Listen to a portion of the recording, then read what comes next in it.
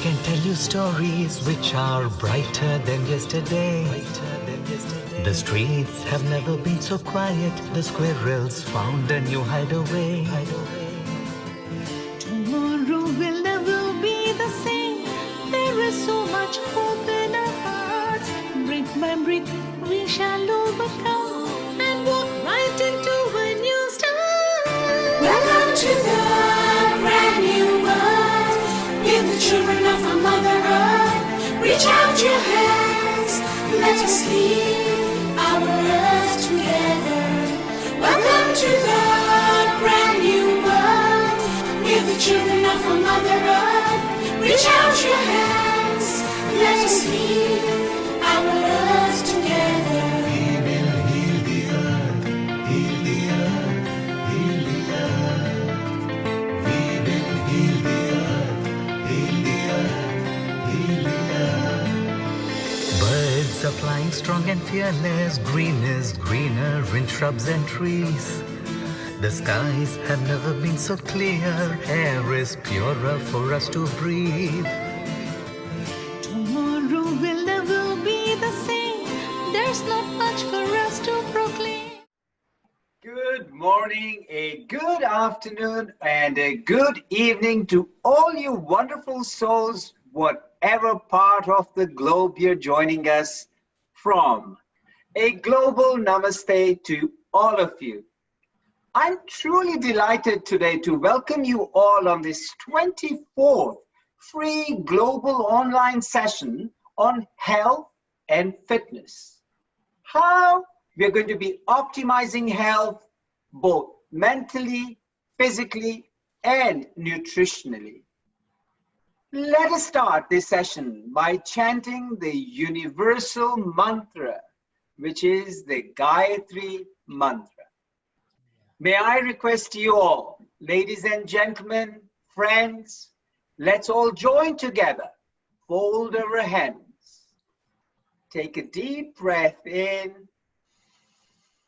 get the air flowing in and out.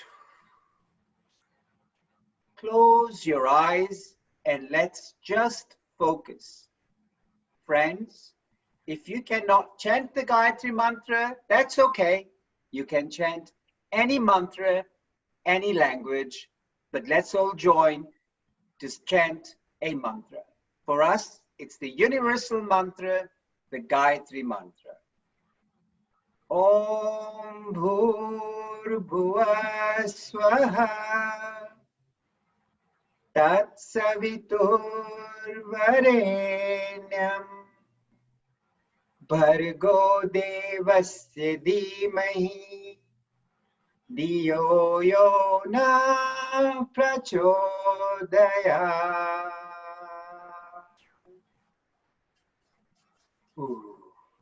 Just put our hands on our eyes, energize ourselves, and that feels awesome. That feels energetic, and that feels absolutely vibrant. Agree with me? Yeah. Brilliant. Let me say, I'm so delighted to start today's session by introducing our super awesome speakers. However, before I do that, let me tell you one thing. Healing Our Earth is a global event, a free community channel for all of us, no matter who you are, where you are, whatever nationality you are, whatever age group you are, and whatever socioeconomic status you belong to. It doesn't matter. This is our channel, a free global online community channel, Healing Our Earth. Connect with us on the website, get the phone number from the website, messages on the WhatsApp, email us. Let's all connect and spread the universal message of peace, love, and harmony. I'm truly delighted once again to be hosting today's event from 12 noon till about 2 o'clock. And let me say, without any further delay, we have our first guest, our first facilitator with us, Dr. Hemant Rathore. Dr. Hemant, Are you there? Are you connected? Yeah, A I'm global connected. namaste to you. Namaste, Globe. Okay. Yeah. Dr. Rathore, I'm glad we have connected, and I just want to make sure that I give you a good introduction of who this young gentleman is, who has achieved so much at a young, tender age. He is very scholarly, very young, a nuclear medicine physician working as a consultant and head of department at Bombay Hospital in Mumbai. He is looking after patients without consultants since over 8 years and involved in a lot of research work which he presented around the globe, important of which is the diagnosis of Parkinsonism using Trodat SPECT scan at Germany, the new PSMA radiological treatment of prostate cancer in males at Spain and Chicago, United States. He is also rewarded with the States Award by the government of Rajasthan, late Sri Murali Deora National Award, and most important one, RSNA, which is the Best Resident Doctor Research Award worldwide in 2017 at Chicago, the United States of America. Apart from his work, he is also actively involved in maintaining the global peace, health, and development and demolition of nuclear arms. He also represented India at City of York in the United Kingdom in 2017 and Kazakhstan in 2014 in the World Congress of International Physicians for Prevention of Nuclear War. According to Dr. Rathore, being a cancer specialist, immune system of the body plays an important role in maintaining a healthy and a long life. He always suggests many ways to boost our immunity to stay healthy and fight against minor illnesses. To ensure good health, eat lightly, breathe deeply, live moderately, cultivate cheerfulness, and maintain an interest in life. Dr. Rathore, lovely to meet you. Really looking forward to you talking about health and fitness, optimizing health, mentally, physically, and nutritionally. Welcome on board. On behalf of Healing Our Earth, we welcome you today. Dr. Rathore, a global namaste to you. Global Namaste. Namaste, Globe. Thank you so much. I'm really honored to be invited by Healing Our Earth team on this free global online session on health and fitness. So as we all know about the good health, like a good health is a state of complete physical, mental. That means one should be physically fit, mentally sound, and socially and environmentally friendly as well. So to start our talk, I have categorized my talk in three main subtopics. We will talk about the mental health first, then physical health, and lastly the nutritional aspect of the health. So let us move on forward. Uh, my first topic is the mental health. So what is the mental health? What is the mental illness? What it implies to our body? A mental health is always and always linked with the personal behavior, personal well-being. That is feeling positive about yourself. One should be positive about oneself. It can also be a physical illness leading to the some brain disorders which will interrupt with your thinking, with your behavior, with your energy, and so many other things like emotion as well. Being a medical, from a medical field, we broadly categorized these mental disorders or mental health related issues in two broad terms. One is the anxiety disorders and the second one is the mood disorders. So in the anxiety disorders, around more than 18% of the adults each year struggle with some types of anxiety disorder, which includes post-traumatic stress disorder, which includes panic disorders, which includes some types of phobias, which includes obsessive compulsive disorder, and most importantly, which includes post traumatic stress disorder. The second category is the mood disorder, which includes the most common variant, that is depression, and the another one which is a bipolar disorder.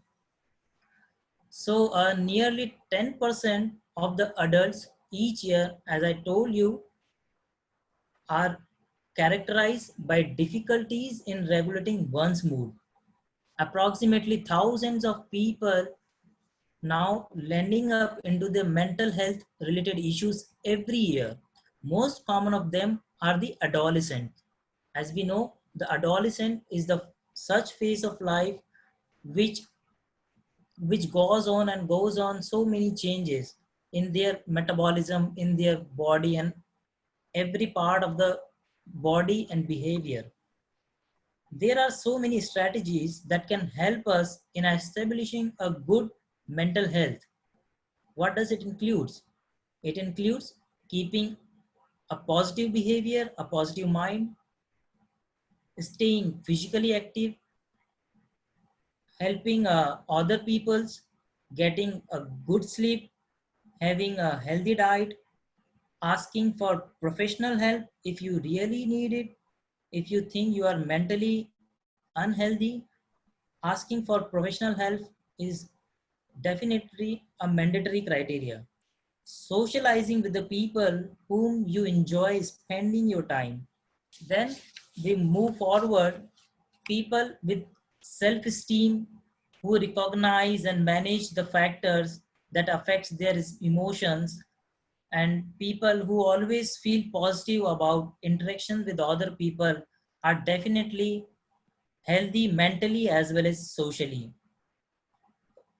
There are so many symptoms, or there are group of symptoms which characterize with the mental health disorders or mental health issues. Most common of them are apathy, restlessness, lack of interest in other activities, social immobility, social isolation, generalized body ache. Sometimes they presented with a loss of appetite, sometimes overeating. So there are group of disorders which characterize a person can be a mentally ill. For that, we always need a proper consultation, and we always need the strategies which we discussed earlier. Now we'll move forward on the physical aspects of health. A good physical health is always linked to the fitness, being able to perform effectively the physical tasks involved in life. It is recommended a physical work of minimum 180 minutes per minute, 180 minutes a week, which can either divided into 30 minutes for 6 times a week or 45 minutes for 4 times a week. It can also include a brisk walk, a kind of jogging, cardio, yoga, meditation, as well as weightlifting. It's up to us. Being physically healthy also includes having good balance, coordination, everyday tasks, having a strength, stamina required in your daily life, your work, your play, having fewer illness, diseases, injury. These are also a part of being healthy, being physically healthy, and enjoying physical activity in all forms in your day-to-day life are the basics of being physically healthy. In our last part, we will talk about the nutritional aspect of the good health. So what are the nutritional aspect of the good health? As we know, our diet is comprised of carbohydrates, proteins, and lipids. Apart from these, we always require nutrients in the form of either microelements, in the form of micronutrients, vitamins, amino acids, minerals, and so many other things. Most common amongst them are the iron, zinc, selenium, all vitamins, vitamin A, B, C, D, E, proteins which constitutes all amino acids.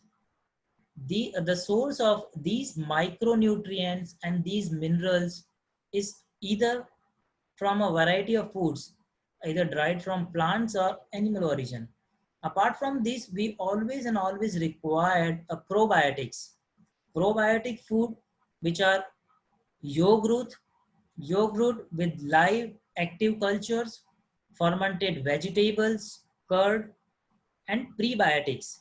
Prebiotics, which includes a variety of fruits, vegetables, beans, whole grains like garlics, onions, leeks, asparagus, as well as seaweeds. So these probiotics, prebiotics, nutrients, these are the source of energy. Their main role is to sustain an immune environment. They will potentially help the immune cells to grow, to activate, and to work against the process which are going in the body. Apart from these, there are so many other factors which leads to depress our immune system. Like what those are? Most common of them are the older age. Older age, what happens as we grow older, as we start aging, what happens?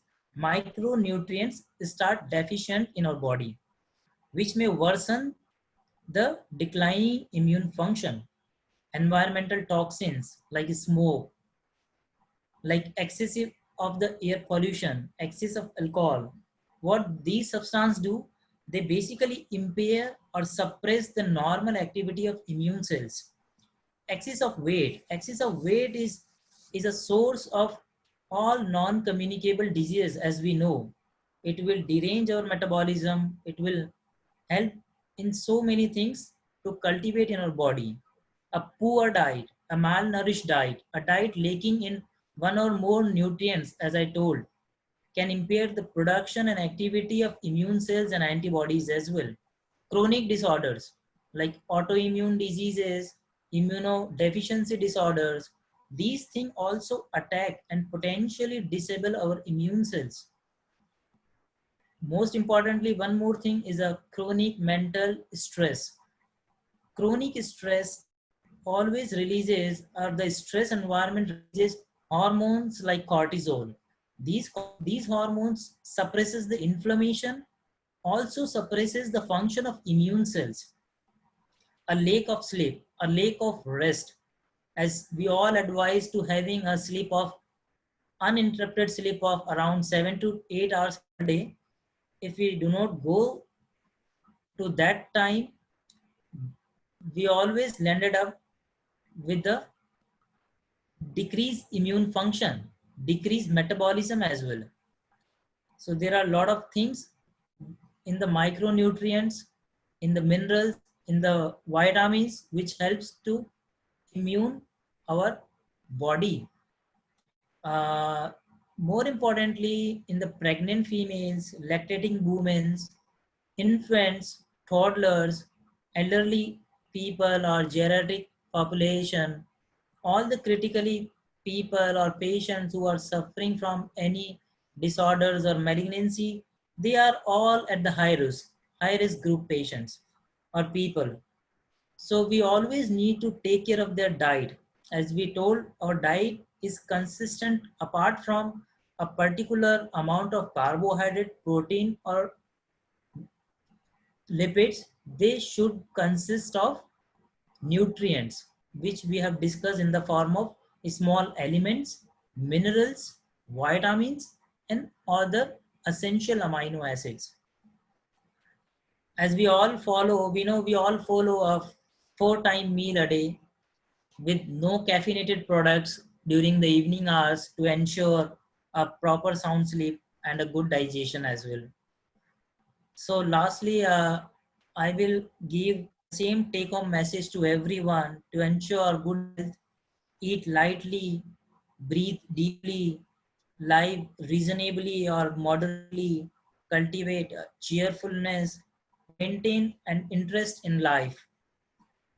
So I will stop my talk here and I will be thankful to Healing Our Health team, to everyone, to all audience, and to Dr. Lalit. Over to you, Dr. Lalit, our host. Thank you so much, sir. Thank you so much. Thank you very much, Dr. Rathod. That was an amazing excerpt for how to maintain healthy and what we should be doing. Would it be okay if we engage in just a few questions? I'd love to ask you a Definitely, few sir. questions. Definitely, yes. Yeah, great. All Now, right. this was an amazing talk you discussed on mental health, on physical health, and on nutritional health. Talking about the mental health aspect, I think a lot of people are worried about the fact that if they seek for assistance in mental health, they would be classified as crazy people or mentally sick people.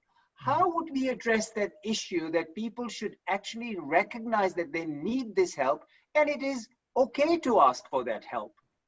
Definitely. So, in such group of patient, like patient with the impulsive behavior is always and always marker of some sort of mood disorder, maybe a product of bipolar disorder as well, or a very severe form of depression as well.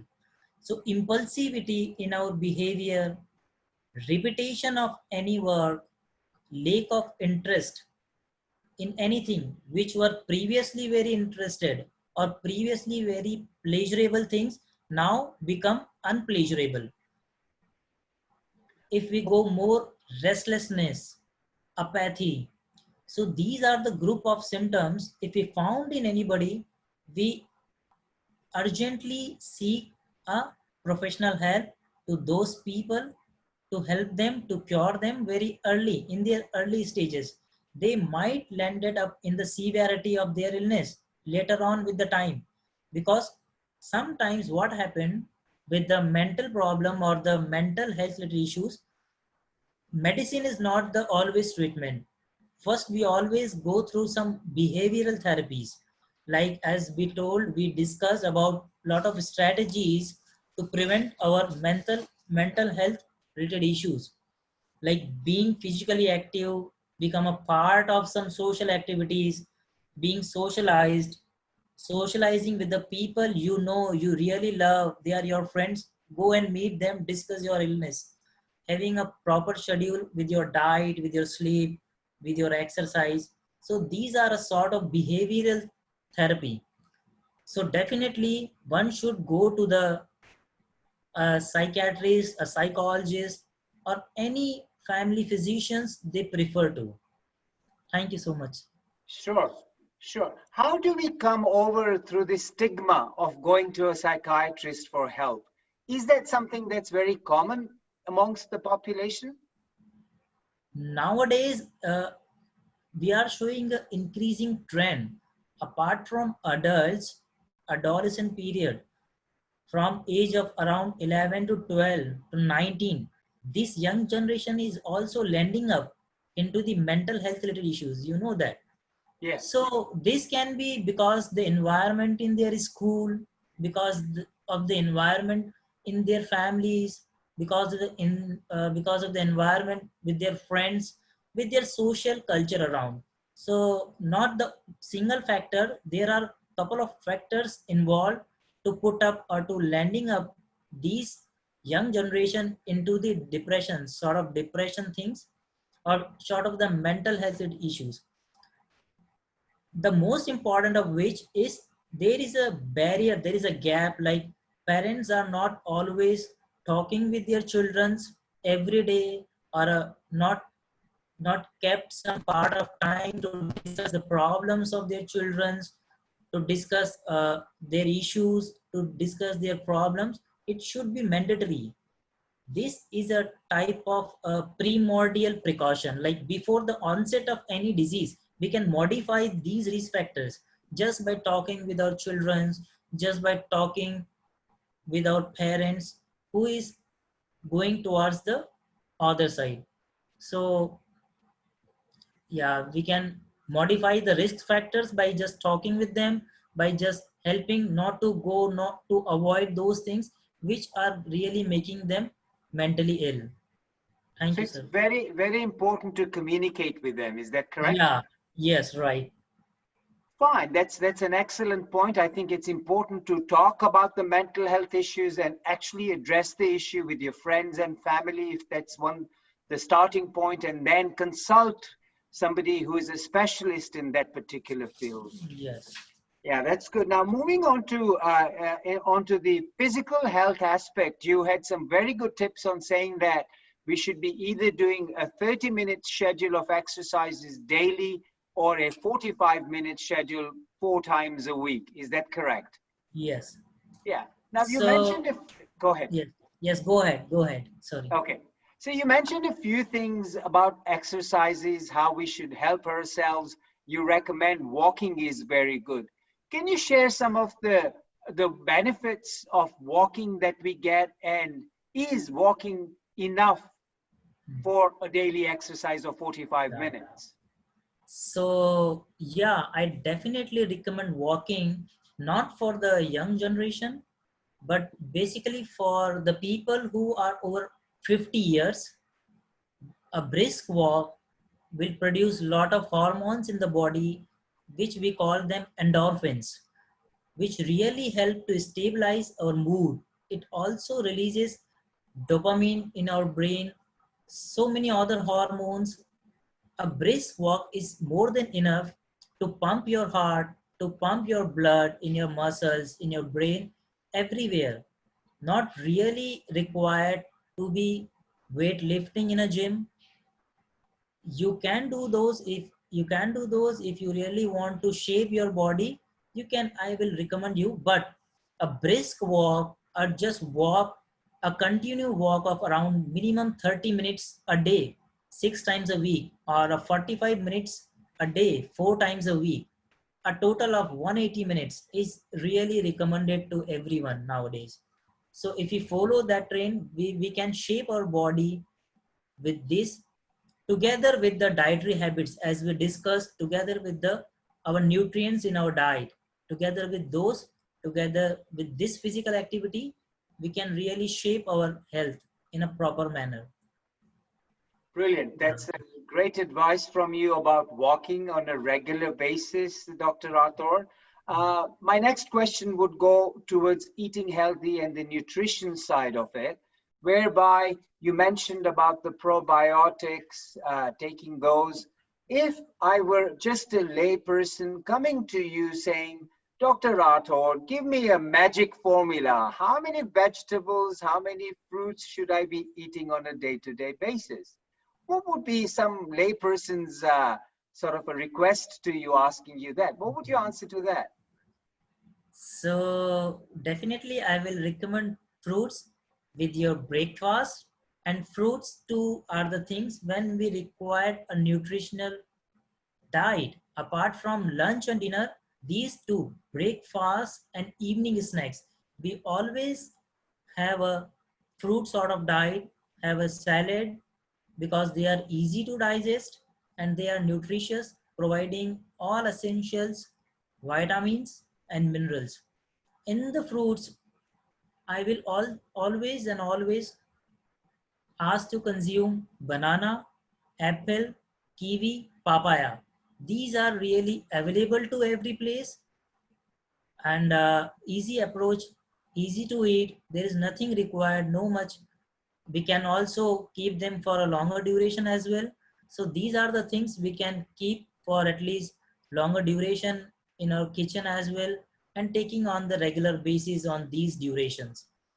So that's what, like, and they are always admixed with the in the morning hours with the with the type of milk or coffee, whatever products one should like, together with some heavy things like some sort of brown breads together with butter or whatever butter they will prefer, one should prefer, will have them with the fruits. But morning hours and evening during the snacks time is the most preferable time for these, for the fruits to be consumed. Thank you, sir. Perfect. I was just writing some notes here, and you mentioned banana, apple, and kiwi. I didn't pick up on the fourth fruit. Could you please tell me that? The last one is papaya. Papaya, yeah. Yeah, Now, so they papaya are, is a. Go ahead. yeah. So the my point of view is they are easily available to every place, and we can store these things for a longer time, for 2-3 days. Once we purchase them, we can store them for at least 2-3 days. So Sure. there are many advantages apart from their nutrition. We can keep them for a longer time. Is again an advantage, like not to buy to the market every time go and. So you're Thank you, looking sir. at some convenience also to have Yeah. healthy fruits at Yes. home. Yes, sir. Absolutely. Now, Yeah. you know what, Dr. Rathod, you've really touched the mental side, the physical side, and the nutritional side of health. That was awesome. Let me say, I loved your 5 tips that you gave at the end. And you said, eat lightly, breathe deeply, live moderately, and cultivate cheerfulness and maintain an interest in life. I think that's the biggest, if you want to give your motto to anybody, those are the 5 points to your motto that I would actually take on board and say thank you very much. And for the audience, from the audience of Healing Our Earth and myself, Dr. Rathod, a thank you for coming on board and enlightening us with your specialty. A global namaste to you. Thank you so much. Thank you so much. Namaste to everyone. Thank you so Welcome. much. Welcome. Have a wonderful day today. Thank you. Perfect. Now, time is moving on, and we have our next facilitator coming in, and she's a lovely lady called Pranita Salonke. Pranita, did I say that correctly? Pranita Sarangi, yeah, that's right. There you go. A global namaste to you, Pranita. Nice to see you on screen. Namaste as well. Yes, Yes. definitely.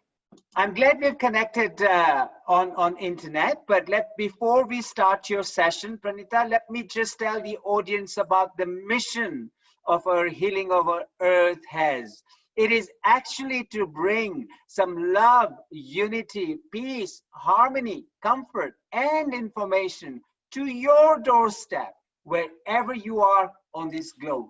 Ladies and gentlemen, the whole team that works with the Healing Our Earth, starting from the producer director, Mr. Neil Kumar himself, the IT team, the facilitators, the hosts, everybody who's helping on this Healing Our Earth mission is contributing their time, their energy, their knowledge, their talent, absolutely free to spread this mission of harmony, love, peace, and unity. We are all serving this mission together and voluntarily, absolutely.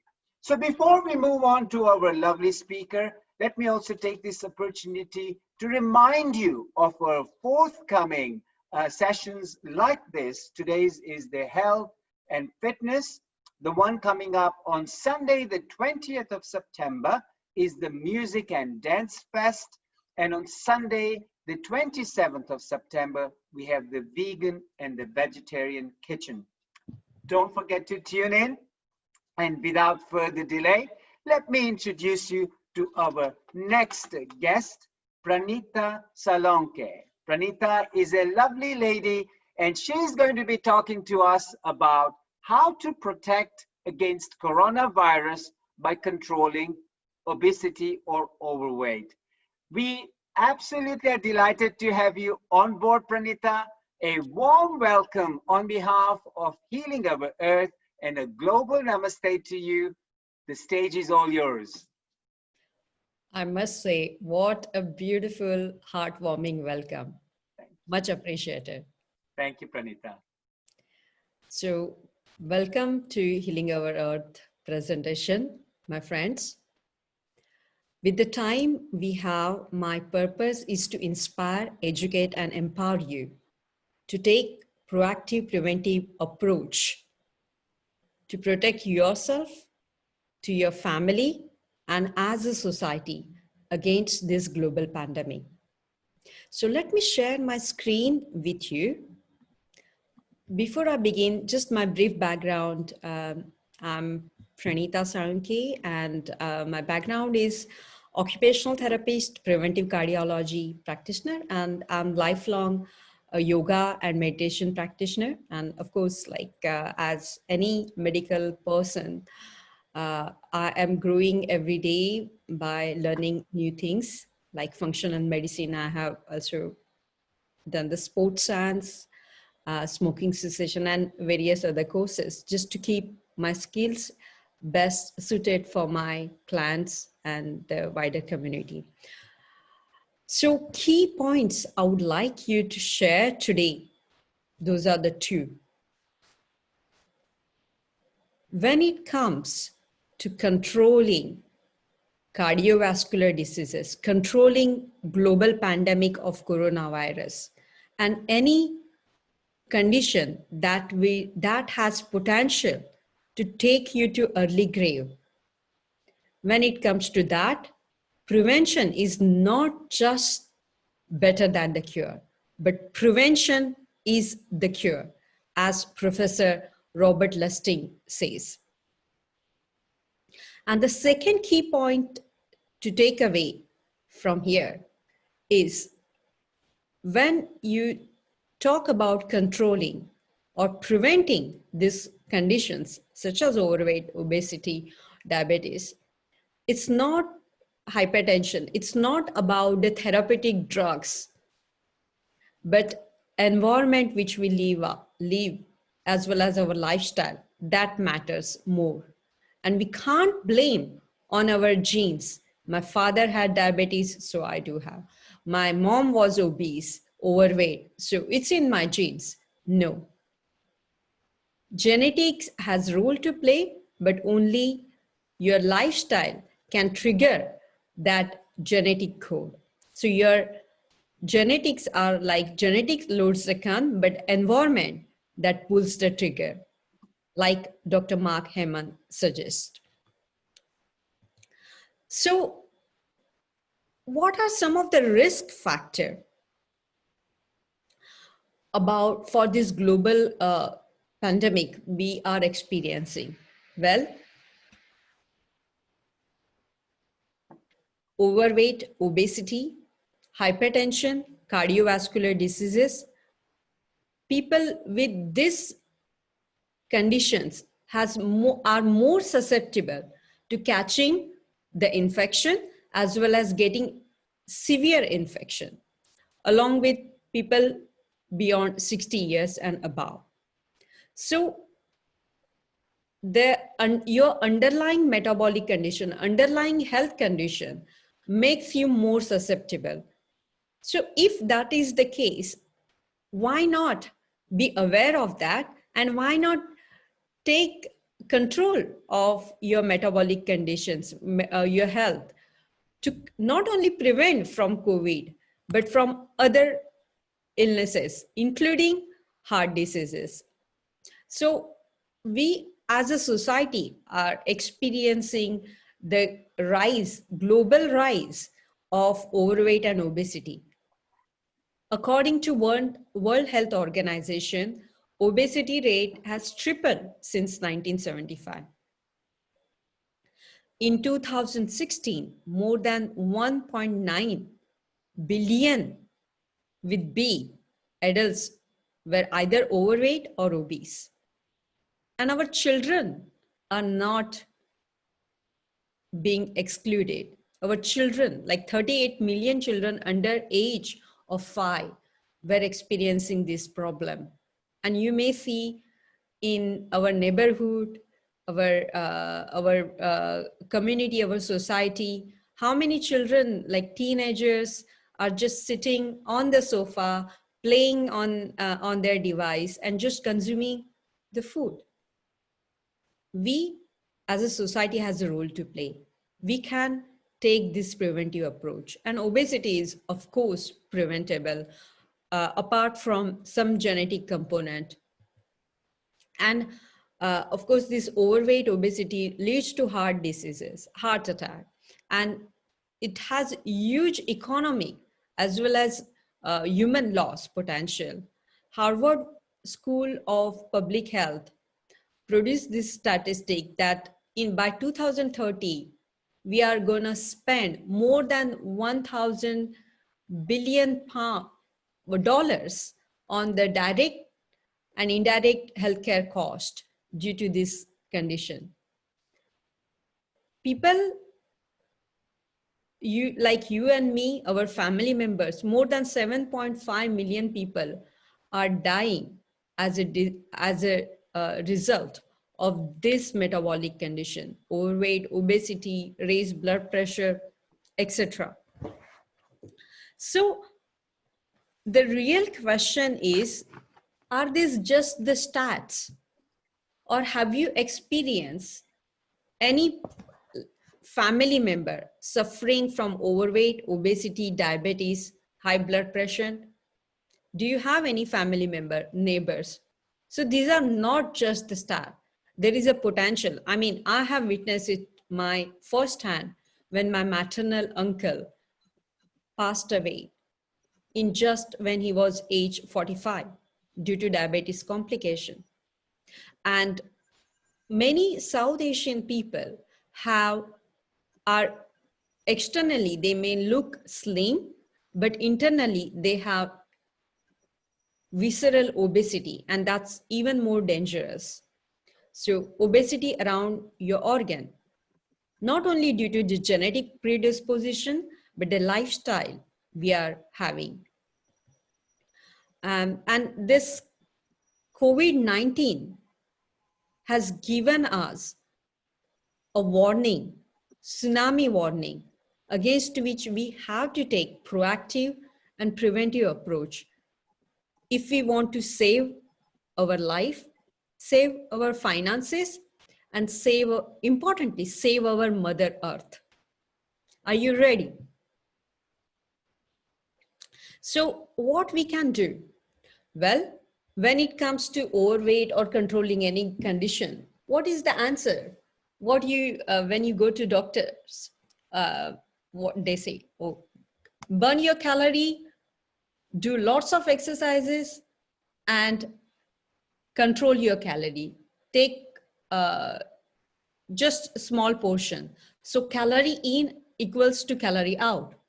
That's the simple approach many advocate, but I like to differ. When it comes to controlling this metabolic condition, calorie in, diet, exercises are just two spokes of the wheel.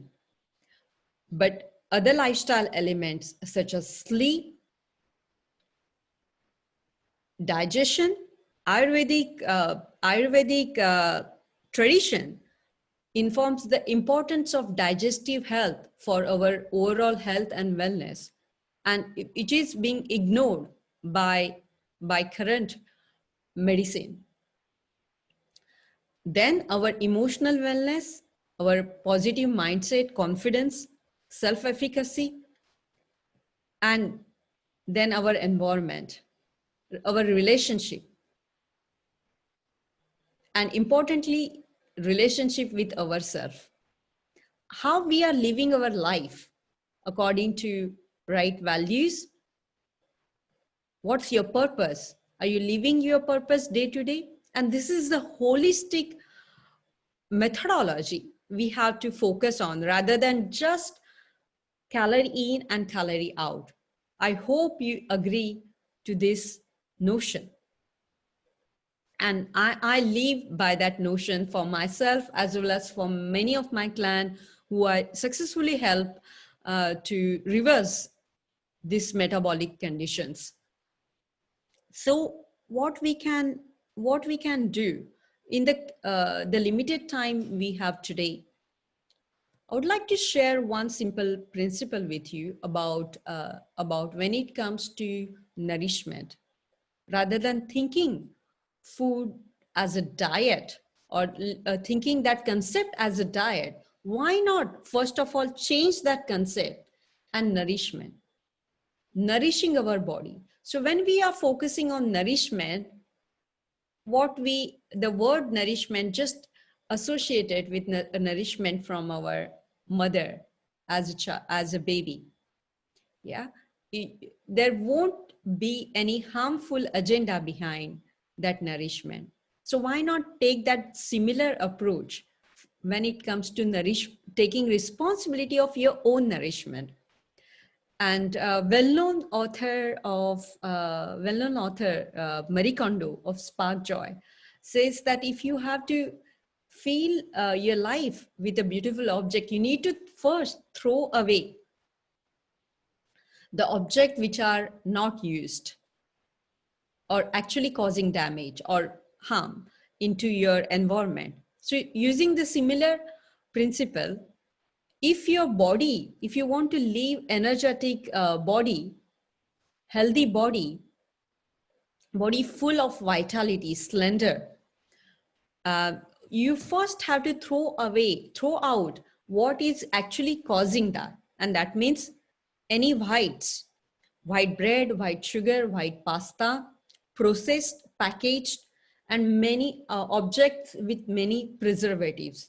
More than 5 preservatives or something which you can not understand, that means it is chemical and it's dangerous for your system. And it only gonna create spike in your blood sugar. It's gonna create inflammation in your system, damage your immunity. It's not worth it. So throw away. And this is world of information overload. When you create that space, you know what to do. You just have to listen to your body, in tune with your body, what that day your body needs. Nourishing, healthy foods. But you first have to create that space. Otherwise, it's like putting water into a dirty container, putting clean water into the dirty container and giving you to drink when you are thirsty. It won't work. So my emphasis for you today in the time we have is to first throw out what is not serving you. And it's on slide what you can have, like have variety of rainbow colored diet, healthy grains such as wild rice, brown rice, buckwheat, flour, millet, which we used for many generations in India, and it releases sugar slowly, giving you longer level of satiety, etc. And importantly, community. Savor your food with the community. Well-known Mediterranean diet has shown to prevent heart diseases, heart attack, and cardiovascular diseases, because there was one important element which is not much researched about or talked about, was savoring with the family. So Mediterranean people always eat together, and so does in traditional India, traditional families of India, and that is the important part we must not forget. And of course, then seek professional help to choose the right supplement that will reduce inflammation. Curcumin, which is found in turmeric, is shown evidence to show the reduction in inflammation.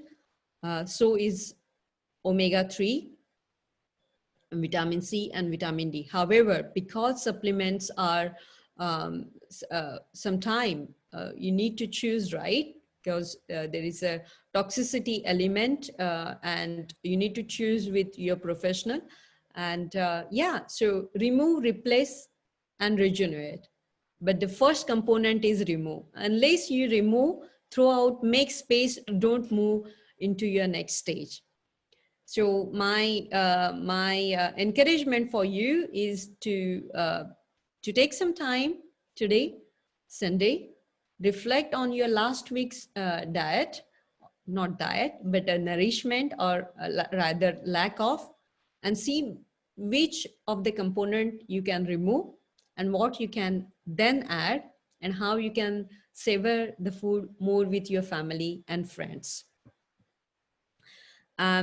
Yes, I hope you find that useful. Next component I would like you to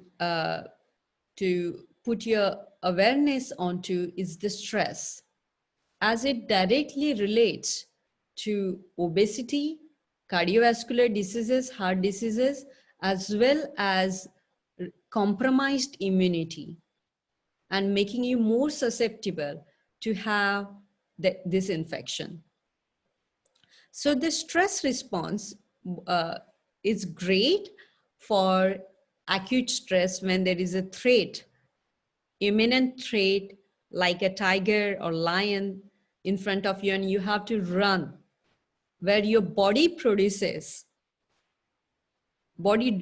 redirects blood from your vital organ to your legs. So your legs are prepared to run. It releases cortisol, epinephrine, and all sort of stress hormone that associated with flight and fright response. But like this gentleman, Robert Sapolsky, who is one of the leading neuroscientists and has done intensive work on primates and their stress response, says that as a human being, we not only respond to real stress, but actually anticipation of the stress as well. That creates the chemical response which happens in actual stress as well. So boss screaming at you, or wife or husband screaming at you, children playing chaos, that every day is that cumulative stress. Even you're standing still in front of the traffic light over a period of time creates cumulative response, and that actually creates the chemical response in your body. And as a result, your entire body system from head to toe gets affected. It releases inflammatory cytokinin, and which are linked with heart diseases, memory loss, depression. And it also, like I said, it also makes you susceptible for infection because it compromises your immunity extensively. And importantly, it is linked with a visceral obesity and diabetes, because abdominal obesity, that means, because it affects insulin secretion. And yeah, so lots of data on this slide, which you can read. So what is the one of the best thing you can do today to take care, if you have experienced the acute stress or chronic stress in your life, what you can do to take control of the stress response, how you can manage it effectively? There are a variety of tools: breathing, meditation, and mindfulness based stress relaxation has also evidently shown by many systemic review and meta-analysis that has moderate effect on improving health, quality of life, and managing stress. So I would love to share with you one of the beautiful, one of the short meditation, hopefully 3 to 4 minutes.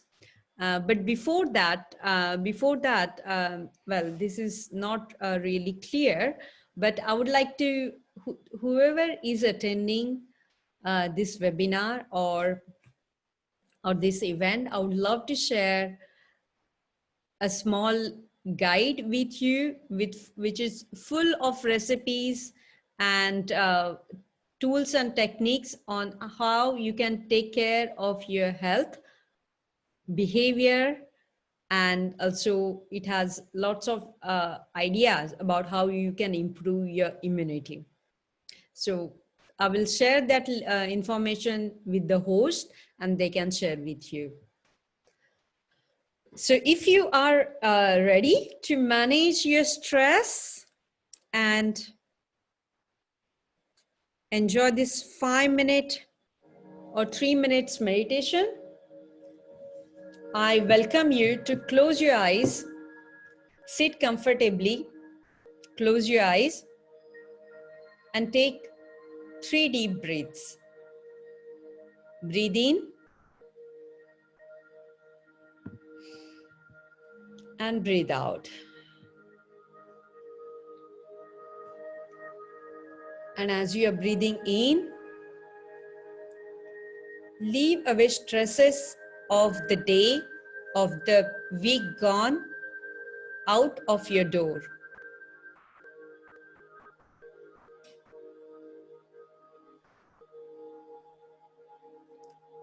Now you may notice that your breathing is slowed down.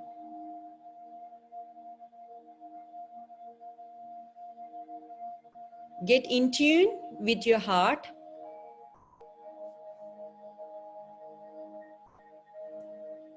And just visualize, bring into awareness one thing you're really, really, really grateful for.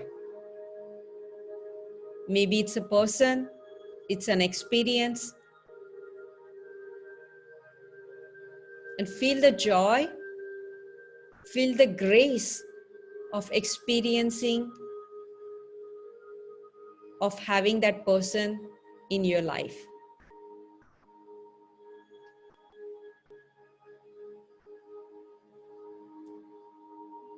Visualize the green light that emanates from your heart because of this grace and gratitude is engulfing your entire body. Now it's surrounded by white light of healing, which is protecting you against any immunity, any infection, giving you immense immune power. Anchor that healing with 3 deep breaths again.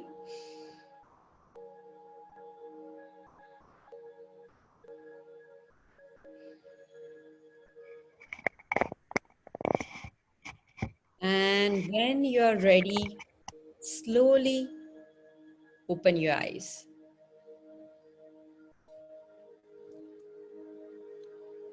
I hope you have enjoyed this meditation, and if you have any question, feel free to connect me with on LinkedIn and message me there, because I'm aware that we may not have enough time for questions and answer. Pranita, thank you so much for this lovely talk that you had and the last few minutes of your meditation. May I request you to stop your screen share so that we can get the full screen of yourself? And great, thank you so much. That's wonderful. So this was amazing. This was an amazing talk about you telling us how we can protect ourselves from the coronavirus during this pandemic, just by controlling our obesity, our weight issues that a lot of people go through. So thank you for those tips. Just wanted to have a quick question, if that's okay. You talked about the benefits of the rainbow colored diet. So we have a minute, if you can just go through, what do you mean by a rainbow colored diet? So if you were to mix your fruits and vegetables in it, what would you include in the rainbow diet?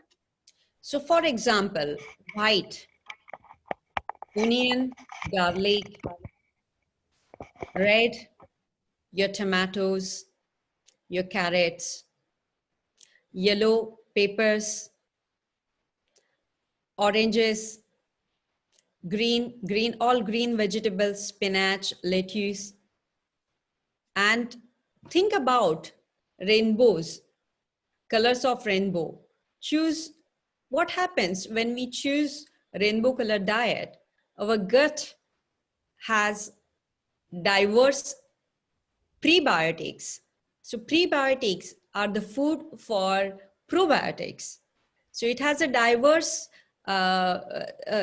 diverse food to choose from to make a good microbe environment, and that diverse microbe environment is linked to improve your immunity, and that's what I mean by that. Okay, now that's good. So every color of the rainbow, just match the vegetable you like and combine it on a day-to-day basis. That's wonderful. So also I would like to say that your guide to weight loss and improved immunity, is that just an online version of your guide, or is there a booklet printed, or what's the deal? Well, I mean, now it's a world of online, right? Absolutely. It's online, yeah. It's all online. But hopefully, my book, I'm writing like proper non-fiction book on healthy and happy heart, which is soon, which I haven't yet got the date, but once it's get published, I'll let you know. Ah, that's brilliant, because this is the kind of information that I think everyone in the audience would benefit from. And obviously anybody who wants to connect with Pranita, connect with her through the Healing Our Earth team or through her website, the Instagram link, the website she's posted. And I think every household should have this guide to weight loss and immunity, improving how we can do all that. So I think that's a very good write-up, Pranita. Thank you so much on behalf of Healing Our Earth community for coming and sharing your wealth of knowledge with the global audience that we have today. So once again, a global namaste to you from everyone, the audience and the team at Healing Our Earth.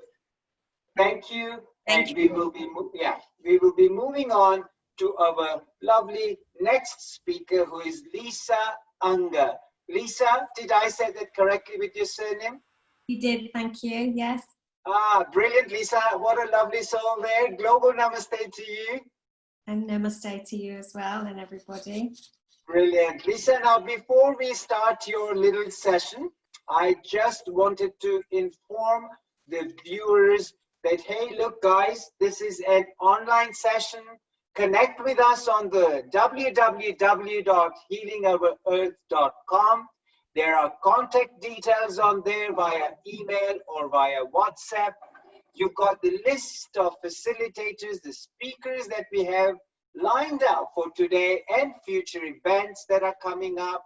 So connect with us. We really want to spread this message far and wide all over the globe about love, peace, harmony, unity. And this information comes to you at your doorstep via just clicking a few buttons online.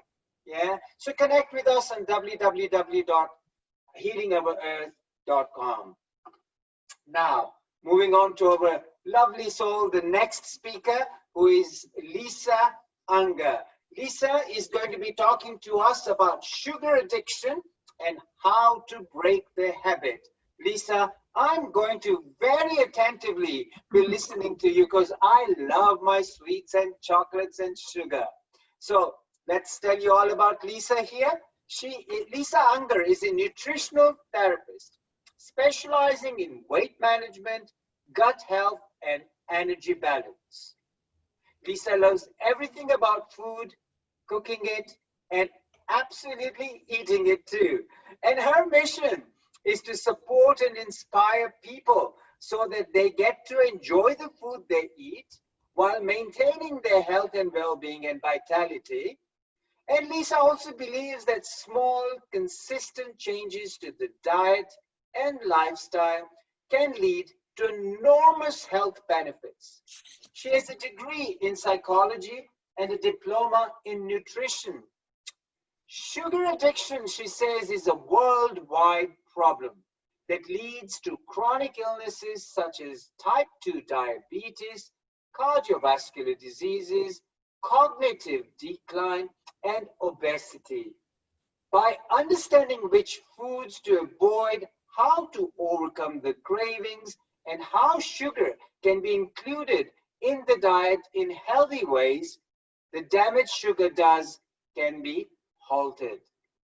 Connect with her on Facebook and Instagram. Facebook is www.facebook.com/Lisa Unger Nutrition. Pardon me, it's www.facebook.com/Lisa Unger Nutrition. Lisa, I'll also let you tell your links as we get on to your session. So a warm welcome to you on behalf of Healing Our Earth team. Lisa, the stage is all yours. Thank you. Namaste, everybody. And thank you for that very lovely introduction. So I'm really delighted to have been invited by the Healing Our Earth team on this free global online session on health and fitness. And as said, I'm talking about sugar addiction and how to break the habit. So I want to know, do you get frequent headaches? Do you often feel lethargic or tired? Do your muscles often ache? Do you crave snacks during the day? Well, you may be surprised to know that these are just a few of the symptoms of too much added sugar in your diet. So addiction to sugar is a worldwide problem. Refined sugar is sugar that has been added to foods such as baked goods, sauces, cereals, and you name a chronic illness, and I can show you research that's, that shows that refined sugar has played a role in increasing the risk of getting that disease. It includes heart disease, some cancers, type 2 diabetes, depression, acne, infertility, impotency, and these are just to name but a few. And sugar is a master of disguise. Just because you don't see the name sugar on the ingredient list, if you're looking at a label of a food that you're buying, it does not guarantee that sugar or sweetener are not in that product. In the UK, sugar has a variety of different names. In fact, it has 56 different names. And so often, if they, on the label, if they split it up into different names, we're going to have missed the fact that sugar is in there. So what you should do is look at the nutritional value, because there it says carbohydrates of which sugars, and then you'll know how much sugar is in your product. Now, some people use sugary foods in ways that aren't healthy, even though it's not an actual addiction. So some signs are that we just crave sugar. Other signs are that we eat more than we intended to. For example, we intended to eat 2 biscuits, but we end up eating the packet. Or we can actually lose control and gorge on a whole variety of high sugar foods. So what is it that sugar does in our body? Well, it contributes to the production of harmful compounds that can lead to our body being inflamed. It can damage our gut lining, which again can result in inflammation. When we have a lot of inflammation, it can have a negative effect on things like our cholesterol, which puts us at a greater risk of disease. And it can lead us, as we know, to putting on weight. And excess body fat is also linked to inflammation. So you've got the key word inflammation, and long-term inflammation puts us at a greater risk of disease. So why is it that most of us find it really easy to say no to a plate of broccoli, but struggle to say no thank you to a bar of chocolate? Well, it's because the area of the brain that processes pleasure is the same area where we process the anticipation of eating, and particularly of certain types of food. So those foods are fatty foods like French fries, salty foods like crisps, or sweet foods like a donut. And it could be a combination of the three. So if you think now in the market, you can always buy something like salted caramel cake, salted caramel chocolate. Well, that's a combination of the three. And each time we eat them, the brain triggers pleasure, and it triggers us to want them more. And that is the basis of our food cravings. So sugar fuels every cell in the brain, so that our brain sees sugar as a reward, which makes us want more of it. So if you often eat a lot of sugar, you're reinforcing that reward, which it can make it a tough habit to break. So you may have heard people talk about blood sugar balance, and this plays a large part in why we crave sugar. Blood sugar is just that. It's, as we eat the food, the sugar, it goes into our blood and it's then termed glucose. And once it gets to our cells, it's used as an important source of energy, and it provides nutrients to our body organs, our muscles, and our nervous system. And when it's balanced on a graph, it would look like a gentle rise and fall. It just goes very gently. But when you eat a snack like a biscuit, those biscuits are mostly made of refined sugar, and they're broken down really and digested really easily by our body. And this causes a high amount of sugar to reach the bloodstream really quickly. And it's very difficult for our body to process it at one time. So this causes our blood sugar to spike. So instead of this gentle, it's going to go up there. So to get the glucose out of the bloodstream and into your cells for energy, your pancreas makes a hormone called insulin. And as I said, insulin helps the glucose from the blood into the cell. Some of it is used for energy. And if we don't need it for energy at that moment, the excess is stored as in our fat cells. So if there is a high blood sugar, there's going to be a lot of insulin that's made really quickly to compensate for it. And this can result in a sudden drop in our blood sugar level as the insulin looks after the glucose. And this rapid change can make you feel a little shaky and a little wiped out and tired, and you think to yourself, oh, I need something really quick to give me energy. So what do? You reach for another biscuit, and that will cause your blood sugar to go shooting up again. And you can see that this is the cycle when you eat a lot of sugary snacks. It's like a blood sugar roller coaster. And this roller coaster in the long term can damage your metabolism and lead to insulin resistance, which is the basis of diseases like type 2 diabetes. So what we want to do is we want to balance our blood sugar so that we don't have cravings for these sweet treats. And we can do this by eating protein with every meal, including snacks. Protein is much slower to break down, and it slows down digestion. So you don't get that big sugar spike. And in fact, it will help you feel fuller for longer, so you might not crave the snack in the first place.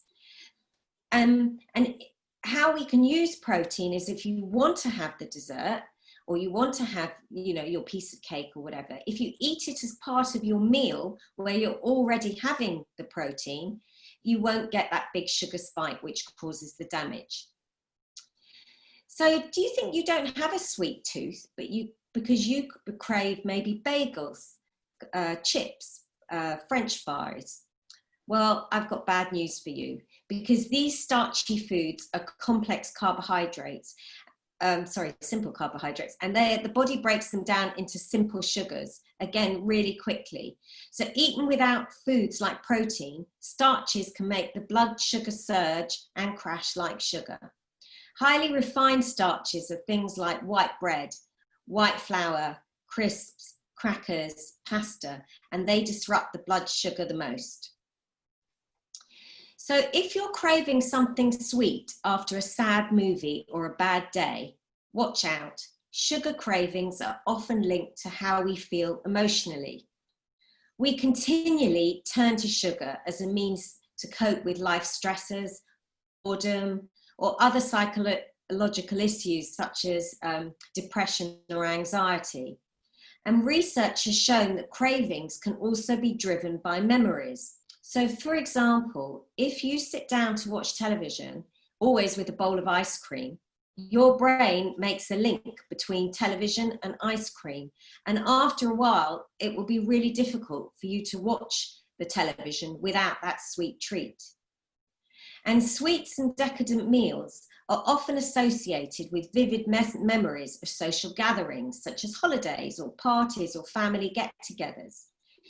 So if you find yourself really craving your grandma's plum crumble, ask yourself, am I really craving the food, or am I craving that time with my grandmother, which was really happy and I miss her? And here's a bit of science for you.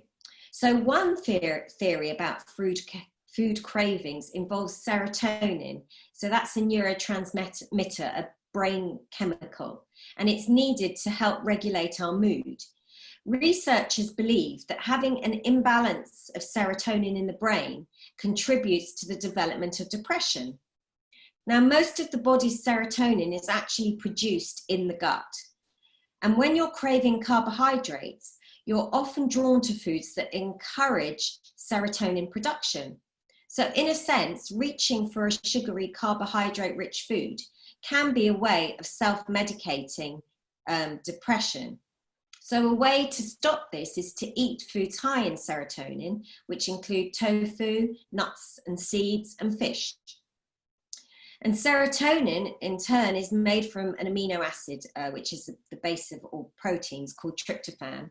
And several studies suggest that low levels of tryptophan can increase hunger and drive food cravings, as well as contributing to symptoms of depression. So tryptophan may also produce a calming effect through interactions that take place within the connections between the gut and the brain. So those foods high in tryptophan include chicken, eggs, pumpkin, and sesame seeds. And including these foods in your diet may help curb the emotional eating triggers. Now, you may think that a good way to reduce your sugar consumption is by choosing sugar-free fizzy drinks. Artificial sweeteners and synthetic sugar substitutes and are widely used in processed foods. But I'm really sorry to disappoint you. You may be surprised to know that low-calorie drinks disrupt our blood sugar as much as refined sugar, and that can also result in sweet cravings. The thing is, our brain can't tell the difference between a sugar and a sweetener. So when that sweet taste hits our taste buds, the brain that automatically signals the production of insulin. When no sugar arrives, our body's totally confused and our blood sugar balance gets disrupted and insulin doesn't know where to go. And this can contribute to insulin resistance. And fizzy drinks also may condition our taste buds to sweetness, which can lead us to craving more sweet things.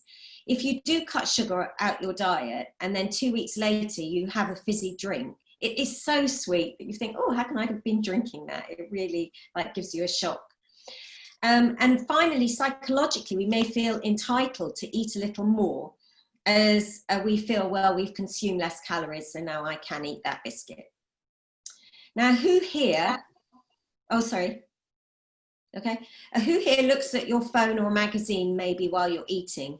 Or do you have a bag of chocolate buttons that open while watching something on television? The program ends, you look at the bag, they've all been eaten and you don't even remember eating them. This is mindless eating. Eating aimlessly, we are much more likely to overeat and to make poorer choices in what we eat. If we eat proper meals, we are less likely to snack or binge on those sweet treats throughout the day. Now, a good technique for helping us being aware of what we're eating is mindful eating. Eating mindfully is an approach to eating that supports health and well-being, but also gives us pleasure from the experience. And even when we are changing how we eat, like cutting down on sugar or when we're trying to lose weight, it is so important that we enjoy our food. So this is how to eat mindfully. Firstly, you need to turn off any screens, put away any magazines or books. We need to sit up straight, but be relaxed. We need to look at the food and appreciate its colors and its features. So for example, if you're looking at an apple, appreciate the color and the variations on the side of it. If you're looking at broccoli, appreciate the texture of the florets and how the leaves fall. Notice the aroma of your food. Notice the aroma when, you know, it's on the plate, but also as you bring your fork towards your mouth, as it gets stronger. You need to aim to chew each mouthful at least 20 times. Now, I do appreciate that sounds a lot, but that is the beginning of the digestion of your food. And while you're eating, think of its flavor and texture. Really enjoy the food you are eating. So mindful eating has so many benefits. You learn to mostly eat when you are hungry and stop when you've had enough. You learn to eat with awareness and to slow down, which helps to savor your food and often leads to eating less. You become aware of how different foods affect your mood and energy throughout the day, and you develop awareness of triggers to overeat or eat mindlessly.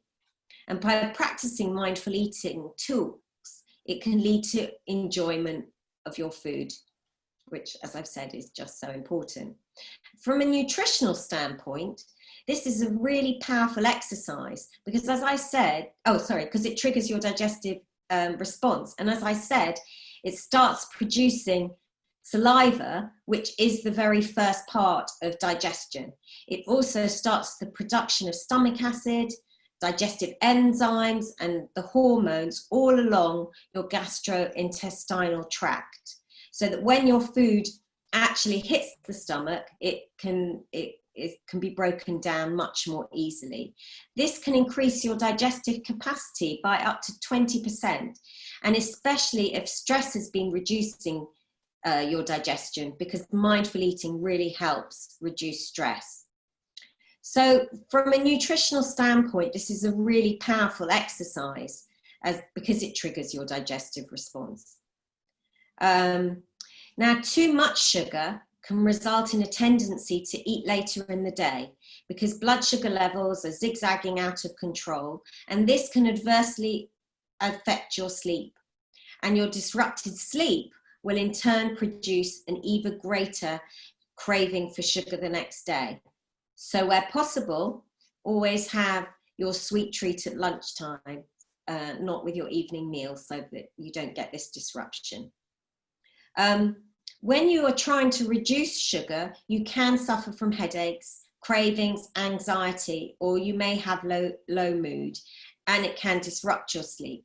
But how much this affects you will be dependent on how much sugar you've been eating, and it should only last a few days. If you're somebody who's always eaten a lot of sugar, then cut down more gradually, but it doesn't usually continue for more than 10 days.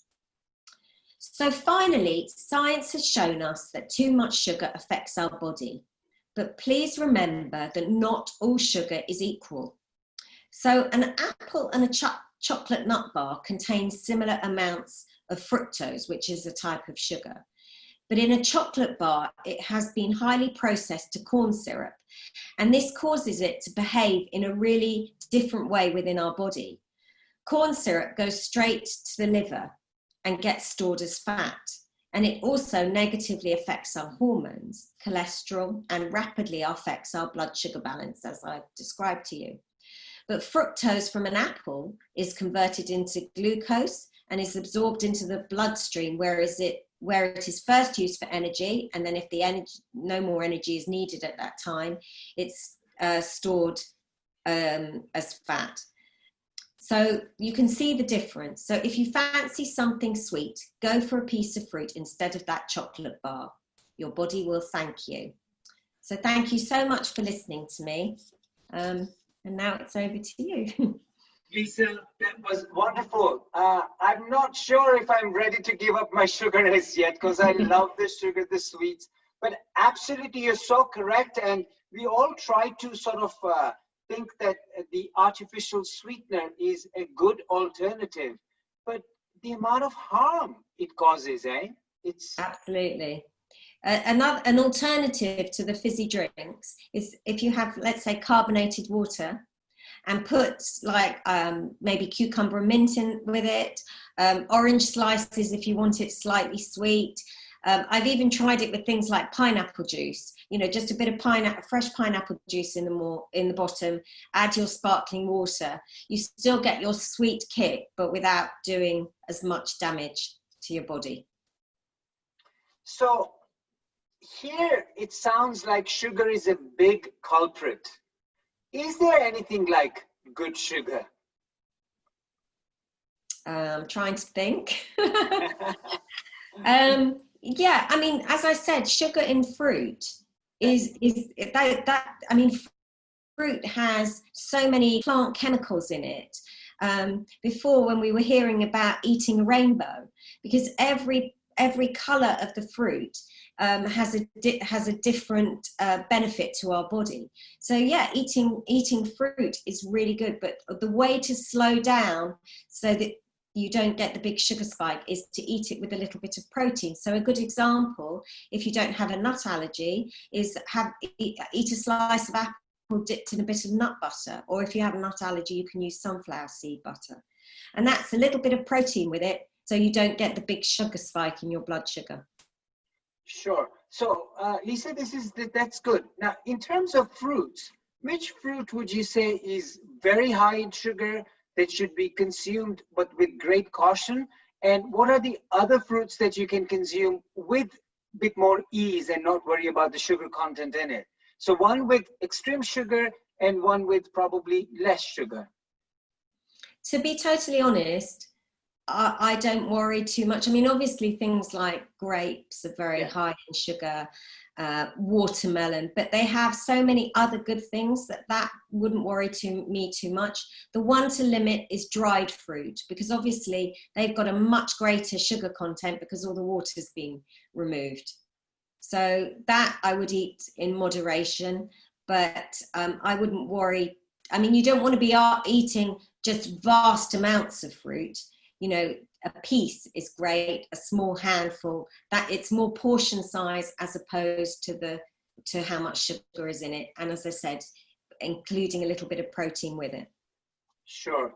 So one of the things that people have often said, that there is this magic formula of 5 fresh fruits and 5 vegetables a day. So do we still withstand with that one? Do you recommend 5 fruits a day? What I do, yes, I probably do, because I like to include fruit with my meal as a sort of, I like a dessert. So I tend to have fruit as my dessert. And if I have 1 or 2 snacks a day, then I'm having sort of 5 fruits a day. But 5 vegetables a day is not enough. You want to at least double that. Really? At least double that on a daily basis. Is that correct? Yeah. Wow. That's amazing. Now, just a question about the fruits, because here I think I'm hung up on the sweetness and the fruits, you know. So the other gentleman, prior to your coming, the other speaker, and the first speaker actually at noon, was really good at commenting on what kind of fruits we should be having. And he was very, very good in the sense that get a fruit that you can store for a few days, so you're not running to your grocery store every single day to buy them. So are there any specific fruits that you personally would say, because he was recommending apples, papayas, kiwi, all good fruits, but from an option, from your perspective, would you recommend anything else? Yeah, one of my favorites is berries. Berries are really high in antioxidants, and that's very good for helping get rid of the toxins within your body. And I tend to freeze them, or I buy the ones that are already frozen because they're very reasonably priced. Again, bananas, you can freeze bananas, and they're really good then for using in a smoothie. So if you use them with vegetables as well, like spinach is really nice in a smoothie. Let's say you put bananas, spinach, and a handful of berries with a bit of, whatever kind of milk you're having. You could put in some seeds, and then you've got your protein. That's a really good snack, really balanced. You've got your sweetness from your fruit, you've got added vegetables, and you've got your protein with your seeds.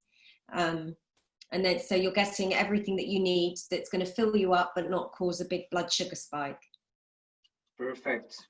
I think that's amazing. And you also mentioned, which was great knowledge for, I think, for me, myself personally, but also for the audience at large. Sugar comes in 56 different I know. names. Oh my God. That's If you Google, you can get all the names, and that's how manufacturers, they can make, you know, you don't think there's as much sugar. You might recognize one name, but half of them are names you've never heard of. And yet it's all sugar. It's all sugar. Yeah, it's important to be acknowledged like this, or given information where we can pick up on little things like this. And I think it's so vital for the audience, for the public, when they are buying or are very conscious about sugar, to look at the ingredients and know what sugar they're consuming. Definitely. Wow, that was really, really good. The one point I really enjoyed about your talk, well, the whole talk was amazing, Lisa, but about mindful eating. You know, when you're eating, watch what you're eating. And I thought that was a very good tip, because we all are in such a hectic, busy life schedule that half the time we're sitting in front of the TV, not realizing what we're putting in our mouth. Exactly. And it's just really good for relaxation. The other thing is that if you're trying to eat a little bit less, you know, we're all very conscious about trying to lose weight, or be a healthy weight, that you have two sorts of cues for being full. You have the stretch of your stomach is one, and that's an immediate cue, but we don't really listen to that one. And the other one is hormonal. That's from the hormones in your gut reaching your brain. Well, that takes 20 minutes. So if we wolf down our meal in 10 minutes, we end up eating more than we intended, because we're not getting the signal that actually we've had enough to eat. So by eating mindfully and slowing it right down, you do tend to eat less, because you're listening. You then get to hear the cue that actually you're full.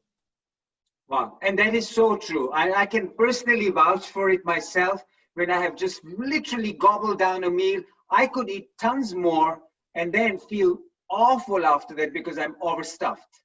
But yeah, I think we're all victims of it, and I think we all have to take that into control and say, watch what you're eating. Definitely. Because ultimately, you are what you eat. Is that correct, Lisa? I'm afraid it is, yes. Lovely to have you on board, Lisa. It was amazing to listen to you. Absolute thank you to you from Healing Our Earth community. Just keep spreading this kind of knowledge. Would you like to share how we can get in touch with you? Absolutely, thank you very much. So I have my website, which is lisaunger.nutrition.com. As you mentioned, Facebook, facebook.com/Lisa Unger Nutrition, also on Instagram. Or you could just email me at lisa@lisaunger.nutrition.com. Brilliant, brilliant, Lisa. So once again, thank you very much. And we hope to, I'm sure, be listening to you once again in the future. And have a blessed day. Global namaste to you. Namaste. Thank you. Ladies and gentlemen, we are fast approaching time. It is just time to get to our next speaker, and that is Sujata Rathi. Sister Sujata Rathi. Is that correct, Sujata? Are we here, Sister Sujata? Yes. Global namaste to you. Global namaste to you. Thank you very much. I'm glad we have connected, Sister Sujata. But before we move on to Sister Sujata's topic, let me remind the audience that today we have to and want to really give some special thank yous to all the contributors who have been a part of Healing Our Earth. Today's session is being live from 12 noon till 7 p.m. and it's broadcasted live on the website healingourearth.com. We are on the Healing Our Earth Facebook, YouTube, and Twitter. Simran Ahuja official Facebook page, Sunrise Radio official page, Hindu Matters in Britain, the official page also, and Hindu Forum of Europe, which is their Facebook page, Diwali in London, and the Facebook page there too, Enrich TV, plus the Facebook there, Honey Kalaria official and the Facebook page, and Sarita Sabarwal, again on her official page. Mental Health Connect is another one. Yeah, and also I really want to encourage you and remind you that you can sign yourself up with getting regular mail shots of weekly events, all you have to do is just visit the website on www.healingoverearth.com. Moving on to our lovely Sister Sujata Rathi. Sister Sujata is one person who is a certified health dietitian and a nutrition expert. She is also certified as a professional fitness advisor and a trainer. Sujata is a graduate from Pune University with a first-class honors in Bachelor's of Home Science, and she is also certified as a fitness consultant and a yoga trainer. Currently, she coordinates the Wellness Center at the Global Hospital and Research Center in Mount Abu in Rajasthan. And she has been a dietitian and a fitness advisor there for over 35 years. Oh my God, that's amazing. 35. She has performed mass exercises in India and abroad. She also designs lifestyle intervention programs for coronary artery disease, for diabetes, for obesity, arthritis, hypertension, and asthma. Programs are based on diet, exercises, and pranayama regimes. Sister Sujata has also been honored with awards like Nari Shakti Award and the Surya Datta National Award for excellence in the field of health and research. She shall be speaking today on how to live a divine, graceful life. Along with her enlightening words of wisdom, she shall also be making us to do some exercises like pranayam, like breathing, and some stretching exercises. Sister Sujata, welcome on board. A warm welcome and a global namaste to you from Healing Our Earth community. The stage is all yours. Namaste, Om Shanti, everyone, my dear friends. It's not only, it's worldwide, globally, and I feel so honored today and delighted that. So I'm very thankful to our very grateful team of the Healing Our Earth. Thank you so much for that. And today is a very interesting topic of that divine, graceful life. And I feel so enlightened before starting even this divine, graceful life in this pandemic period. And I get the great opportunity for that to share with you. So today we are going to share some nice, actually we eat every day, but how we can eat with the mindfulness and how we can stretch ourselves in a different form every day in the very nice divine life. So first, I'm starting with that, how we are sitting. Sit straight, keep your back straight, your shoulder straight, neck straight, and make a namaste. This is a namaste. I'm so happy actually when the theme is namaste, because as the exercise, this namaste pose, we ask people to do this namaste for as a exercise, gentle exercise for the heart. And all the pressure points of our 10 fingers together, make namaste, take a deep breath and exhale through the nose. Exhale through the nose.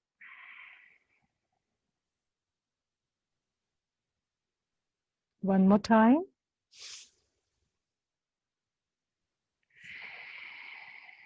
Exhale through the nose.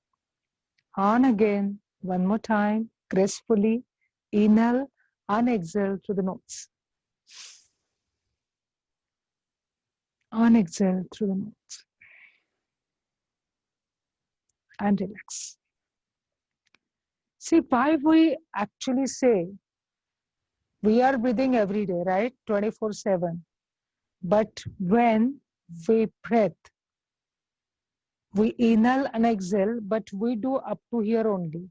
So the oxygen is circulating only 40% circulation in our body, right? So when we ask or when we do ourselves deep breathing, like we are going to do that again, that we actually generate 80% oxygen in our body. And that's how the detox process is started. So it's a very nice balance, actually, diet and fitness, because without diet and without fitness, you can't have a divine, graceful life. Yeah. So it first starts from the here. As we say, health, healing our earth. It's very, very important of our health. We always talk about the organic food. We always talk about the organic earth. Yeah. So it's all here first. It starts from here. We always talk about the organic mind and organic food. And that's a very subtle relation with our theme, today's theme. And the today's topic is divine graceful life. So first, I would like to start from the wake-up time. No matter, everyone has their own time, wake-up time. But how you wake up gracefully, or you wake up with some sort of kind of tension, or with the heavy headache, or just very nicely, freshly. So you check yourself. But do you think that with this some few minutes of session might be change your life? Might be change the addition of in your life gracefulness, divine graceful. Yeah. So next 20 minutes, now we are in a different zone. You also keep smile on your face, listen gracefully, sit gracefully. We are going to do some exercise as well. And we will definitely, I will share some very nice balance tips, which whatever is available at our own home, hometown, or in the kitchen, right? So I'm starting from the wake up time. So as you wake up first, don't spit. Yes, just take a water, keep it in a copper jar instead of any other utensils. If you want to get the detoxification, very simple. Just put a water in a copper jar. Don't spit, but drink the water. The detoxification will start. Yes. After that, take your both hand and the edges of this right and left, yeah, and just rub. Usually what we do, we rub our hand gently. Yes, we can do this as well as, and just both hands. Rub your edges. You can feel the energy. Yeah, you can feel the energy. And what next is very interesting. We never do the exercise of this between two fingers, right? We never do. We do like this, but we never connect. Yeah. And just now, apart, 1, 2, 3, 4, fix, 1, 2, 3, 4, 5, 6, 7, 8, 9, 10, 1, 2, 5, 6, 7, 8, 9, 10, and one more, 1, 2, 3, 4, 6, 7, 8, 9, 10, and again, gently. You can see the change. You can see the change. You can feel the energy. See what? It's simple, simple, simple. And we want in a day immediate effect, right? Okay. So you have start your day with yourself. You don't need anyone to just wake up. Let's wake up and have a different type of drink or anything. I'm suggesting you just see this is a very simple tip. And then last is rub your hand gently and just nicely close your eyes and just both hand on your face. Both hand on your face and slowly you can just gently both hand 3 times, 2 and 3. And now give a nice smile. Fresh start. Yes? Absolutely. Okay. So now next is what we do when, see, you are on your bed still, right? You are on your bed. You are now, you have to get up, wake up. How? What we do, like, you know? Yeah? This is, it's like natural. We don't need for the instructor or advisor to ask you to do that. So what I'm going to ask you to do, you can do it with me. Like both hands, just stretch yourself, stretch nicely. And yes, stretch, but your hands, you make a fist of that and stretch, just stretch. And good. And just shoulder. And 1, 2, 3, 4, 5, 6, 7, 8, 9, 10, and relax. Correct? You okay? Very Yeah? good. Thank Good. you. Enjoying Okay. it. I'm also enjoying. Yes, correct. So now what is next now? Everyone is thinking of that. Let's have a tea now. Herbal tea, black tea, coffee. Yeah. I would advise you to have a nice fresh lemon water.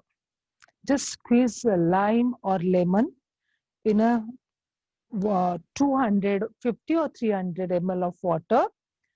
Why? Because we should start our day with the alkaline. Again, organic. Because we are again talking divine, graceful life. So sip the water slowly. Take the water and sip it. Very good, very good. Slowly, and enjoy that. Not like fast, but enjoy the water also. And what the lemon is doing, it's actually the richest source of vitamin C. Correct? One of the richest source of vitamin C. And one more benefit of that. It delays the aging process. Yeah. It delays the aging process, definitely, because the always detoxification happens whenever whatever the event is there, and when you see the clean place, so you will invite, and the guests also feel honored, right? So exactly as you clean your body early in the morning, and you invite people, you invite the nutrients, what we are going to eat rest of the day. Correct? So what we are eating with the mindfulness, not deep fried, but again, I would like to mention 70% should be alkaline and 30% should be acidic. Yeah, like cooked food. And the alkaline is fresh veggies, salads, fruits, sprouts, lot of different variety of fruits. Each and every fruit has a fantastic nutrition. Correct? Now next is, we are going to do some stretchings. Correct? So I want you to stand up, stand straight. See, sometimes we stand like this. No, in correct way. Stand smartly, nicely. It doesn't matter how old are you. Maybe I would, actually we are not discussing about anything now. We are just discussing about how smartly and gracefully you stand. We always stand like this, yeah, two legs together. But I want you to stand like that, the right leg before front of your left, and stand. And stand, see. Correct? Yes. You can check yourself, but this is a very nice stretching, right? And now just lift your right leg. Right leg, stretch nicely, 1. You're enjoying, yeah, because you are giving support to your belly with your both hands. 3, 4, and 5. And if you just on your toes now, again smartly. See, the next move is, if I ask you to do this stretch, you will forget if you have a backache. I'll guarantee you, okay? Now see, both hands at your belly. You are on your toes, right? Right toes. Now inhale and exhale, see up. See up. Give a nice arch of your back. 1, 2, 3, 4, and 5. And again straight. Correct? Did you get the straight at your back? Absolutely did, yes. Yes, good. So now I won't repeat the right side as well, left, yeah, but I want to mention that do it right and left together, because we have a really shortage of time and I have so many things to share with you. Sure. So next stretch, very simple. Okay, right hand, right hand, right hand. Your right hand, yeah. You're not asking anyone to give something, but right hand straight. And see what I'm doing. Again, inhale and exhale, lift your right hand up. Straight, straight up, straight up, straight up, straight up, straight up, stretch, stretch, stretch, stretch, stretch, stretch, stretch, stretch, stretch, stretch, stretch, and relax. See what happened, usually we do the hand like this, straight, yeah? We do like this, yeah? But you are giving a certain position to your body, yeah? And now you are making the posture, which is actually giving the all effect to your upper body and lower body. But this exercise gives you confidence. It increases the willpower also, because you know what happened actually, sometimes people think demoralized, yeah, and they just get scared if anything happen, if they heard the news, or if anything happen in relationship or family or blah blah blah. But the fitness, what we do, it really gives you the confidence, it really gives you the hope. So it's a very nice combination of that, how you can make the body postures. The next is I wanted to do some tapping exercises. They are fantastic, the tapping exercises. It's very ancient therapy. You can enjoy also. And again, we are giving the tapping exercise for our who are having a diabetes, rheumatic arthritis, the fat, belly fat, or the more trans fat in the body. So it really releases the trans fat from the body and it tones up, yeah?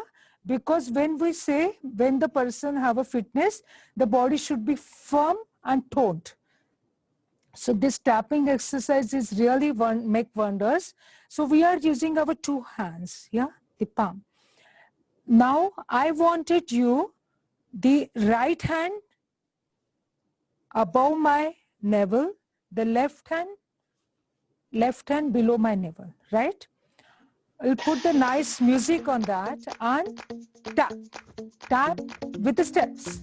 1, 2, 3, 4, 5, 6, 7, 8, 9, 10, and little jump, little jump, little jump. 1, 2, 3, 4, 6, 7, 8, 9, 10, and side, side, side, side, right and left, right and left. Very good, very good. Come on. 5, 6, 7, 8, 9, 10. Appreciate yourself. Tap, tap, tap, tap, tap, tap, tap, tap. On a shoulder. Right hand on your left shoulder. Tap, tap, and change.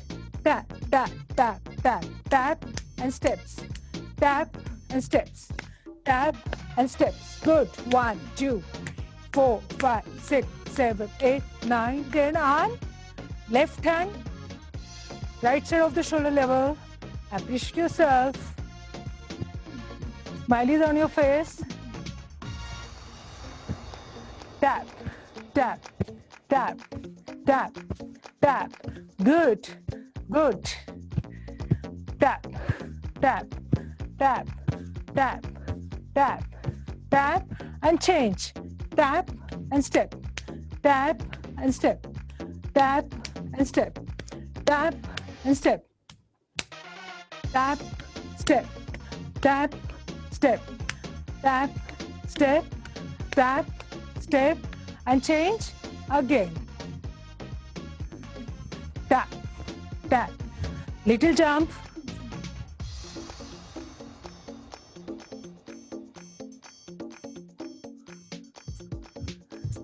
And relax, and relax.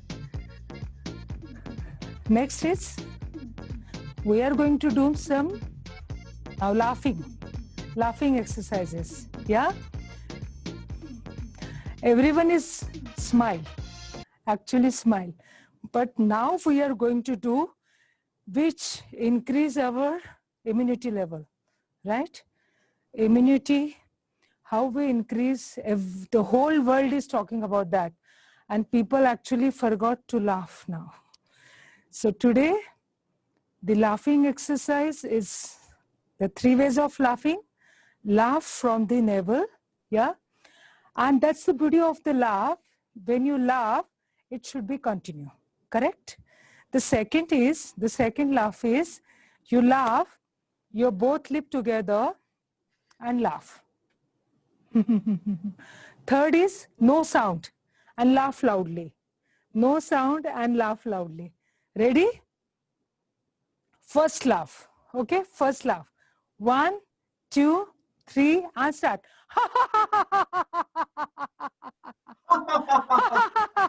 Continuously, continuously, continuously.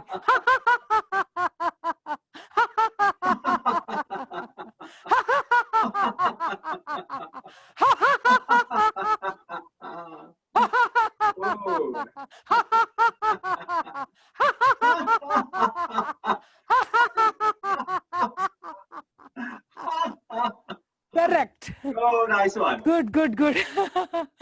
The second one now, both lip together. Both lip together.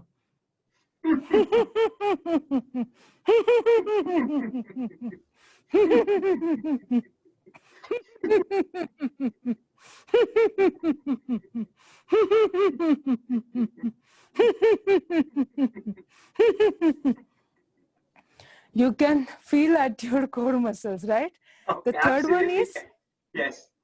Yeah, and the third one is laugh loudly. Yeah, like it's really save your throat, correct? Laugh loudly, no sound, no sound. It's so nice actually.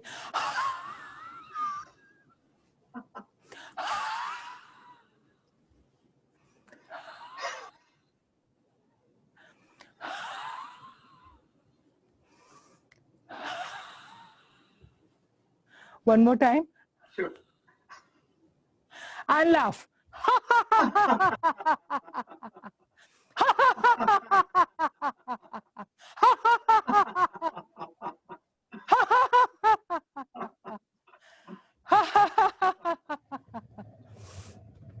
So now I really wanted you to sit on the chair, yeah? And Now, how you will sit? How you will sit? You tell us. That's why I'm here. Absolutely. Correct. When you sit on the chair, don't sit like this. No. Sit straight, your back straight, and the chair sit back together. Chair back and your back should be together. Correct? Simple way. Simple way. Sit nicely, because each and every body postures also your body language talks about you. Correct? So now next is what we are going to do, some breathing technique. Yeah. In the process of the daily schedule, I really wanted to mention about that for the water.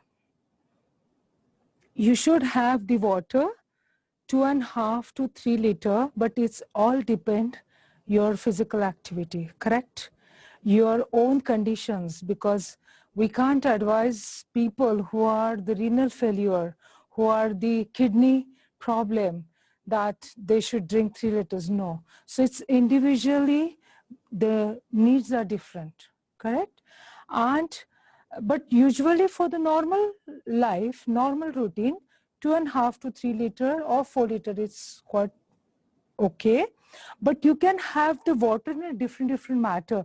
How you can keep yourself always in a good mood? It's not possible actually. It's not possible, like how you will be fresh whole day. No. But with that drinking of water, just a very, it's a very secretive tips of that. You can have sometimes cucumber and the ginger water together. You have a berries, so berries water, different cloves, and the cinnamon is a spices, yeah. So 2 to 3, yeah. Cinnamon. Okay, so that's great actually, like what you're drinking. But use this water whole day and just, you can see yourself, correct? Okay, so now next is just, we are going to do some breathing techniques. Yes. Sister Sujata, a quick one. Would love to go through your breathing techniques also, just to let you know that we have a couple more minutes, and then the next the next speaker will be coming on board. But we'd love to get some breathing techniques from you before we finish. Okay. Thank so, you.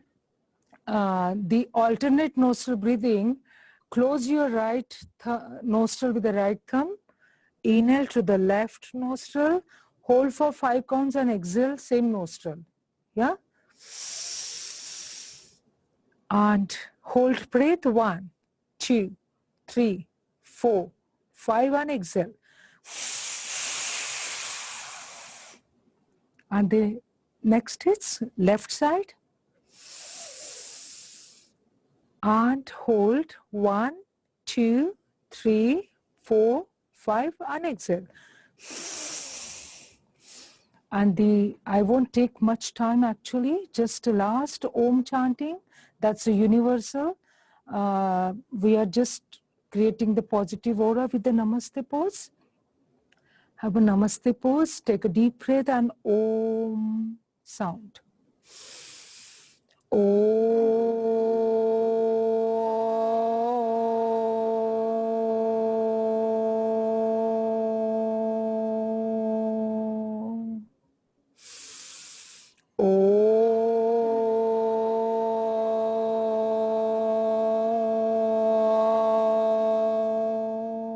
And again, last time only.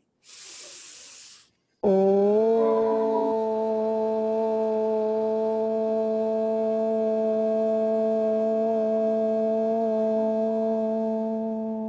Shanti. Om Shanti, all the best. Om Shanti, Sister Sujata. This was an amazing workout class for me. I'm done with my exercise for the day. I've had my cinnamon water. Hey, I'm going for a divine health and well-being session, eh? So thank you so much. Thank you so much coming from all the way from Abu. Sister Sujata, this was an amazing lecture you gave us. absolutely fascinated with the laughing exercises. It is such a big thing. I think people forget to laugh. We've forgotten to laugh these days, but amazing what laughter can do for us. So thank you for sharing those tips. A global namaste and a thank you from Healing Our Earth community and coming in today to give us some divine knowledge on health. Thank you. Namaste. Yeah? Thank you. Namaste. Namaste. Good. Now, fast moving, the time actually is flying. I'm introducing my hosting today will be coming to an end with this last speaker coming on board. We have Dr. Prabhu Rajendran, and Dr. Prabhu Rajendran is going to be telling us about obesity is a modifiable risk for factor for coronavirus related mortality, and that's what he's going to be talking to us about. Dr. Rajendran graduated from the prestigious Institute of Madras Medical College in the Tamil Nadu in India, and has been working in the National Health Service for the last 15 years. He has trained in various internationally renowned teaching hospitals across the United Kingdom and holds a postgraduate certification in pediatric gastroenterology from the University College of London, the UCL. With his interest in child health policies, he works with the Royal College of Pediatrics and Child Health as a RCPCH ambassador. Dr. Rajendran is also closely associated with the Pediatric Forum of the British Association of Physicians of Indian Origin, which is also alphabetized as BAPIO, which is the largest and the most influential organization for international medical graduates in UK, helping overseas doctors in the United Kingdom to achieve professional excellence. Is also recognized as making a positive impact in the community. He has been nominated by the Lord Lieutenant of Bedfordshire to attend the Buckingham Palace Garden Party in 2020. Dr. Rajendran, a warm welcome on behalf of the Healing Our Earth community to this session on health and fitness. A warm welcome to you and a global namaste. Thank you so much, Lalit Sojaji, for introducing me and your kind words. And namaste for everyone. And in Tamil, vanakkam, anaivarukkum vanakkam. What a privilege to be on this webinar today, organized by the Healing Our Earth community. And as been told, I'm going to be talking about globicity. So that's about the global obesity. And can I request for my slide share, please? Absolutely. Okay, as I said, my talk today is going to be about obesity and physical inactivity. And as you can see in the picture, I think we have been gradually evolving, and towards the final stage, I think that's where we are. And I think we need to pay some attention now. So moving on to why this topic today. I'm going to be quoting all the statistics which are referred from 2017 and 2018, because we are waiting for the latest 2020 statistics come out, which we've got some of them. So 26% of the UK adults and also overall are classified as obese. And this has been up from 1995, but interestingly has remained similar since 2010. But what I'm really keen to know is what it is going to be shown up in 2020 after this pandemic, with a lot of us staying indoors and our physical activities being restricted. So as a pediatrician, I would want to highlight, I don't know how much of us know that 1 in 10 of the reception year children and 1 in 5, that is almost 20% of year 6 children are classified as obese. This is quite shocking. And the concern more is that majority of this population who are obese do not identify themselves that they are obese or even very overweight. Now, from 2020 statistics, I think this is very limited statistics available, but what we know from NHS hospital admission is almost 876,000 patients are admitted to hospital where obesity was a factor. And this number has gone up from the 2017 and 2018 statistics from 617,000. And this is an increase of almost 23%. So this is the initial result available from the 2020 statistics based on the hospital admissions. So I don't know how much of this is going to influence the total population to be reflected or called as obese and overweight. I think it'll be always useful to have some infographics. And here I've got a busy slide, but I just wanted to highlight the prevalence, what is going on.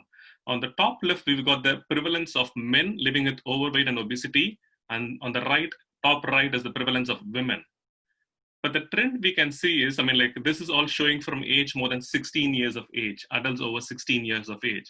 The trend seems to be gradually worsening. The prevalence of obesity seems to be gradually worsening as we get older and older.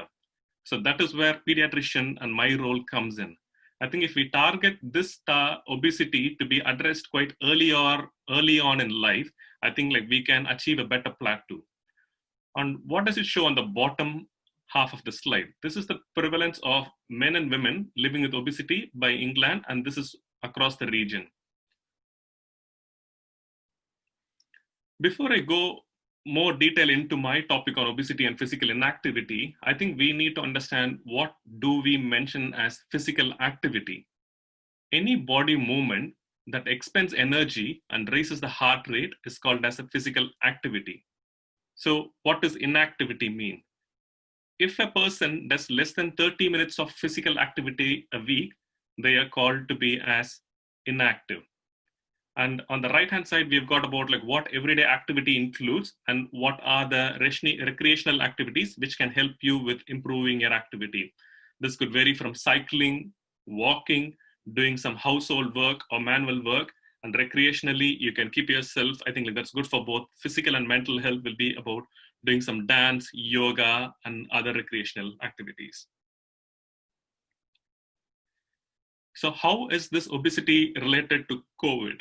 We've all heard it in the news making headlines about this is not a good thing. But what does Public Health England report say? Evidence have been shown that excess weight does not increase people's chances of contracting COVID. However, but there is a however here, the data does show obese people are significantly more likely to become seriously ill. And of those needing admission, there is even more a higher chance of being admitted to the intensive care compared to those people who have a normal BMI. I'll be talking about the BMI, what it means and what it should be later on in my talk. From the report from the Public Health England, one of the studies has found that people with higher BMIs, we accept anything up to 25 and more than 30 is called as overweight and obese. So if you have a BMI more than 35 to 40, the risk of death from COVID increases to 40%. And if the BMI is over 40, the risk is even higher and it goes up to 90%. And this is in comparison to someone who is not living with obesity. So I previously briefly mentioned about physical and mental health. So in the pandemic, we obviously had gone through the phase of lockdown. Some countries have gone through and some countries are going through the lockdown now. We all know that the lockdown has resulted in increased level of anxiety. Some have gone through poor sleep and some worried about it and being sad. And some have indulged in binge eating. Not to be blamed, but I think that is a normal response humans tend to do. And we in the hospital are seeing a lot of patients being admitted with suicidal ideations and also eating disorders and snacking and consumption of alcohol and reduced level of physical activity. So how can I say that the physical activity is reduced? I can quote a preliminary finding from an Oxford University study showing about the decreased physical activity during the pandemic. They have got evidence that 46% of the participants in that particular study, where they were particularly asking about physical activity, they have been qualified as less active. We need to remember these changes can have long-term implications, but not just about the obesity, but also about chronic diseases. I think it is always a bitter experience to hear about the hard facts, but it's a reality. So I thought I will touch upon the hard facts on physical inactivity. It is a great threat to the health in the developed country. I stress it, this is in the developed country. And this triad of poor diet, physical inactivity, and lifestyle is not a nice combination. How many of us know that physical inactivity is the fourth leading risk factor for global mortality? And this accounts to almost 66% of the death globally. The physical inactivity directly contributes to 1 in 6 deaths in the UK. And this number is the same as the risk factor of smoking. Many people were shocked whenever I tell this. And physical inactivity, around a quarter of us are still qualified as inactive. So what does inactive mean? Failing to achieve a minimum of 30 minutes of activity a week leads to being called as inactive.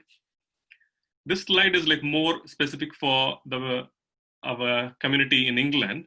This is highlighting about the physical activity levels. And this is again the report from 2018 and showing about like how the different local authorities are having different varied levels. And you can see, as always, London has got a mixed population, and again, the levels are different. Those in the dark blue are the ones like which are having a physical activity level of more than 70%, and those in the light gray are those less than 50%. Again, I'm going to use this opportunity to say at least 150 minutes of moderate activity or 75 minutes of vigorous activity a week is what is recommended. Now let us go on to the real topic, obesity. I've been talking a lot about obesity, but what does obesity really mean?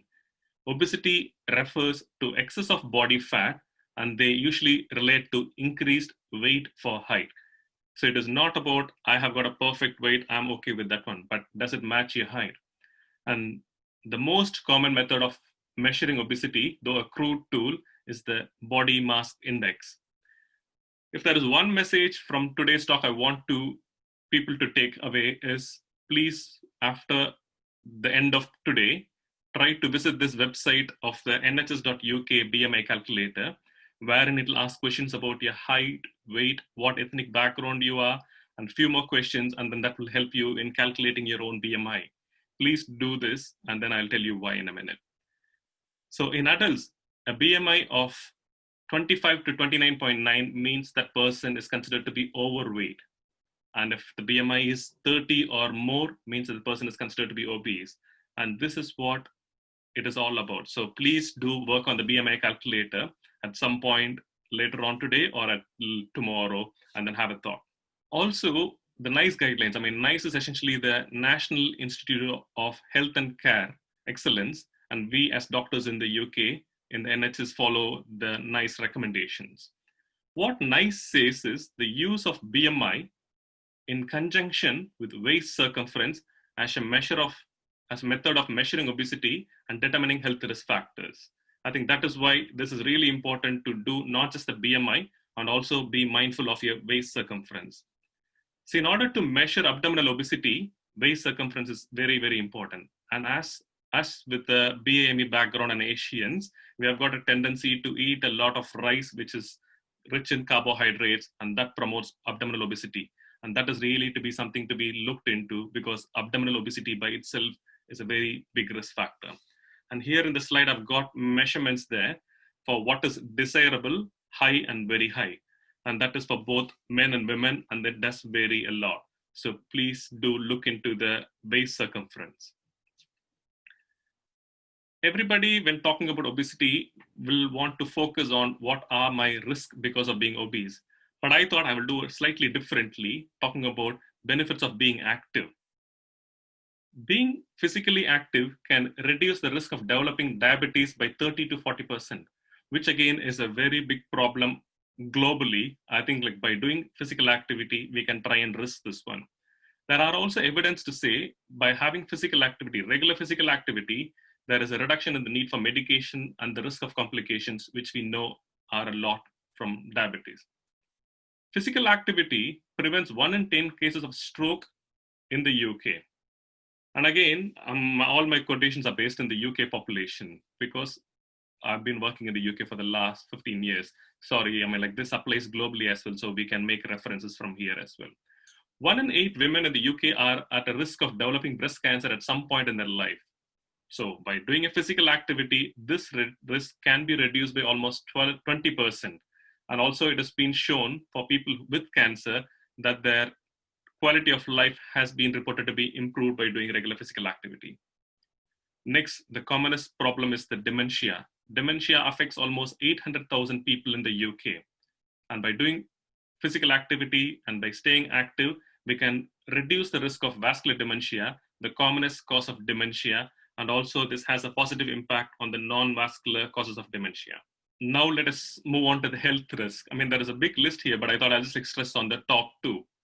Many a times we see people ending up having hip replacement surgery for arthritis-related issues. But what is to be equally considered is to focus on weight reduction, and that can be achieved by physical activity. And another common trend which we are seeing now, I'm sure many of you would have been seeing people who are needing these kind of machines, especially to support them sleeping. So this is called as sleep apnea, where a person stops breathing for short episodes during sleep. And then this machine helps them in keeping the breathing going on. And what causes this? Obesity is top on the list. So this is a major risk factor I wanted to address today. Now we have spoken about the problem. So how do we tackle it? As I said, I mean, I come with a pediatric background, but I do work with the college on the policies. So to make it happen, we need to empower everyone with the right choice. When I mean empower everyone, I think like we need to address this as a family. Not one single person doing things differently won't change it. Let it start it from the home, and then it will soon work out as a nation. So teach every child to have and enjoy the skills to be active every day. As a government, they are doing a lot to create an environment which is safe and attractive, by meaning that like they are creating places where everyone can walk, cycle regardless of age or disability. And then we also have a lot of organizations who are trying to bring us together by promoting and delivering more activities. So I'm close to finishing soon. Anything to get you moving and hopefully having fun is what we all need to concentrate on. But remember, we need to make sure this is easy, fun, fulfilling, and affordable. Unless we do this, this won't be carrying on for a longer period of time. Previously, we as doctors used to say, go for a walk. Now we are moving towards, why don't you go for a family health walk? Because physical activity does not need to be strenuous to be kind of going to the gym, but all we need is to be an effective 30 minutes a day of moderate aerobic activity, which can be even a brisk walk or even a spell of gardening. With a lot of restrictions, I think like spending time at home has become a norm for everyone. So do explore the garden if you have not done it before. Moving on, previously again, like we were promoting a lot on saying, join a local gym. But like what we are now saying is, why don't you start exercising at home? There are a lot of activities which you can do. And then I'm sure like there are a lot of videos, and then we did like see from our previous speaker about how we can keep ourselves fit physically and mentally. And lastly, about the recreational activities, why not join a dance class? There is age is no bar for that. And dancing can be as beneficial as going to the gym. And this is my final slide.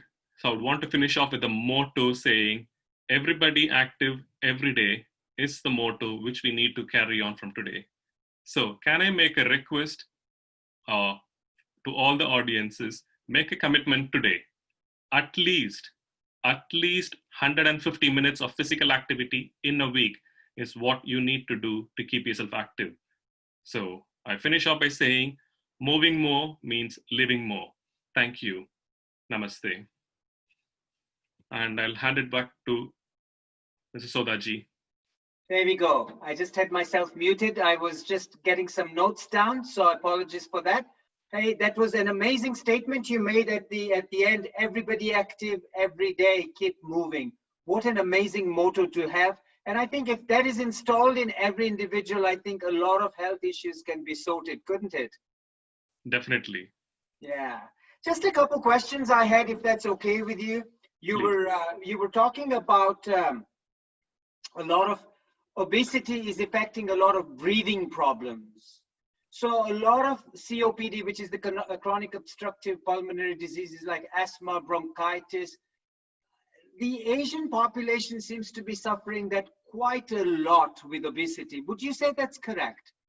Definitely. We as doctors, like we see a lot, and we have got like statistics to say the BAME population, especially the Asian population, it could be because of our dietary habits or if half of our lifestyle, and also partly to blame the genetic component as well. That is more common in the obesity is like unfortunately more common in us Asians. And then that is indirectly having influence on your other chronic health problems, which includes diabetes, and as I mentioned about the breathing problems. Getting back to the asthma or any breathing related problems, though I was telling mainly about the obstructive sleep apnea, asthma or any health matter for that matter, any health problem will be benefited by getting down on the obesity levels. So obesity, if dealt with correctly, can help us with a lot more different health conditions. Is that correct? As I was like mentioning in the talk as well, Yeah. obesity, if it has been addressed properly, has helped people who are known long-term diabetics to come down on the dose. I mean, I'm saying come down on the dose because I mean, like there are people who have been able to manage off medications, but again, like this, it might not be a sustainable benefit. But again, but if you carry on with your obesity being addressed, because especially with diabetes, the longer the duration of diabetes, they say you end up having a lot of microvascular complications. So to prevent that from happening, having regular physical activity can help you have a better control of your diabetes and also get the doses down a lot, which will kind of like give a moral to say, okay, I can carry on what I'm doing. And then the complications are going to be much lesser. So yes. Wow. Thank you so much for sharing that. The other health issues you also mentioned were like arthritis, depression, are also some of the conditions that are affected by obesity. Now, just to get your view on depression and obesity, could you shed some light on that?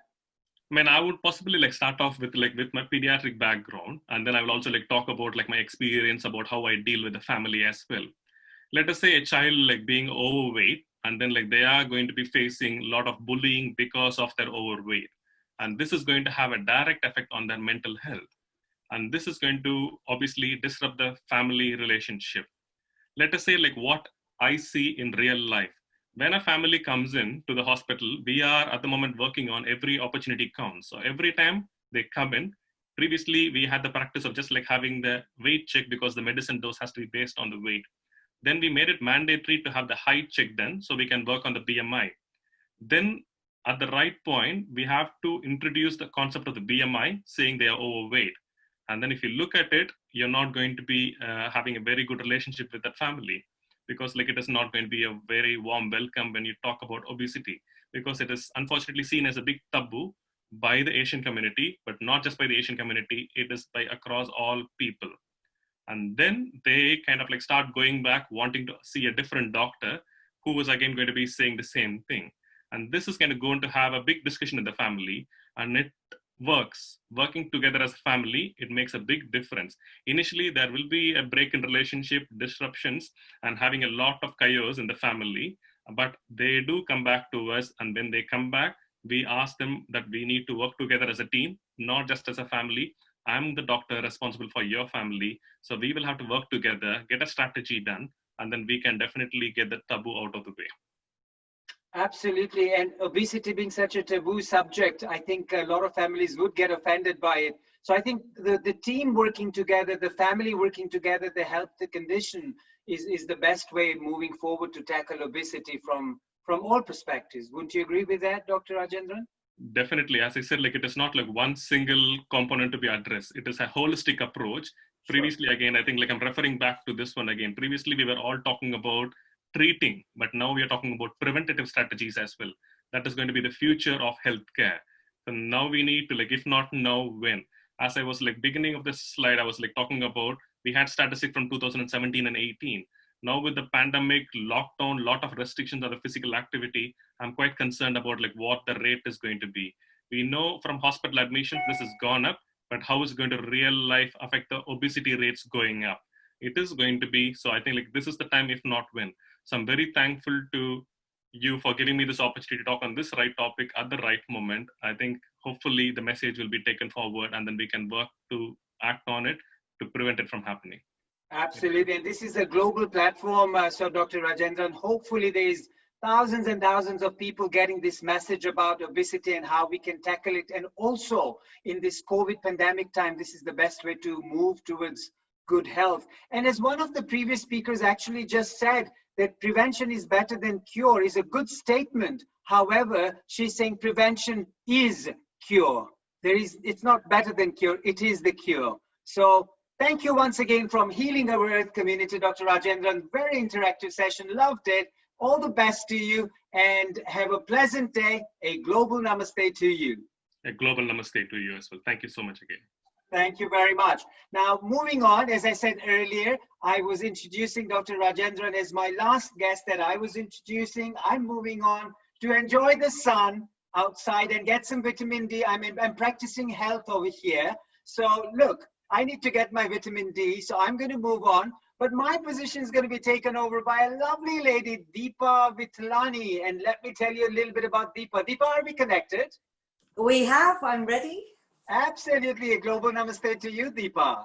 Namaste. Yeah. Now, let me tell the audience about who this lovely lady Deepa is. Deepa is a primary school teacher and an entrepreneur and has been teaching in the Brent Primary School since 2006. Her linguistic background includes French, German, Italian. In addition to teaching, she has a part-time business committed to helping families save money. I like that. Which you work around while taking care of your young 2 children. Deepa embarked on a holistic and spiritual journey 15 years ago after experiencing the incredible benefits of Reiki healing.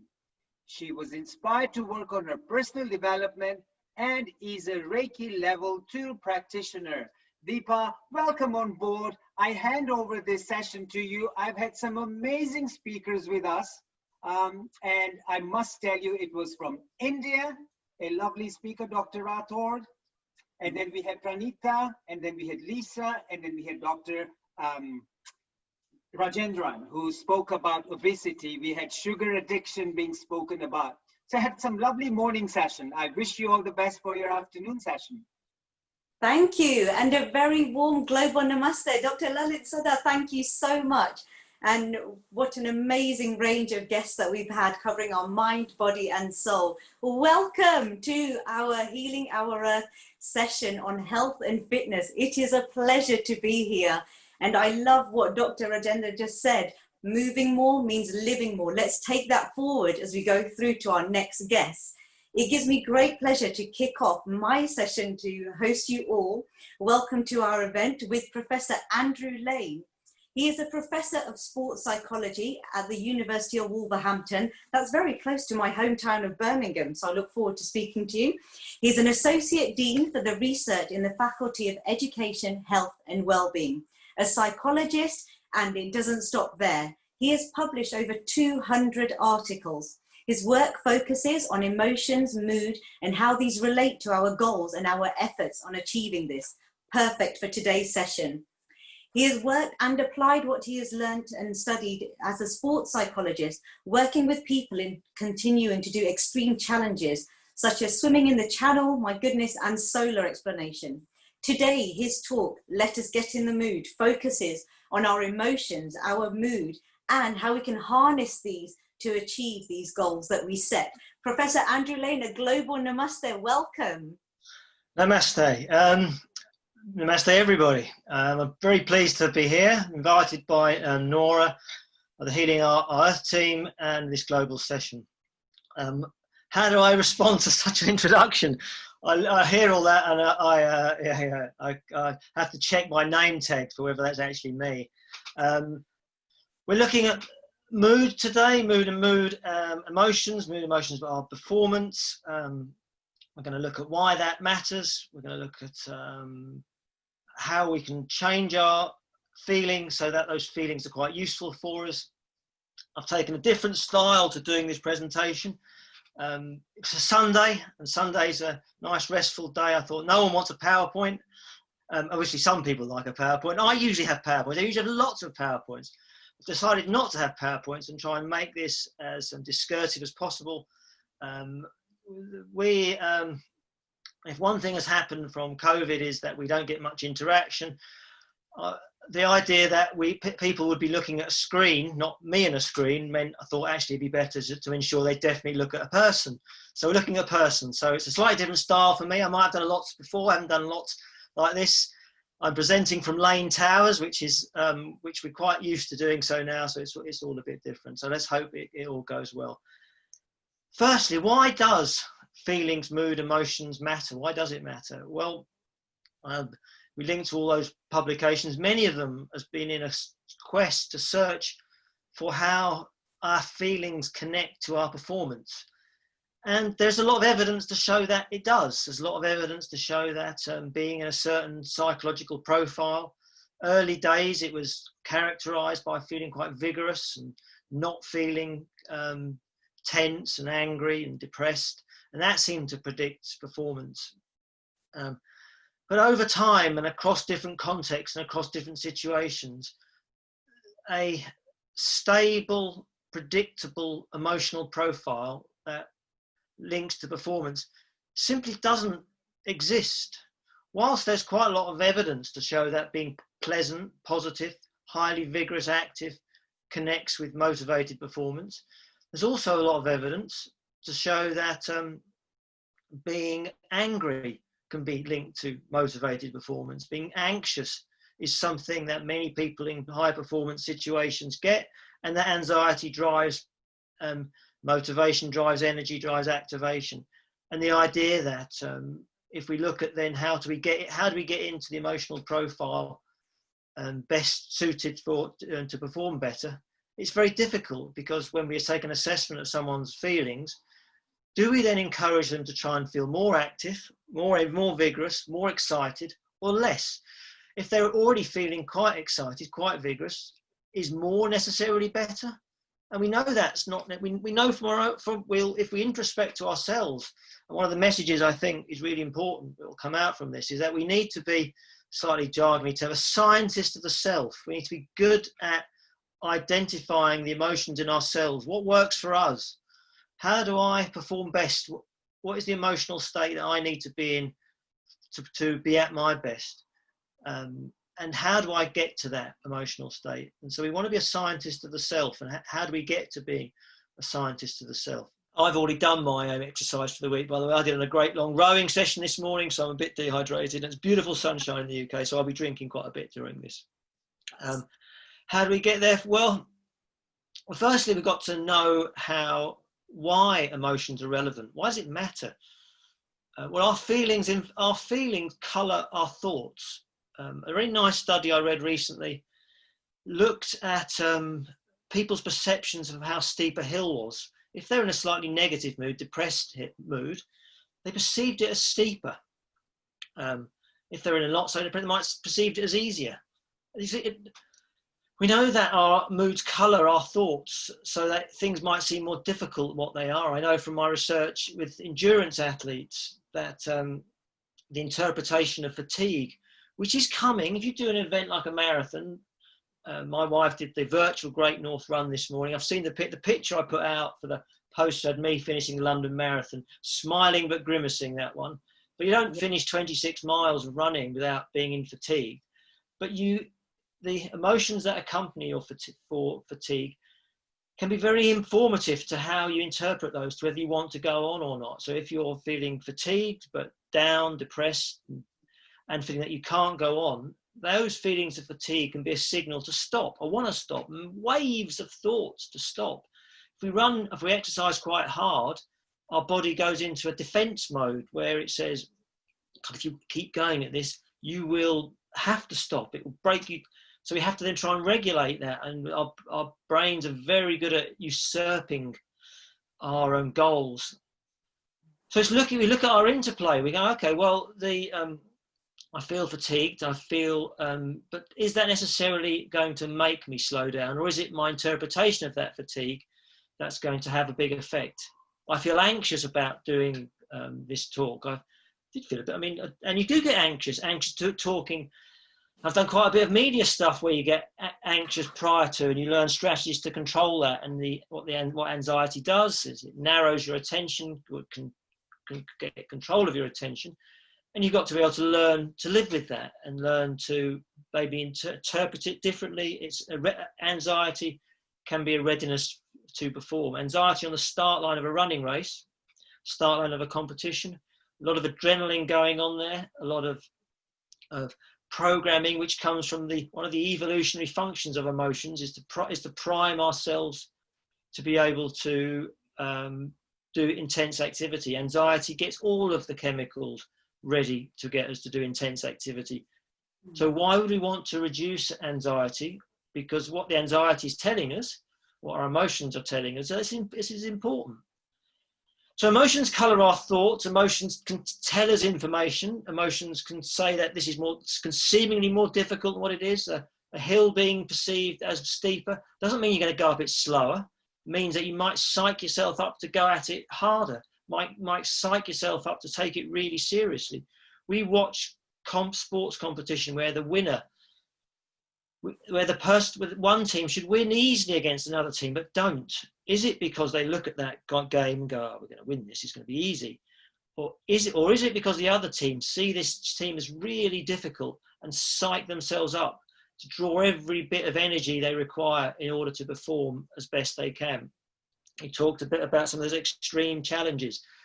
One of the channel swimmers missed, the timing didn't get right. They spent 3 hours trying to get into France, going nowhere. 3 hours of hard swimming where you're seemingly making no progress. The mindset to be able to do that is keeping yourself in the moment, doing as best possible. The unpleasant emotions that are signaling you should stop are simply dysfunctional for that situation and treated as noise. And learning to perform with that noise in the background is a characteristic of high performing athletes. Just as the crowd are very difficult to make them perform worse, the internal noise is also blocked out very well. So there's a physiological, there is a cognitive, and there's an action part of our feelings, and they can be all helped to be functional. Why we need to be good at managing that is with recently terms such as emotional intelligence have came out. I'm not entirely sure what emotional intelligence is not that I've done lots of reading about it, I've even published in it. I'm not entirely sure you can have a true intelligence as defined by what an intelligence is. But I do think it's very good to be able to know your own emotions. I do think it's very good to know when you're in a bad mood. I do think it's very good to know when you're about to get in a bad mood. I do think it's very good to be able to read the emotions of the other people you're in and be able to do things that change their mood, change their emotions so they're feeling better. Because what can happen is that by changing their feelings, you can change your feelings. And if you want to get yourself in the best emotional state, if you're in a team context, and many things are done in groups, whether that's your family, whether that's a team sport, is that if you can regulate the emotions around you, get an emotional climate that is positive, if you work out that the emotions needed to do this task, which Sunday afternoon might everybody to be happy, is that we want to cheer some people up if they're feeling a bit down because they may be thinking about joy. Boy, I mean, people now thinking about returning to work. Some people will be returning to work for the first time since the COVID crisis. That will be an anxious moment. Sunday is a good opportunity to do active emotion regulation or do something different, get yourself in a good mood. You don't have to be thinking about work right now. And then from that positive mood, then tackling the uncertainty of the challenge that's coming tomorrow from a much more positive framework might make that much better. So if you've got people who are going to new situations tomorrow and you might think about how you improve their mood today. And what we also know is that mood and emotions are passed from one to another. The life and soul of the party is a phrase that is in contemporary wisdom. But there's some evidence to it that somebody very happy comes along, can cheer a whole group up. Someone very miserable can bring the collective mood down. If you're emotionally intelligent, you might work out who you are. If you are someone who cheers the place up, and cheering the place up's functional, then you go for it. You are that, you act in a way your traits and your best behaviours determine. If you are feeling really miserable and that's not what's required, then maybe the best the best thing to do is act on what that signal of misery is. Emotions such as depression signal to conserve, to be quiet, and therefore it might be the best decision there to leave the positive mood of those around you and hope one of those picks up that you're in a very good mood and they then cheer you up. Maybe it's that it goes the other way around, but that's the cycles of emotions that we want to be able to do. So how do we regulate our emotions? How do we change our feelings? How do we change our thoughts? There's some lovely models around this. The one I use is one by James Gross, a very famous American psychologist. And when we've done research on how do people change their moods, emotions, feelings, over 400 different strategies come up. Because these aren't conscious things that people are doing necessarily. But when you say, well, how do you cheer yourself up? A whole load of actions come up. Exercise is very good. Exercise is a very good way to cheer yourself up for those people who like exercising. For people who dislike exercising, the idea that exercise will cheer you up doesn't cheer you up. It fills you with fear. The idea of going to do an exercise is something it's not in your schema. And you get very polarized different views on that. And learning to enjoy exercise, from my perspective, and a lot of my work, is a key part. And we can learn to enjoy exercise if we manage the intensity of the physiological feedback that's coming from the exercise, so it's not punishing. Because people need to learn to enjoy that punishing feeling. I know that sounds like it can't happen, but experienced exercisers striving for goals where those have learned to push themselves hard and enjoy that part of the process. Early on, the very act of taking a step to exercise is full of self-conscious thoughts, feeling that you're not in the place, it's not your normal environment. It's really hard to get to that, and therefore the physiology of feeling you're not in your best place, physical feedback coming in terms of how hard the exercise doesn't make it a good place. So we work on things like that. But typically we'll look at what is people's self-talk. What is the inner narrative that goes around their feelings? What are you saying to yourself? And often what people are saying to themselves is quite negative. And one of the tactics, and we do this with runners, is to get someone to run around with someone. And often when runners, we did a nice study which said, well, surely you're going for a run to cheer yourself up. So why are you speaking so negatively to yourself? And runners have had a very negative self-talk. They're very critical of when they don't do as well. So we asked one runner to run round another runner and pace them and to try and encourage them and talk to them. And what always happens when we do this, without fail, is the person being paced, when we ask them, well, how was it then? They say, the pacer was fantastic. And you say, okay, what did they say? And they said, they encouraged me, they told me to relax, they gave me good tips, they told me not to get worried, and it was very good. And you then flip that to the person who's pacing. You say, well, that was good. And they kind of nod, they say, that's okay. You go, well, do you ever speak to yourself like that when you're running? And of course the answer is no. But of course the answer, the light bulb moment is much better to have your self-talk so that it is constructive. It goes to be negative because the goals we want are typically really difficult, and we have set goals that are really challenging. But it's a very good way to think about altering those emotions. We can focus on our imagery, on what situations we imagine, and the imagery and self-talk are skills that people do naturally. And as psychologists, well, certainly as a sports psychologist, we encourage people to do these. But because they do them naturally, it's much easier. And some people image themselves doing in disaster, get themselves in an unpleasant mood accordingly. And the flip to that is to see what's the goal you want to achieve. Let's image yourself in that context. And what I like for people to do is to try and take a real serious look at how challenging that will be. Immerse themselves in the difficulty of the challenge, and then seeing themselves learning to cope with the intense difficulties of the challenge. Because if you set difficult goals, they're not easy to get. They're not easy to get, and they're not easy to get because they involve you having to find the inner difficulties in yourself, the inner motivations to push yourself up. But imagery is a brilliant way of doing that. Imagery, because you're not dealing with the actual physical difficulties at the time. You're picturing yourself in that situation, and you can slow it down. You can listen to the narrative you've got going. You can play the images. You can think about what you should be concentrating or like to be concentrating on. And you get a sense that I've been here before. This is the narrative I want to run through my mind. This is the thoughts I want to have. So when you get there in the real world, it's got a blueprint to do this. There's some behaviours that I think are really good on altering mood. One of them is exercise. And learning to exercise and making exercise a routine part of your day is very useful. One simple part is if we wanted to make somebody miserable, we'd stop them from exercising. As we go in the UK, go into the winter, and as daylight shortens, one, I think, inspiring way for people to keep their mood positive during the winter period is to get out and exercise as the sun rises, which will be quite late at 7:30.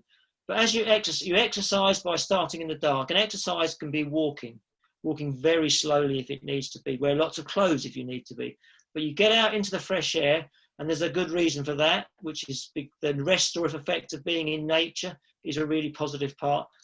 And as the sun rises, that's a really positive way of starting the day. So get exercise as a routine part of your day. Get going outside as a routine part of your day. I know in COVID that made it more difficult, and for some people really difficult.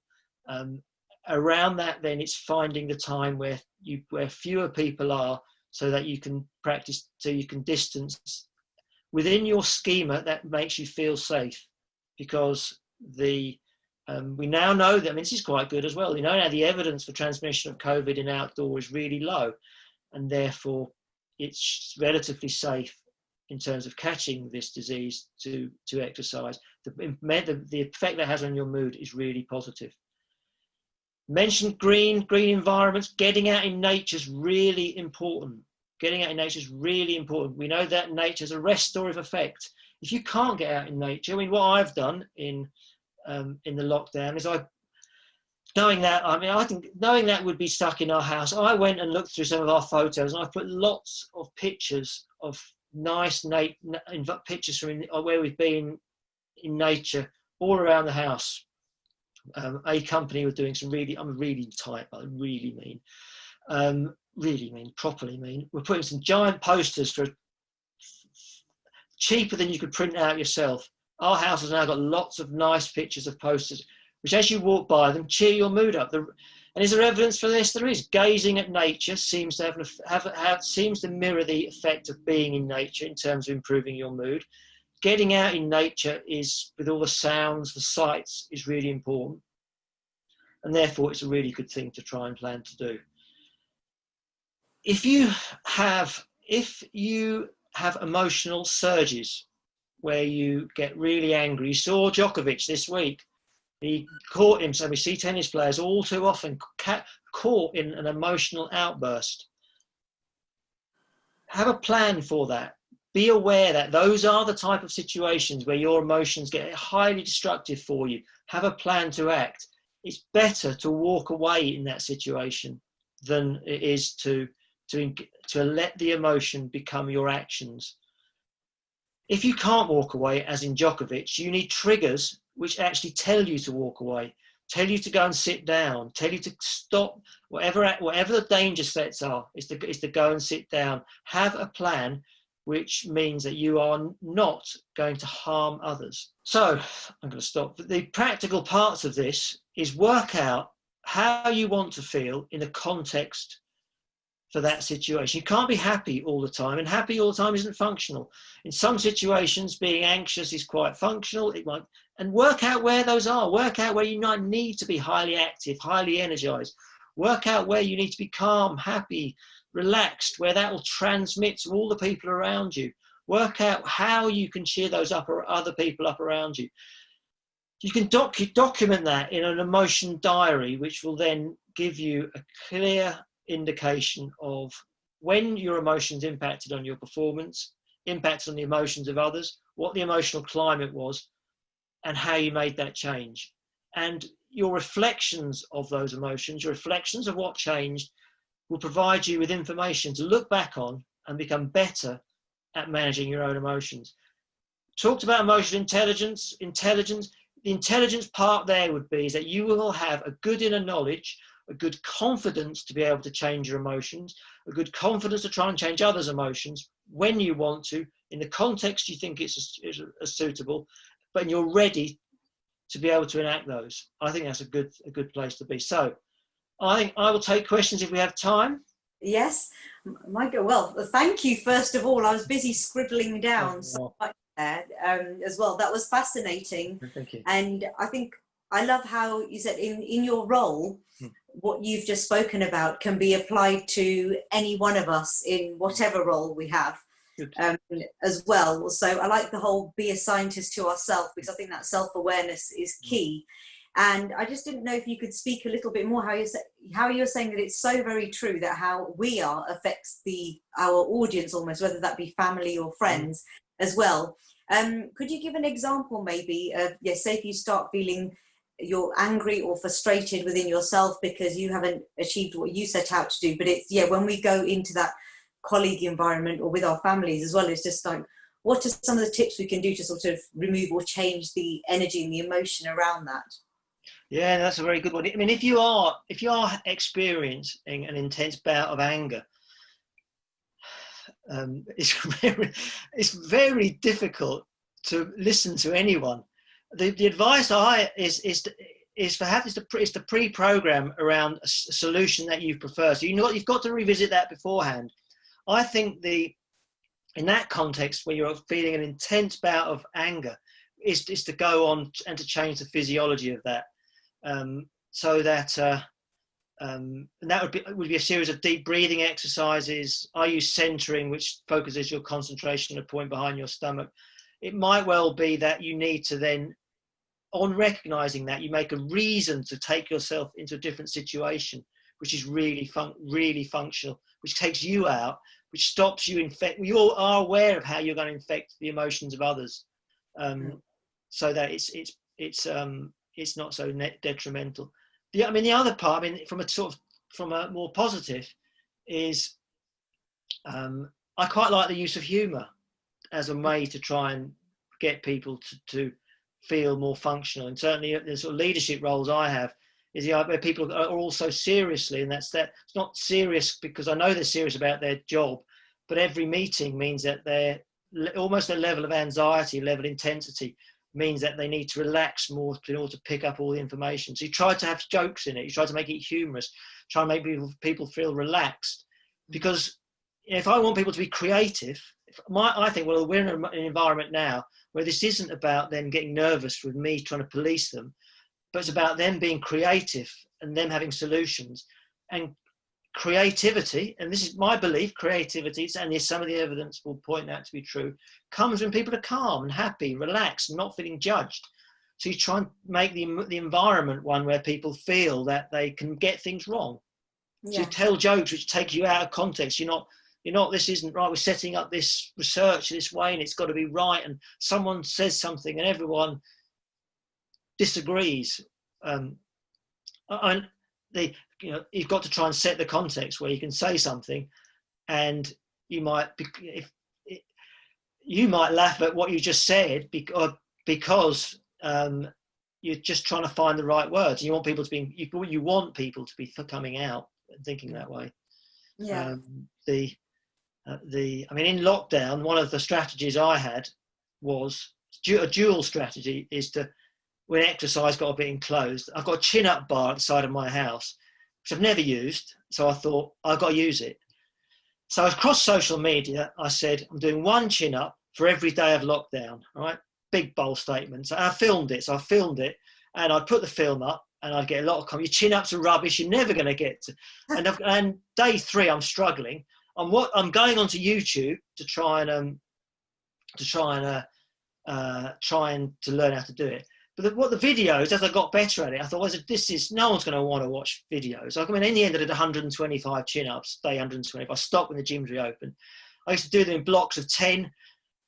And I tried to make the point is, then I thought, I've got to make these videos funny. So I used to do impersonations in them. So I said, I'm doing these chin-ups like Michael Caine. I used to have things like that in there. And of course, some people knew who that was, and others, and so on. I dressed up as, I got a green Skoda. I've got a green Skoda shirt. I did one where I videoed a Skoda man.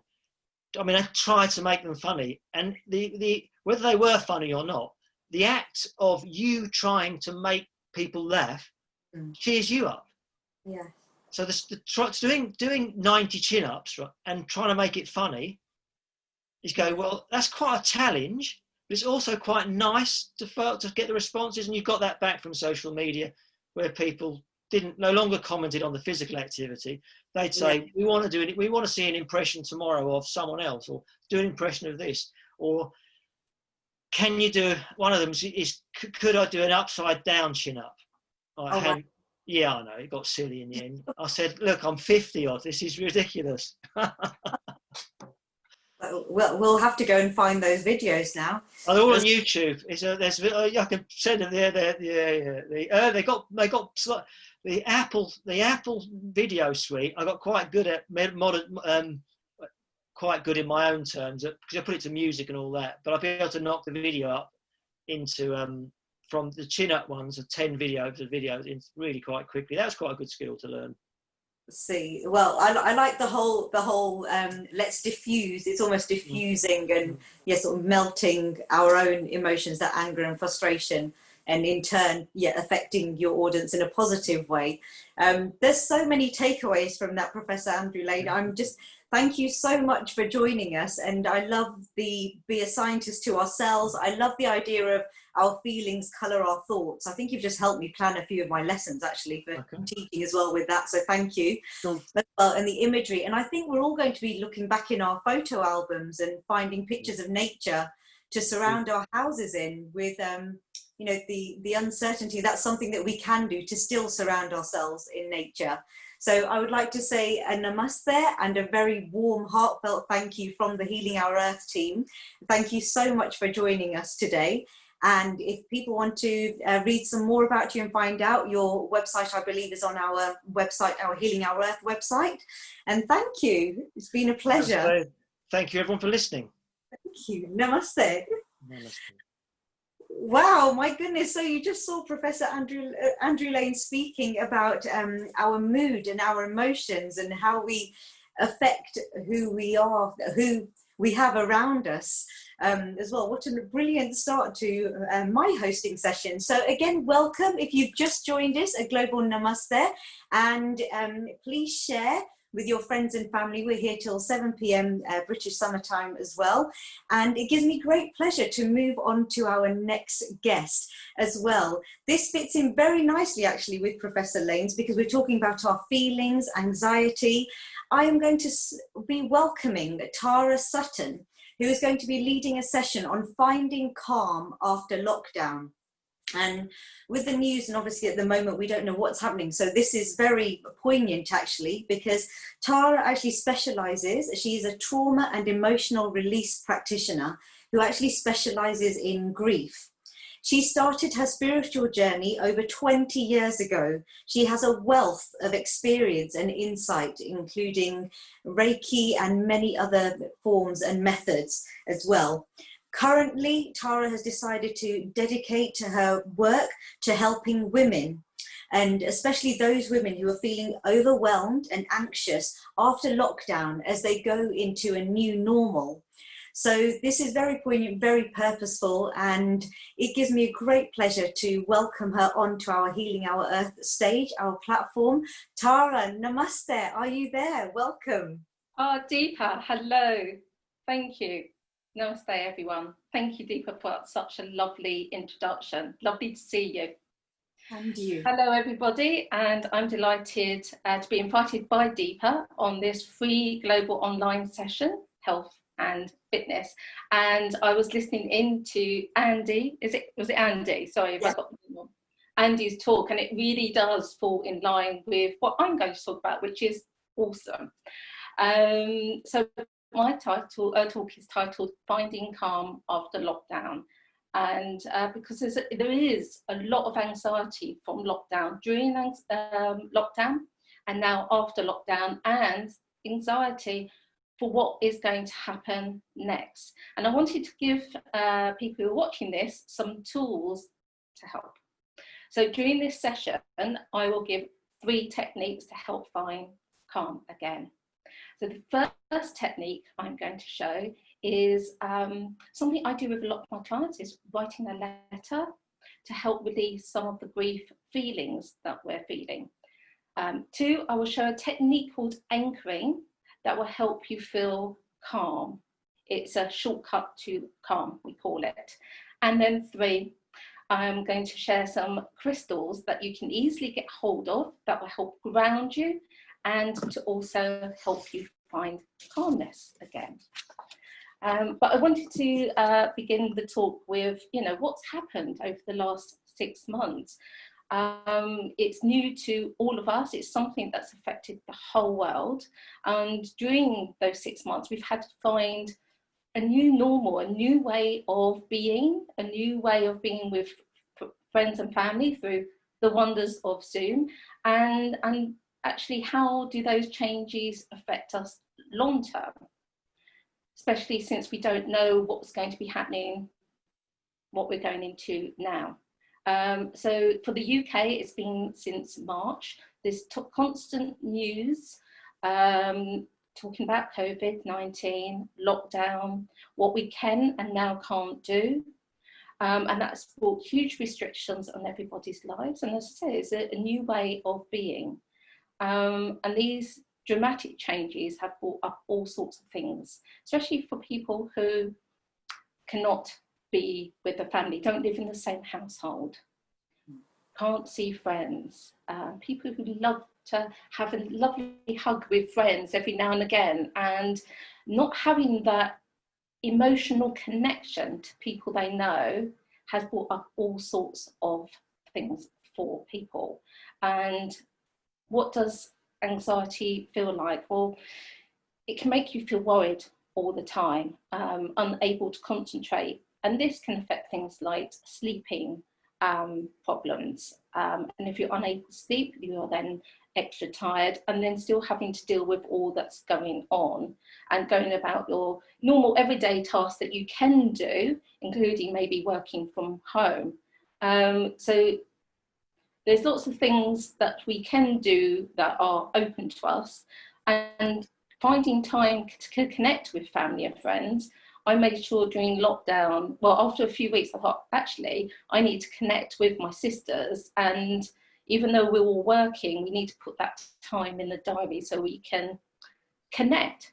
And the wonders of Zoom means that we can see each other. We had a few technical problems, I have to say, but, having that connection, even if it was just a phone call, did wonders. Just being able to speak really brought calming effects.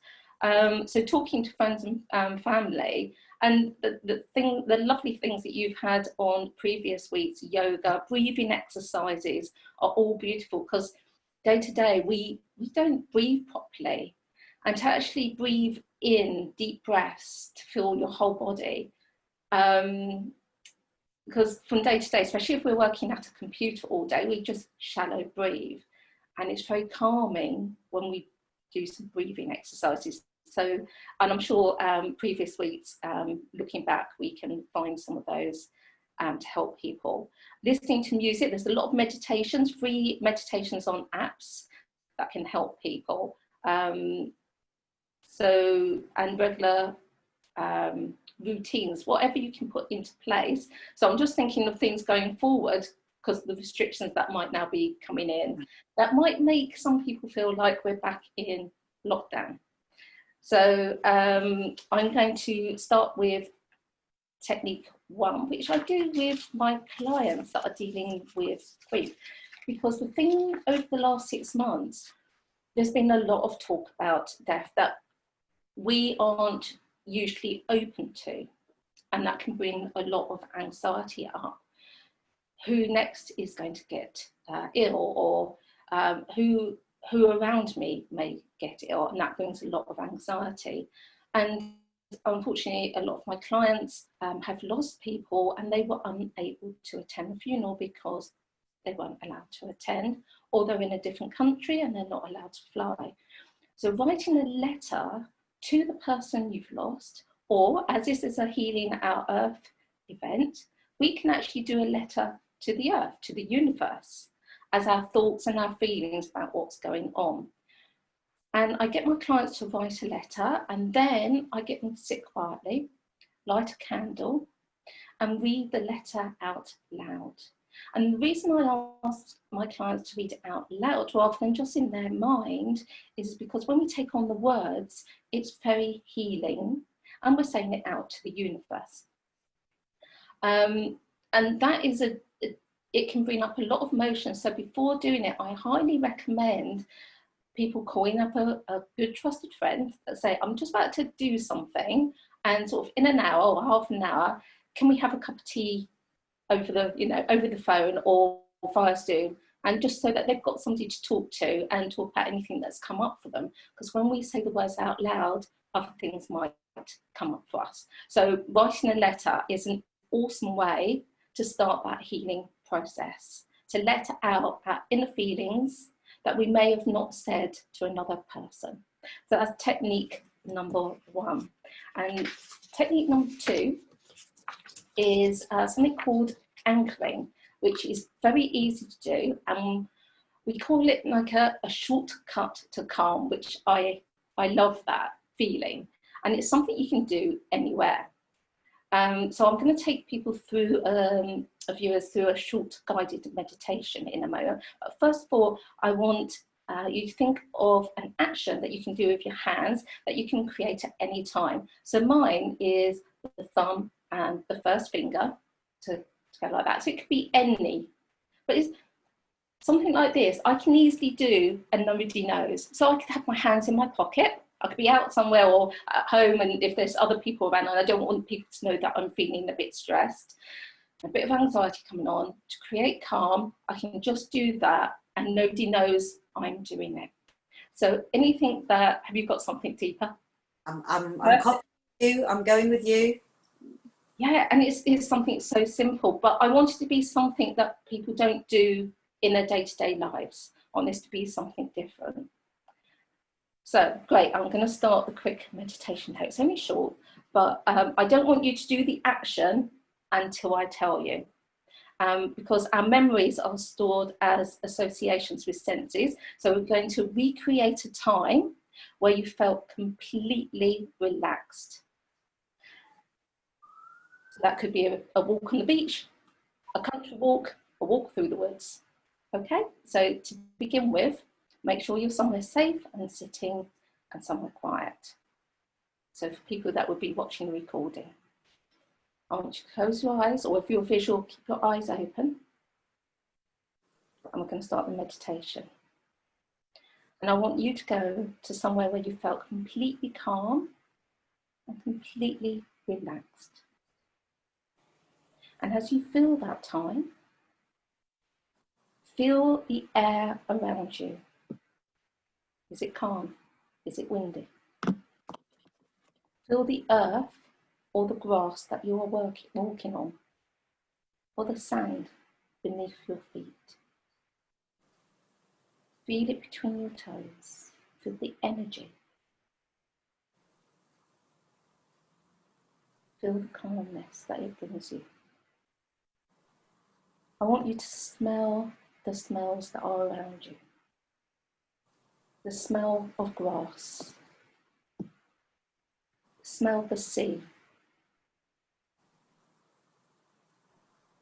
Breathe it in.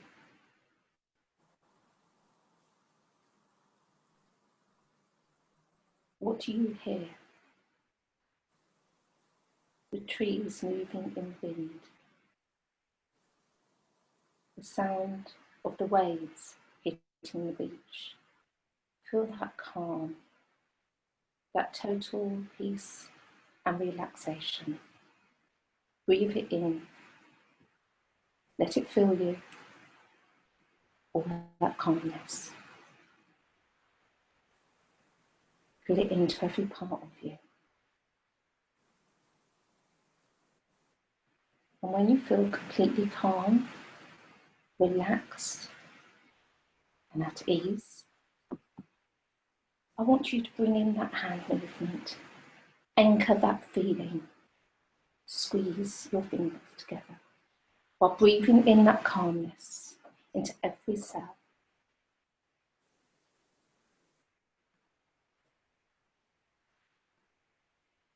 I'll release the hand movement and open the eyes. Wow.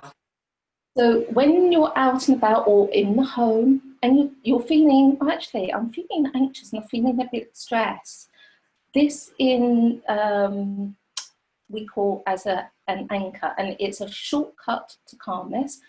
And by pressing those fingers, you will feel you've associated that action with that calmness. And so you should feel that relaxation because you've linked it. I use that all the time, especially when I'm on the train. It just brings that instant moment of that can help you through anything that you're dealing with. How are we doing for time? We have time. Fine. Yes. Good. Wonderful. So yeah, use that technique whenever you want, and it's a great thing that you can bring in anything just by using that. It's an action, and you feel whatever you want to feel, like we've just done on calmness, being relaxed. So you can actually create that for anything you want to, and it's a great little technique to use. And the other thing that I absolutely love is crystals.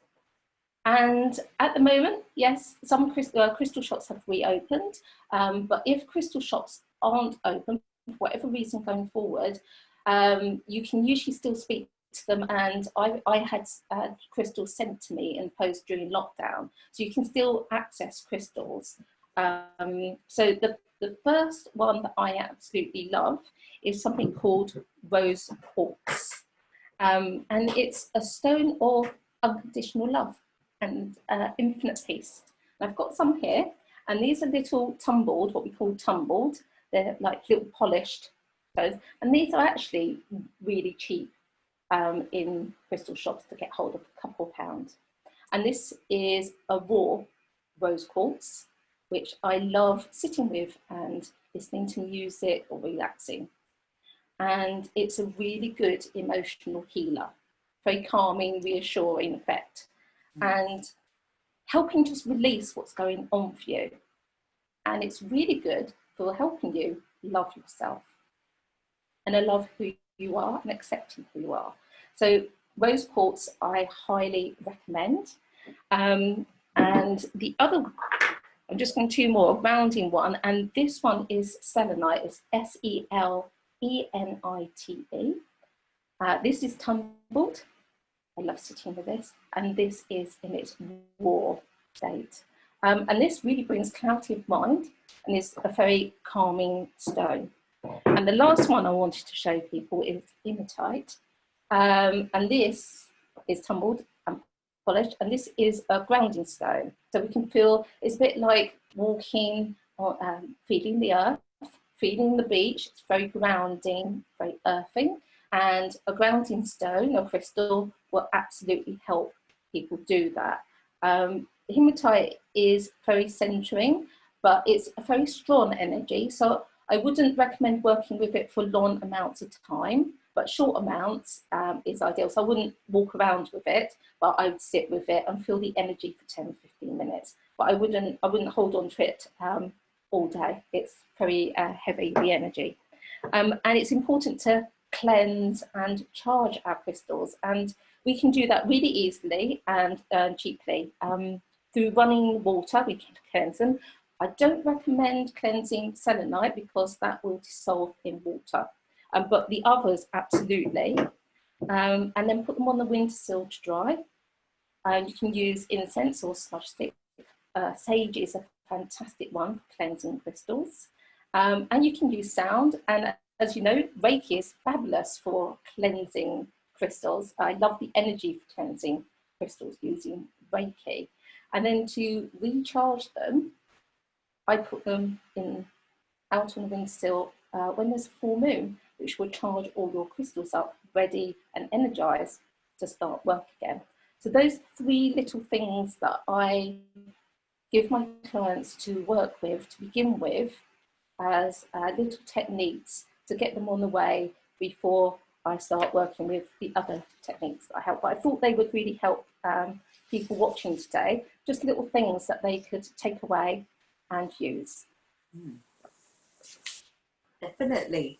My goodness. And you were saying, Tara, about, I know you and I have spoken before, and especially about crystals, because I'm particularly fascinated by crystals as well. Just for our audience, could you tell us a little bit more? I know we were speaking about which hand we use to hold them as well, and that was quite interesting. I know this was some time ago, but would you be able to tell our audience a little bit about that and how we can sit with them the most effectively, I guess? Well, yeah, usually we have a receiving hand, but some people it's not an absolute 100%. So unfortunately, I can't share with a hard and fast rule. Usually I would sit with somebody and test which is their receiving hand and which is their, but the great thing is, if you do go to a crystal shop and somebody picks up crystals and actually go, I don't feel anything, try the opposite hand, because one of our hands feels energy better. It's a receiving hand and one hand is a giving energy hand. So absolutely. The other reason it could be in when you're feeling crystals, it's the way that the crystals have been mined. If an explosion has been used to mine the crystals, and that could completely destroy the original feeling and the energy of crystals. So usually it's because we've got it in the wrong hand, but absolutely, I mean, I go around to crystal shops and I will pick them up in either hand and move them across and actually go, actually, what do I feel? And if it's crystal I haven't used before, I will feel how I feel and whether I like it, because everyone's different. Some people like a nice higher vibration, some people like a nice lower vibration, and it's the individual, it's what's right for you.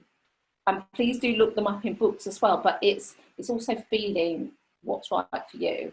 But yeah, if you don't feel the energy in one hand, swap it over to the other hand, because yeah, you're using the opposite hand for you. But there's not a hard and fast rule for that. That's why I usually do the techniques in person with somebody, just to find out and confirm which hand. Usually it's the one or the other.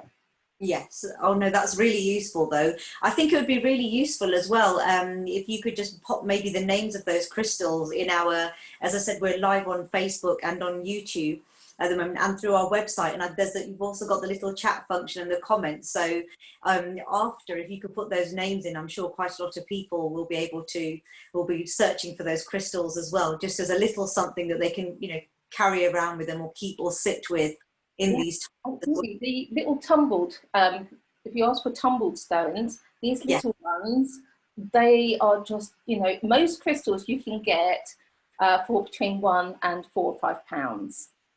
And just because they're small, you can still feel their energy, which is amazing. Yes, as well. And the other thing that I wanted to, I'm delighted because I actually have some time with you now as well, which I'm sure, I love the idea of connecting and having with the letter as well. Would you be able to just go through? I can imagine some people just being like, right, a letter, how do I start? Where do I start? Would there be any particular emotions, and can it be used in terms of not just grieving in terms of, you know, sadly losing someone, but also, as we said, we're going into this new situation as a teacher. You know, we've just returned to schools and it's very different, and the old ways that we were working with. So I wonder if there are any particular tips on writing a letter, because I think some people would like to try that actually. I think that's a really useful tip that we can just do at home. We don't have to go anyone, we don't have to engage with anyone as such as well. I like the idea of the healing letter. So if you could tell us a little bit more about that. Absolutely. The technique of a letter is one of the first things I do with my clients, because it's such a simple thing, but it also opens up.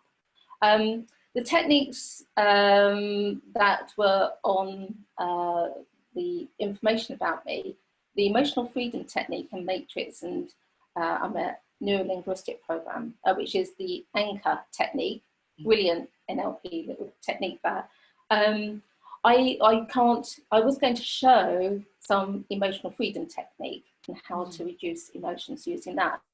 But because I don't know who's watching, I wouldn't be able to support them. So that's not something I can show, that technique here. It's something I use with my clients, but writing a letter, absolutely. It's one of the first things that I do with somebody, because it opens up something for somebody that they can do in the privacy of their home and just start to explore how they feel. So writing a letter, it could be, it's almost like writing your thoughts out in a diary. It could be telling somebody how much you love them and all the good memories, when we did this, when we went there, all those things that you would like to say to somebody that you've lost, but are unable to do. So approach it like writing a diary. Just put your thoughts down on paper. It doesn't have to be perfect.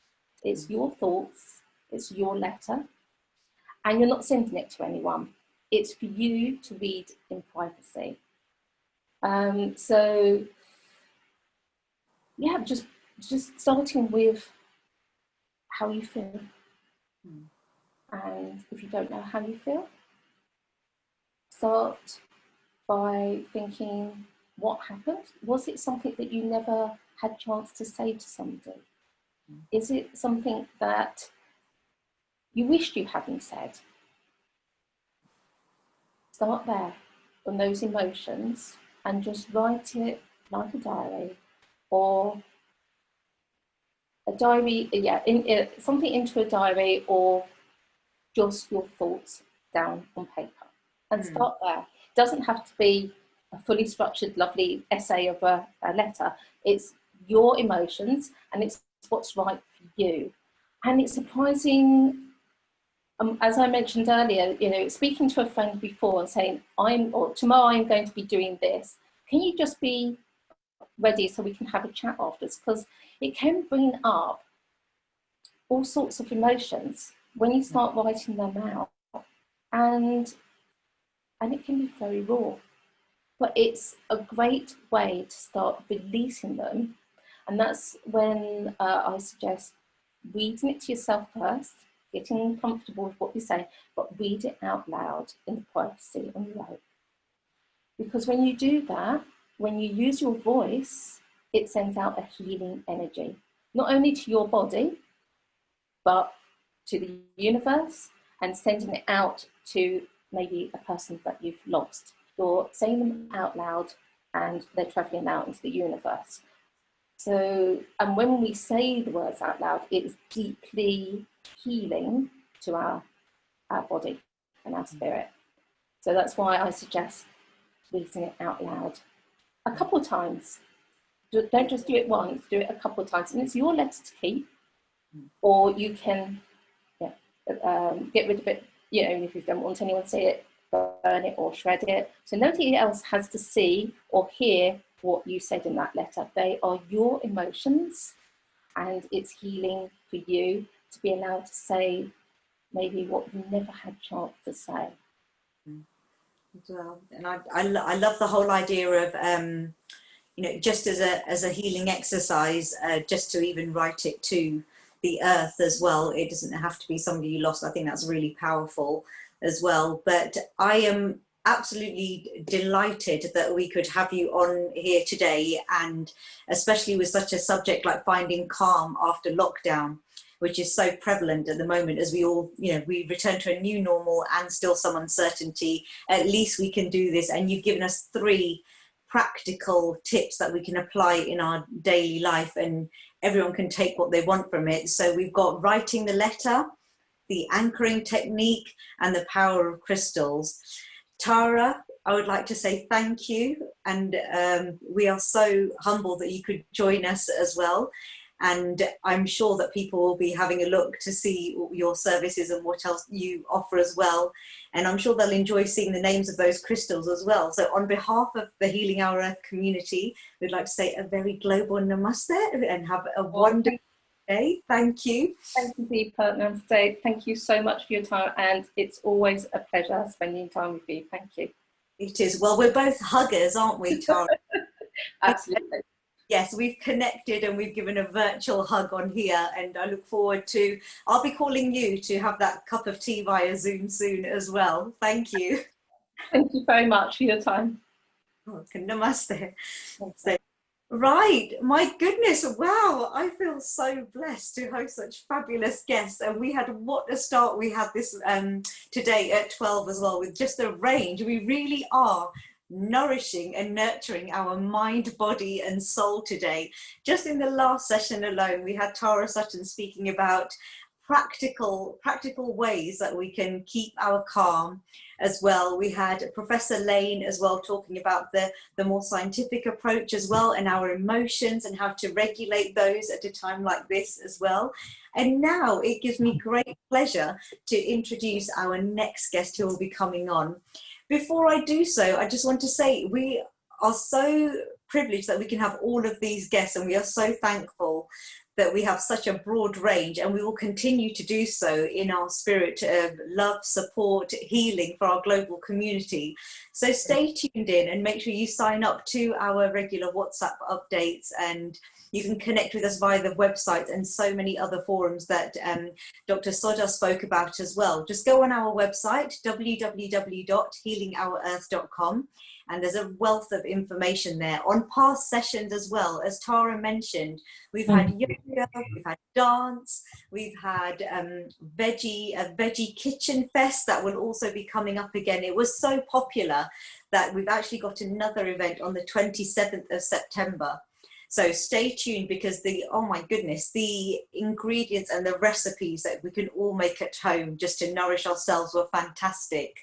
On the 20th, next Sunday as well, we had Dr. Rajendran earlier, who's saying move more, live more, as well as the other guests.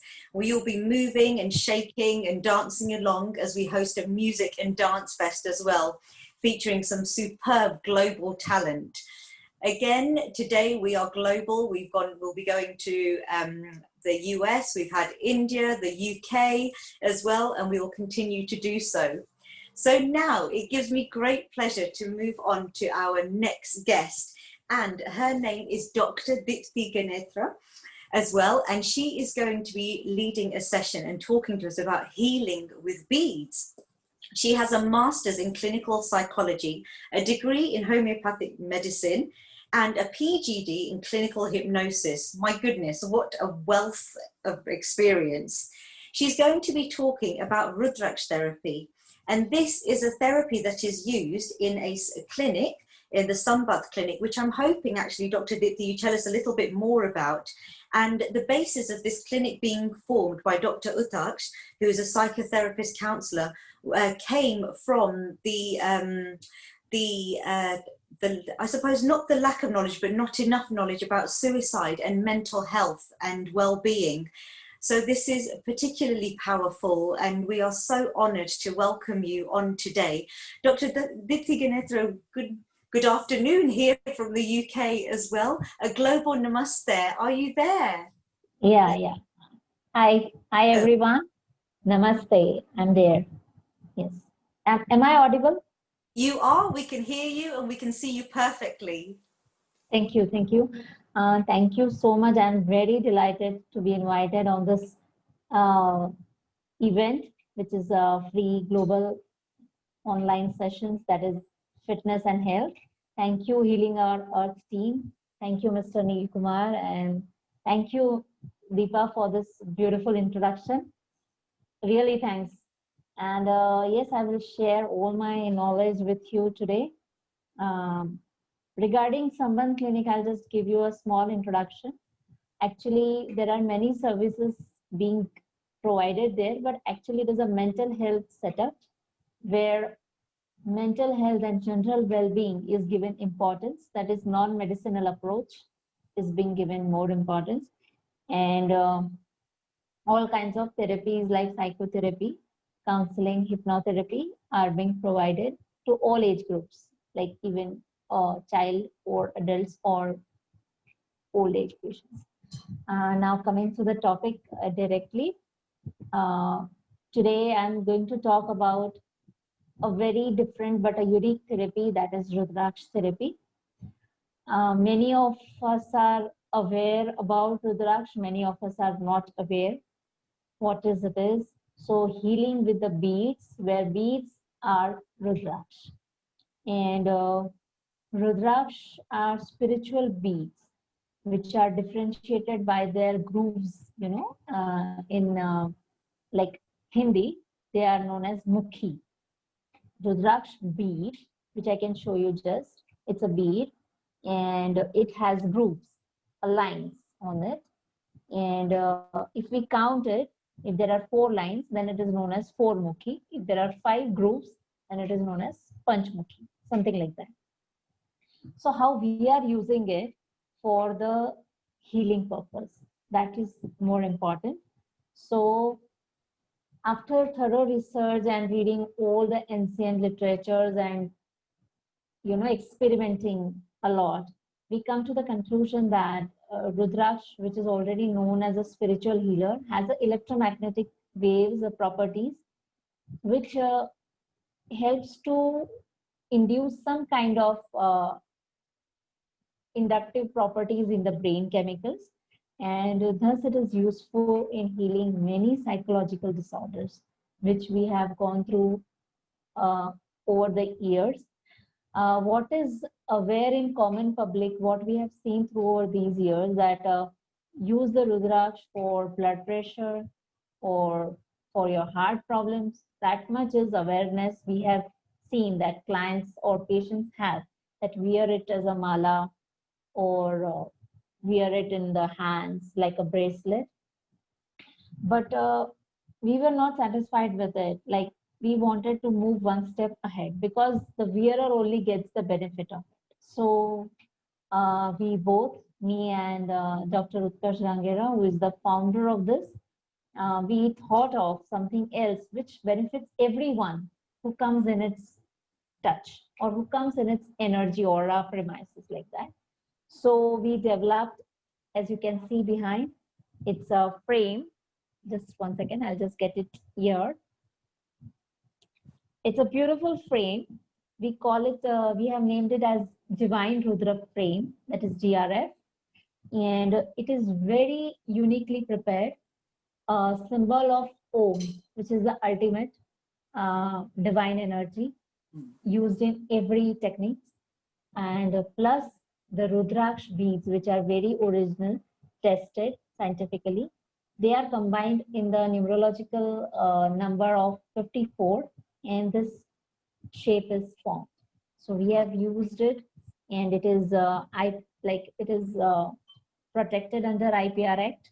We have taken it because we wanted to use it for a healing purpose nicely, and not like that, you know, without any base or without any knowledge. So that's why we got it protected. And we have the benefit of it, which I wanted to share with you all, is it's very, very nicely showing its benefits when you place it somewhere. Like, as I told earlier, those who wear the mala or those who wear the bracelet, the wearer gets the benefit. But in this Divine Rudra frame, wherever it is placed, it is very nicely acceptable in clinics, houses, yoga centers, or your offices, wherever you can place it on the wall. And those who comes in the vicinity of that frame, of this frame, that those who comes in the aura, all are benefited. Because right now the problem is that we keep ourselves positive. We know we are positive, but surrounding atmosphere or surrounding people have some kind of negativity due to their problems or due to their issues. But how to keep that negative energies touching us? How to refrain us? So with this, we can have that aura or shield around us, or those who come in the contact. So for a family, if the family disputes are going on, family issues are going on, sometimes the house or the property which doesn't suit us, many of them says, since we have come in this place, everything bad is happening. We'll listen to this kind of statement. So to purify the energy of the house or the property or the space, and to everyone gets benefited out of it, it has been designed nicely. And also it makes the atmosphere positive, but it helps to have the happy and harmonious life, which everyone desires. More than a materialistic things, everyone desires that there should be just peace and happiness in the life, and that too continuous peace and happiness, not in episodes. So DRF or Divine Rudra Frame is beautifully helping in that. We have in our city or in our state or country, we are slowly propagating it, and many of the premises it is being placed. So, and it is not at all religious or not at all, to be limited to temples or that kind of space. It can be placed in the drawing room or wherever your workplace is, and it shows the best results.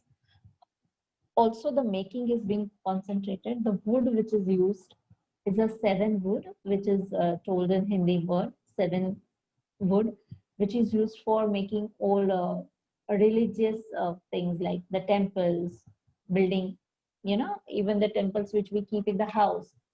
All that, for that, this wood is used. So the making which we make, it is a handmade thing.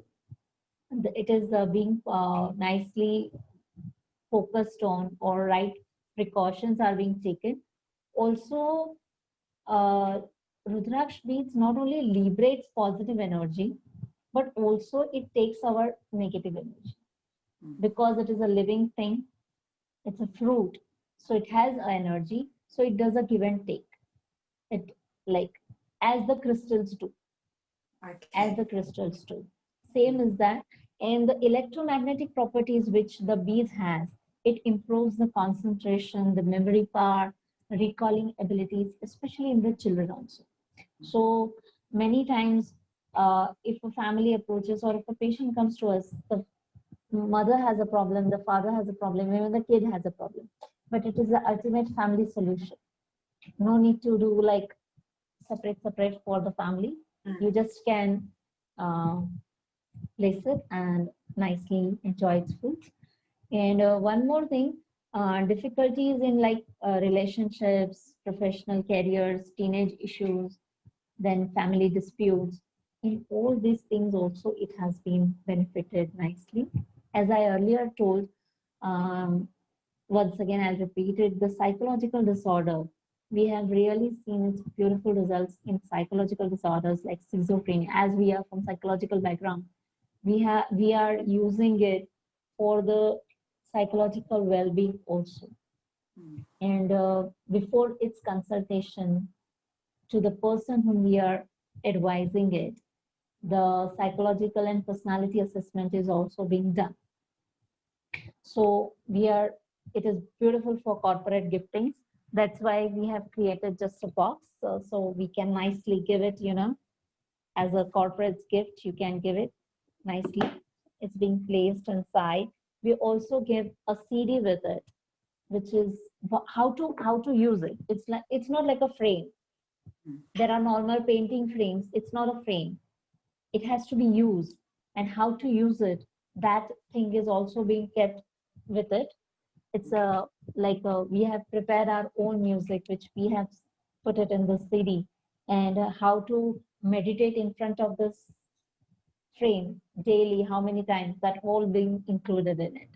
And one more thing, the last thing to show that we are giving it originality certificate with it, because many frauds are being happening regarding Rudraksh, especially in India. I don't know about the world, but in India, like, are they original or not?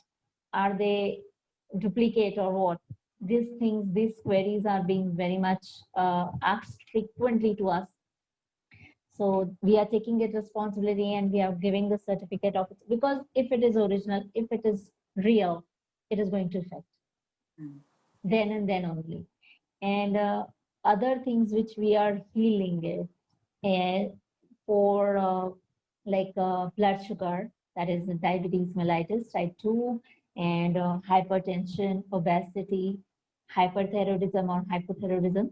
For all such diseases, we are giving beads or Rudraksh for them to maintain these disorders or to decrease their value step by step. We are using it as a water therapy. Some of the beads, just you can see here. Yes. Yeah, these beads are being prescribed as I told you, again, a psychological and personality assessment is being done, but it's being then advised them to consume the water of these beads. That is water therapy, which we have named it as.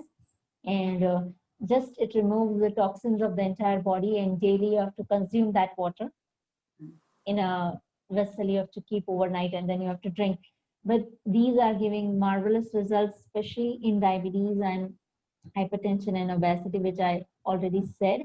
And it's like some diseases where we have to bow down, like we have to take medicines the whole life, but at least we can keep them in control and not to damage our body more, like the complications, we can avoid them.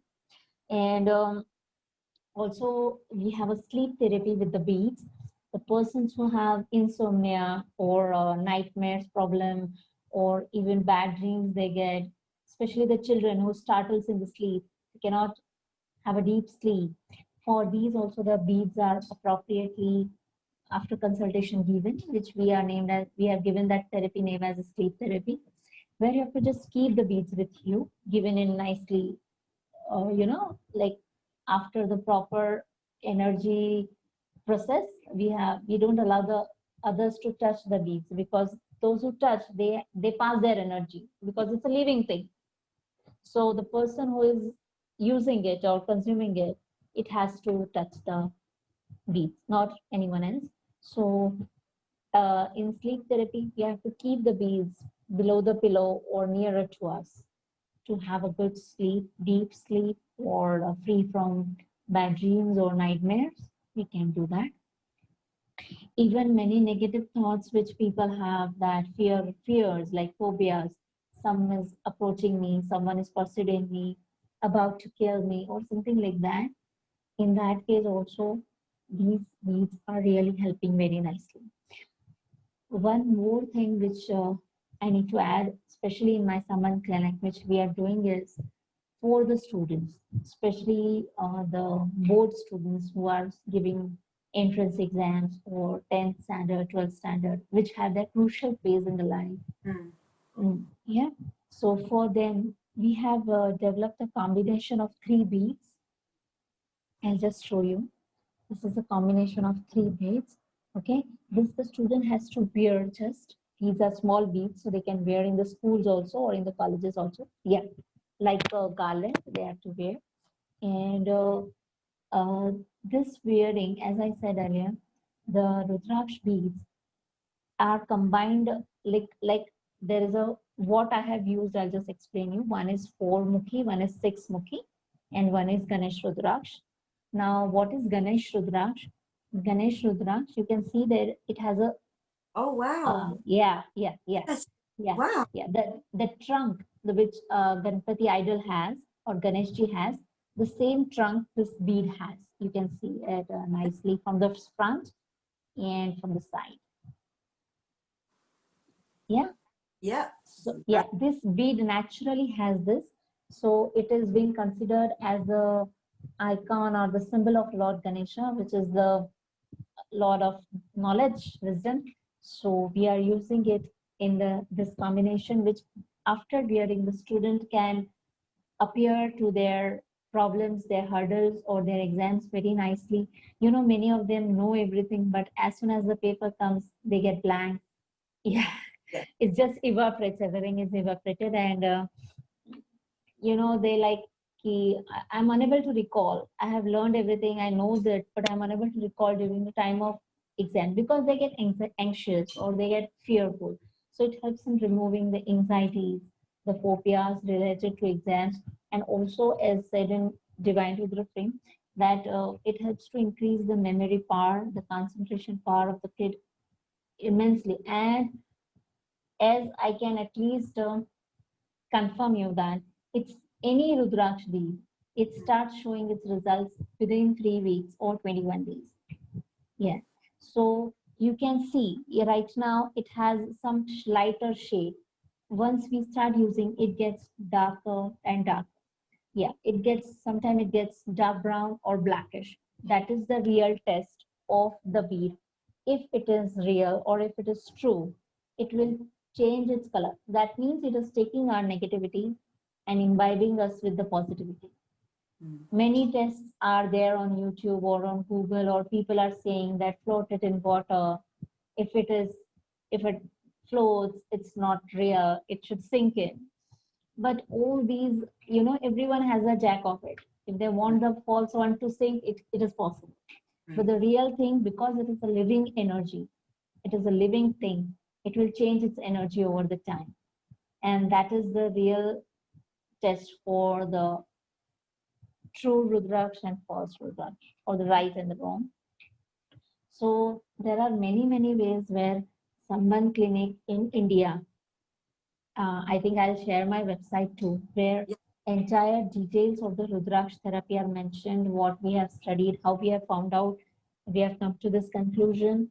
And it's actually really very good, because not myself would be benefited, but my entire family would be benefited just by keeping it in the drawing room and looking at it. Or even if you don't look, but the energy is always on us. Yeah. And those who are coming to that place, they will immediately say that there is some peaceful corner over here, or I like to come to this place, or I like to come to this house. Same as we feel good at some temples or some religious places, we go and we feel good. It has its own energy. Similarly, wherever it is placed, you can feel that energy. The person, like if it is placed in my house, many comments would be there, like, we like to come to your place. It has that positive energy, or we feel peaceful.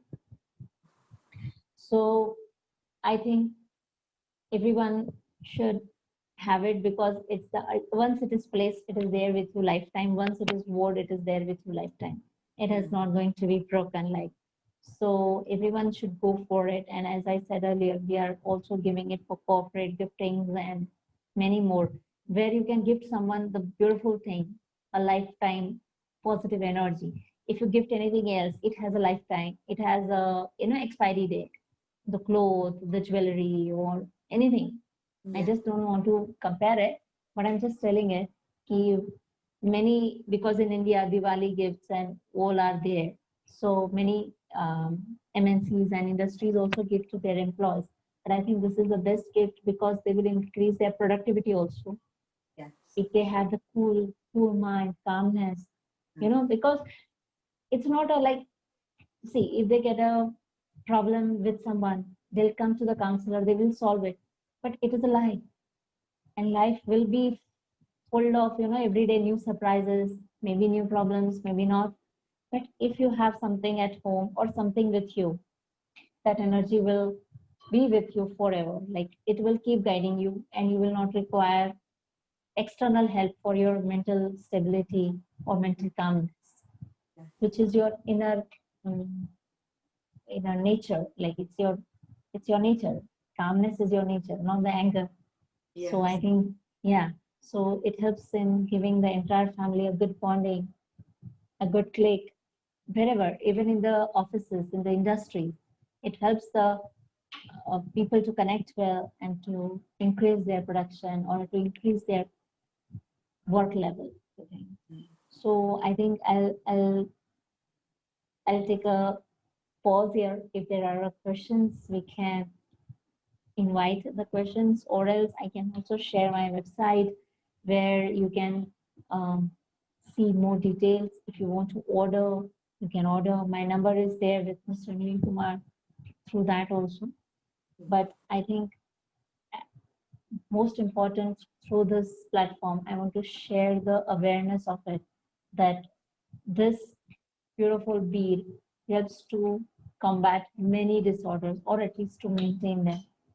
And even in children, it is showing beautiful results. And it is once worn, it is worn for the lifetime. It's not like that. If, for example, till then your students, you have to wear. Your learning process or your intellectual qualities are tested every now and then, and you can keep it with you for your lifetime. And it is very, very nicely and made. It is not going to hurt you, or it is not going to pinch the child. The child can wear it very nicely without poking it, Yes. And it is not also that kind, as a gold or something, where there is a fear of being thefted or the child. That's not the case. It's very nominal and very economic and very comfortable the child can wear. That's we have kept the thread and not something which harms the child or anyone of us. Yes. Yeah. My goodness, I'm so grateful for you to come on. I feel like I've just had a personal lesson, Rudraksh, and obviously in the community and growing up as well, we see them around the mandir and the temple and something. So to actually learn about it and the power, I had no idea about the electromagnetic properties and just science based around it as well. Dr. Dipti, as we've got a couple of minutes, would you just like to tell our audience, and well, more for me as well, the combinations that you had for different issues? Is that based upon something? Have you got the 3 beads and then the 5 other problems? You're asking me, just a second, I just want to ask you whether you're asking me about the mukhi or the number of beads. The number of beads. Yeah, the number of beads, it's because like that, it's not, if I combine 4 and 6, if it is going to get me the results, I'll combine 2 beads only. Right. So it's dependent on the effect of the bead. If 1 bead is affecting, we are giving it a 1 bead only. The effect phenomena or the result phenomena is deciding the number of the beads. Yes. Okay. Yeah. So in case of student, we have to balance the energy also, because sometimes if we cannot, as in meditation, you are getting so up that you have to balance that positivity within you. Similarly, to balance also, we have to use 3 or 5 in that number. Right. But in case of Divine Rudra Frame, why we have used 54, it's because it is a multiple of 9.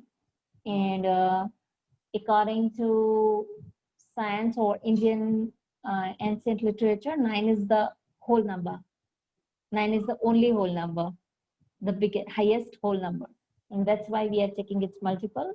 Like even in Mala, 108 is used. Yes. 108 beads. Yes. Okay, right. I was just like, yes, I was very intrigued in that. And I think you hit a personal note there, because I think especially for our next generation, having 2 young children and obviously teaching as well, and you see children, and when you see them and you know that they're not sleeping, I think that's so powerful, and what a wonderful way to aid sleep in such a natural way. If anything can help. And it's fascinating to know that the color changes as it absorbs energy. I'm going to sneak in one last question, just because I'm interested, and I'm sure our audience is too. Is there anything to maintain its property? Would someone have to do something? How we cleanse the crystal? Is there anything that you should do with the Rudra? Yes. There is a process with which we also provide the literature. As I told you, as we provide certificate, we also provide a literature. With every bead, it has a unique cleansing process or a unique mantra, which you have to say it maybe 3 times, 9 times. It is dependent. And there is a cleansing process which has to be done once in a year to preserve its energy. Once in a year. And it is very, very easy and simple process. Even a child can do it on its own. So we have mentioned that in the literature, even on the website, where you have to clean it with just a water, simple pure water. In India, we advise them to put a drops of a Ganga Jal if they have, which we consider as a purest. So 2-3 drops of that, and to cleanse it. And as I told you, the most important, the person who is going through or using it, that person should touch so that the energy exchange happens. So this kind of cleansing process, at least once in a year, on any auspicious day, maybe your birthday, you can do it and preserve it. Oh, that's beautiful. Oh my goodness. Wow. Thank you so much on behalf of Healing Our Earth. It has been a pleasure to have you lead this discussion and explain about the Rudraksh as well. I know many of us have seen them, heard about them, not really known much. So to get this informative insight as well has been wonderful. So thank you so much for joining us. And please, if you could, yes, put the website details maybe on the YouTube feed or the Facebook Live that's running at the moment, as I'm sure we've had a few requests in as well. And it would be wonderful to learn more about the clinic as well. But Dr. Dipti, a very warm thank you and global namaste from us. Thank you so much for joining us. Yeah, really, I'm very glad to be honored. Really, thank you, Healing Our Earth team. Deepa ma'am, really thank you. Mr. Neil Kumar, really thank you. I'll just add one small last line. It has a psycho-spiritual effect, like Rudraksh connects our psychology and spiritual inner being. And that's why that cleansing process helps to harmonize our trinity, that is mind, body, and soul. Wow. So it's really what we think, it has more deeper effect or benefit to have the balance within self. But really, thank you. Namaste. Namaste. Thank you. My goodness, wow, I'm blown away. I love the fact that these sessions, I know myself, I always learn something new or deepen my knowledge of something as well. So that was wonderful. I am so grateful to have been with you today, just to be present with you and share and learn and support and grow together as part of our Healing Our Earth free online global session. We still have many great guests coming up. And as I take my leave to hand over to one of my fabulous co-hosts, I'm going to say thank you for staying tuned in. There are more fabulous guests. We had Professor Lane, who spoke to us about getting our mood and our mindset right. We had the fabulous Tara Sutton, who gave us 3 top practical tips for staying calm and finding calm in these, still unprecedented times with new normals around the corner all the time globally as well. So remember, you can watch them all back. And my session just ended now with the fantastic Dr. Dipti explaining about healing with beads, with the Rudraksh, and its amazing properties that I had no idea how far and wide they extended. Stay tuned in because we've got many more fabulous guests coming up. We're here till 7 p.m. British Summer Time as well on so many portals. You can check us out as well. We're streaming live on YouTube and Facebook, on Enrich TV. We are growing. So keep tuned, and I look forward to seeing you again very soon. And I'm going to hand over to a very fabulous lady who I've taken a sneak peek. She is in theme. We are both in pink today, bright and colourful. I'm going to be passing you over to Dr. Sheila Dobby, who is joining us from the USA, from America. She was born in the UK, but has now moved to the US. She is a whole health dentist, a humanitarian, an entrepreneur, and if that wasn't enough, she's also a TV host as well. She has been the recipient of 2 very prestigious awards. One was the Bay Area Outstanding Women of the Year. Yes, we've got some girl power going on today. And the California Parent Choice Award. What I love about this lady is her passion is helping women and children in her local community. And she is a treasured, valued member of our Healing Our Earth team as well. Dr. Sheila, namaste, welcome. Hi, namaste. What a wonderful introduction. Thank you so much. And I've learned so much as usual from Healing Our Earth, learning about the Rudraksh. I see everywhere. I kind of had a little bit of knowledge, but wasn't that just an amazing session? Incredible. I had no idea there was all of those properties attached to it. We see it around growing up, and to learn the depth, I'm certainly going to be finding mine. Great. Thank you, and have a wonderful weekend. I'll see you next time. Thank you. Over to you. Great. So I'm so excited because our next guest is Dr. Sangeeta Punjabi. Are you there, Dr. Sangeeta? You ready for us? Yes, I am. Great.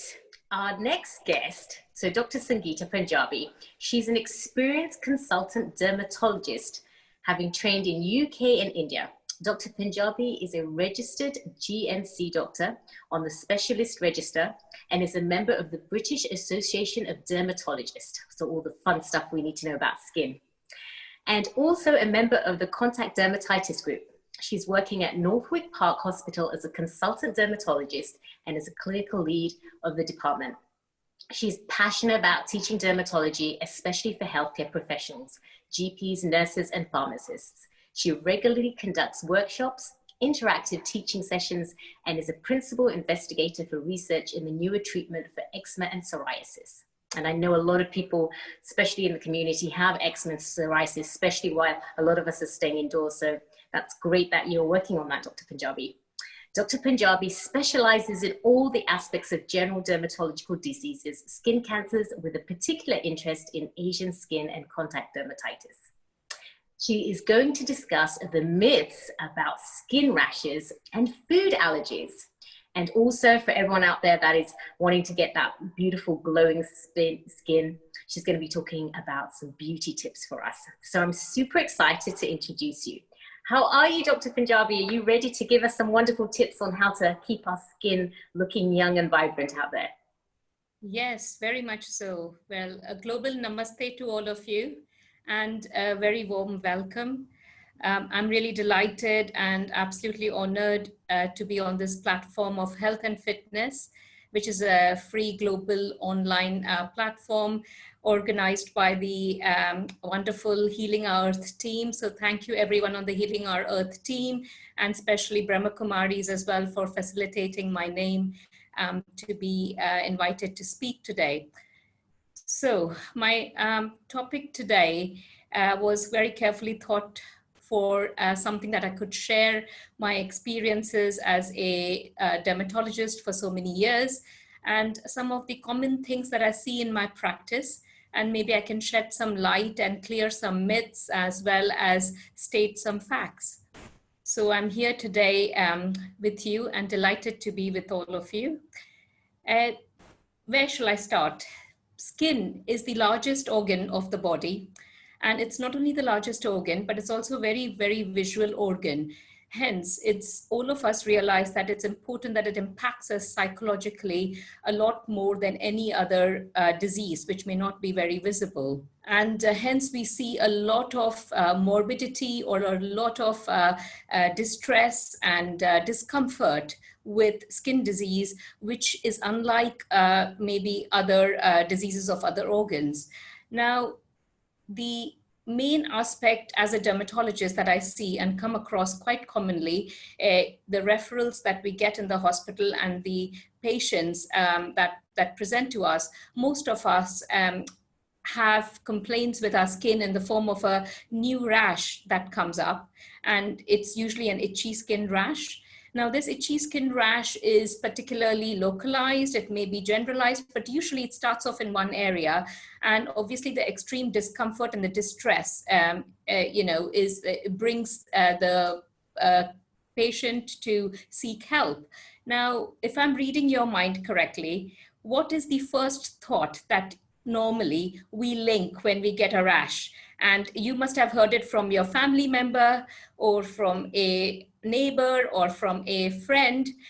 Oh, it's the food that you have been eating. Is that correct? So I would say the food that we have been eating is commonly blamed, and maybe where is the relevance of this with the rash that we have got? And that's perhaps where I'm going to shed some light. So let's take the scenario of somebody presenting to us with an itchy skin rash, which has been going on any part of the body, has come up as red blotches or as hives. So the first impression is that most of us would go ahead and make a lot of drastic food changes. So if somebody has benefited from omitting dairy, omitting eggs, omitting wheat, even if you have eaten wheat all your life, even if you have eaten dairy from young age and you haven't had any problems, but because you've got this rash now, the first thing you would follow advice from somebody who's told you that they benefited from doing this. So I see a lot of patients who have already made a lot of changes to their diet even before they have seen a specialist. And frustratingly, they haven't found much help because obviously the food changes did not influence or did not affect the skin rash that they had. So let's look at closely back the causes of the rash. So when is the food a culprit for a rash?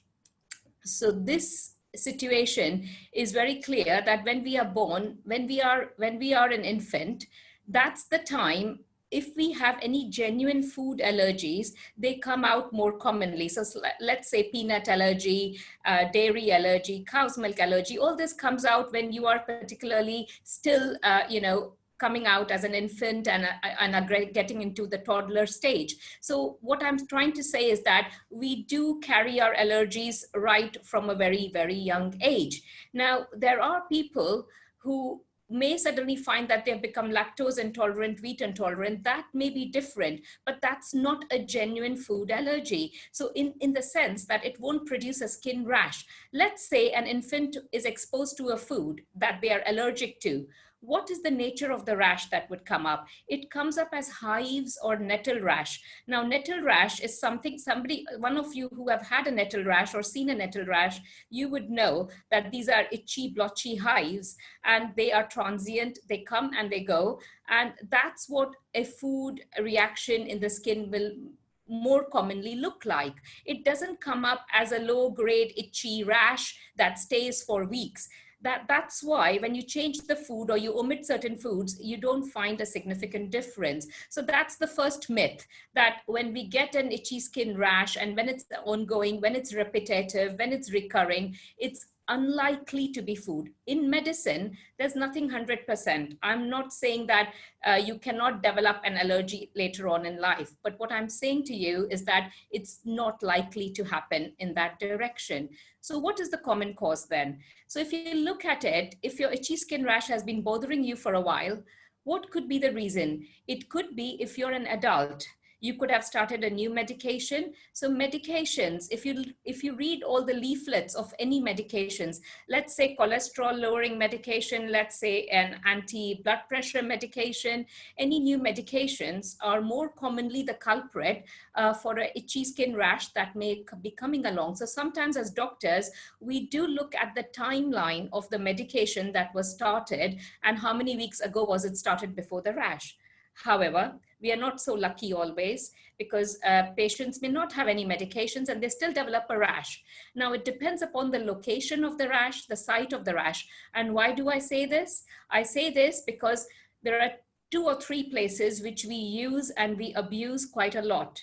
And if you're reading my mind, you know it's our hands that we use, we touch a lot of things, we come into contact with a lot of things. So any rashes on the hands are more likely to be, is it external due to some element that you're coming into contact with? If the rashes are on your face, it could be 2 reasons. It could be either you're using the products on your face that are the culprit for the rash, but more interestingly, I'll share an example with you where I had a patient who had a very itchy rash on her cheek, and it was usually on her jawline. And I was in training at that time, and I struggled to find the reason for the rash because it was always coming and going and never there when I needed to see it.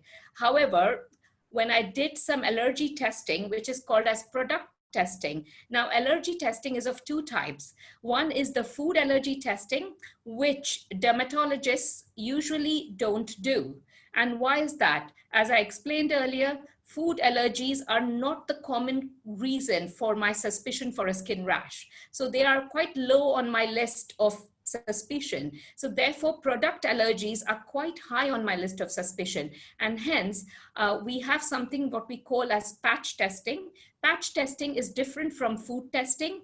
It's got nothing to do with foods. We use products such as fragrances, such as products that you come into contact with, such as rubber, preservatives and creams, you have hair dyes, you have other chemicals and dyes that you may be coming into contact with.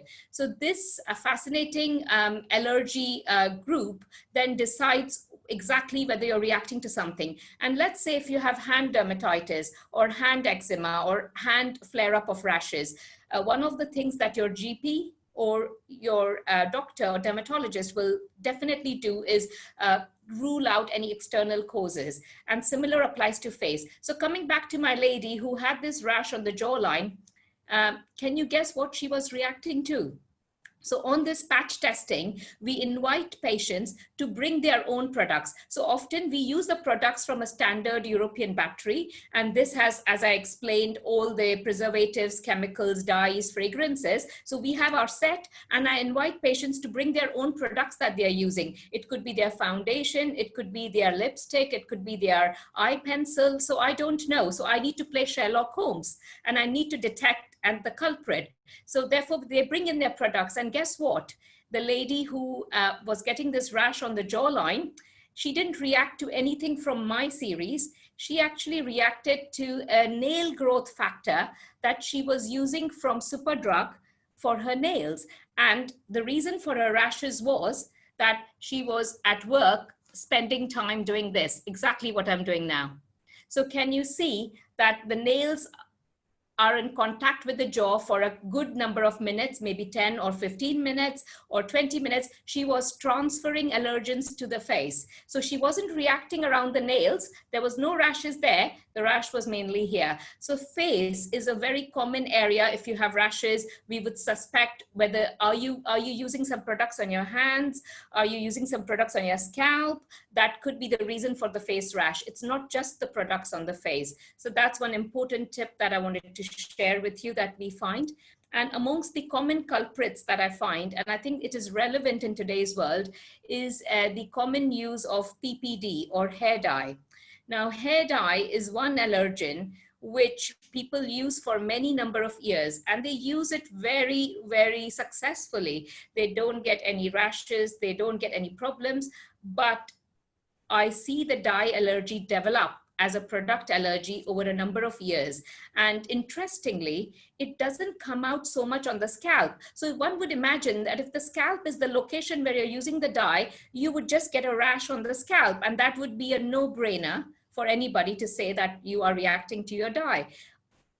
Interestingly, you may not get any bad rash on the scalp, but what you might get is rash around your forehead, your eyes might swell up, you might get rashes on the back of your neck, or sometimes behind the ears. So these are all clues to identify that you could actually be allergic to the hair dye. And the other important fact that I want to share with you is that when you are allergic to a food from childhood, the rashes usually come up within minutes to hours. So it is called as an immediate hypersensitivity, which means that the body reacts to the food within hours. It doesn't take it days. Whereas when it is product allergy, it is a delayed reaction. And this is called as a delayed hypersensitivity in our language.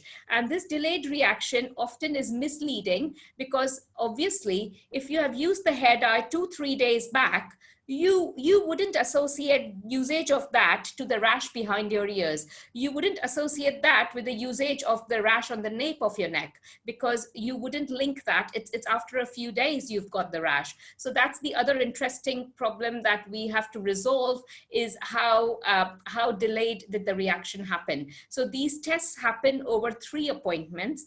And the third appointment sums it up for us because people can react after 48 hours to a product, or people can sometimes even react after 72 hours. So it's quite a cumbersome testing, unlike food testing.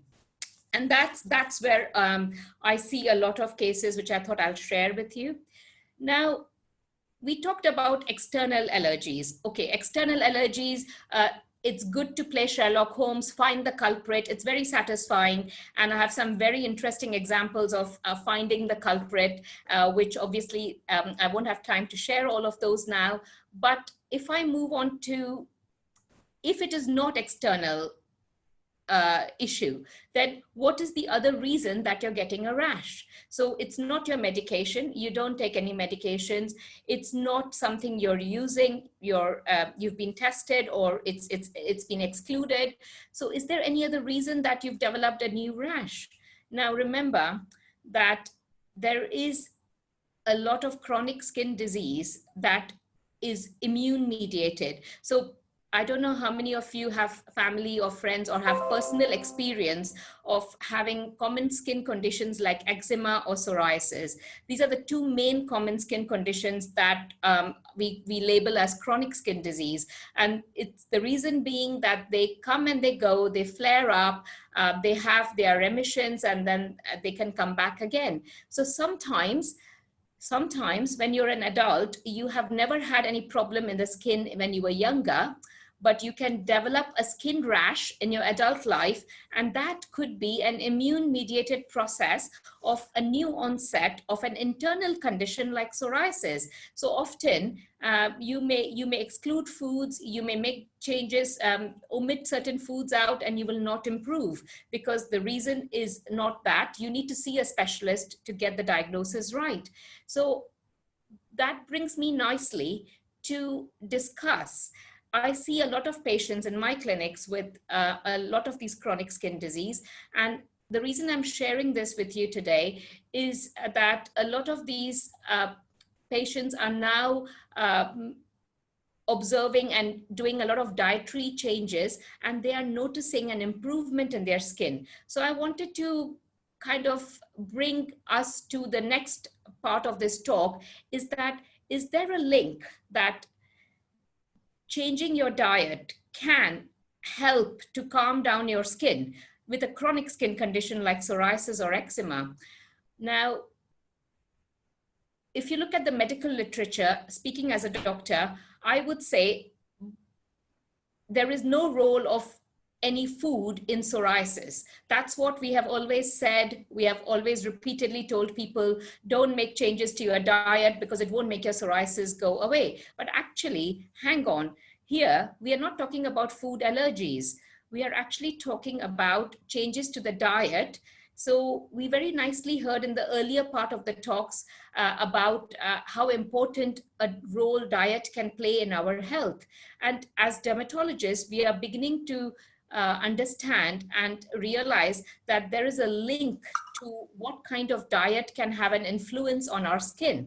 And this is quite interesting. I heard earlier on in the talks about the rainbow diet, and I just wanted to make an interesting point here, is that when you talk about diet, if you Google it, if you look up, there's a lot of books on anti-inflammatory diet. What is anti-inflammatory diet? So there are certain inflammation creating products which are released by our diet, and say eating processed foods, having a lot of sugar, all these increase our inflammation in the skin indirectly. And we've heard that there is science behind it, that there is a link to some kind of inflammation in our body. Now, if you have a condition like psoriasis, that is already having red patches on your skin, that is inflammation in the skin. So apparently, if we change our diet and we reduce the inflammation products in our diet, we can actually calm down our chronic skin disease. It won't cure itself, because we know that psoriasis and eczema have a genetic link. They come from within the family. They may not show up for decades. You may not have any problem for many years, but they can still show up in adult life as the new onset rash. So we have to be mindful that people with severe psoriasis, with severe inflammation in the skin, they are at a risk, a separate risk of cardiovascular events, such as heart attack, such as issues with sudden stroke. So we have to be mindful that calming down inflammation in the skin is a very important aspect for our treatment or for our care. And it's a holistic approach. Our medications help to calm down the skin. Yes, we have a lot of creams, we have a lot of oral medications as well, but it's all about holistic approach. Unless the patient also adopts lifestyle changes, gives up smoking, gives up alcohol, actually looks after the foods they eat. So let me share with you some of the foods which are beneficial in this rainbow foods. The cinnamon, the turmeric, the spices that we have, the green leafy vegetables, these are all called as antioxidants. The vitamin C, vitamin E, these are all naturally occurring in plant-based products. So if we were to consume these, we were able to calm down our skin, then we can help our medications work better. So I think it's time for change. It's a holistic approach to the health. It's a holistic approach to your skin. And essentially, we are moving in that direction, that alone medication, alone creams is of no value. It has to be combined with lifestyle changes. And that's the current stance with chronic skin disease. Now, I was asked to share some top tips as well. And top tips, well, one of the common questions that you get is, there's a lot of issues with what is the best beauty product that I could recommend as a dermatologist? If I was to recommend one product that all globally could use, maybe some of you are reading my mind and already know that I'm a great advocate and a fan of a sunscreen. And the reason being, the sunscreen, which is broad spectrum, has UVA and UVB. They both protect you from aging. They both protect you from pigmentation. So these are the two common issues in Asian skin as well. Pigmentation is a big issue in Asian skin, and using a sunscreen regularly from a young age is a very helpful preventative. It's a preventative to not allow the pigmentation or melasma to set in. And whereas if you look at Caucasian skin, because I work in the UK, again, sunscreen has great value because it prevents the UVA rays from getting deeper into your skin, which can cause wrinkles and age. So it is actually anti-aging. And whereas other products are concerned, yes, they are all there to beautify our skin. And I do believe they help the upper layers of the skin, but I kind of struggle to believe that they can help the deeper skin. And you can ask me questions, I can open the floor to questions, but I would just like to end by saying that when you have a skin, just go beyond the skin, go beyond the surface, because it is not, beauty is not just skin deep. Beauty is coming from within. The glow has to come from within. And we heard a lot of lovely talks earlier about how calming your mind, how concentrating and focusing on your inner energies is going to energize your outer world. So I think that applies very much to the way you look, very much the way your skin will glow, apart from the products which will only help superficially. Thank you. Wow, thank you. That was so informative. And I'm so glad that you talked about the sugar. I tell my patients all the time that sugar is not only bad for your oral health, but it's so bad for everything in your body, and it causes so much inflammation. You mentioned a lot of herbal products. You said cinnamon, you said turmeric. Is there any kind of face pack that's a good thing to put on our faces as a paste maybe? So, you touch upon a very interesting aspect. So we are talking about the use of all these on our face. Now, if you look at it, they will help the upper layers of the skin. And you can make these homemade products as well. There's a lot of cinnamon, turmeric in the Indian kitchen that, a lot of homemade sort of face packs can be made. But the truth is that consuming these products internally actually has a evidence base and a science base to it, that actually it can help as antioxidants.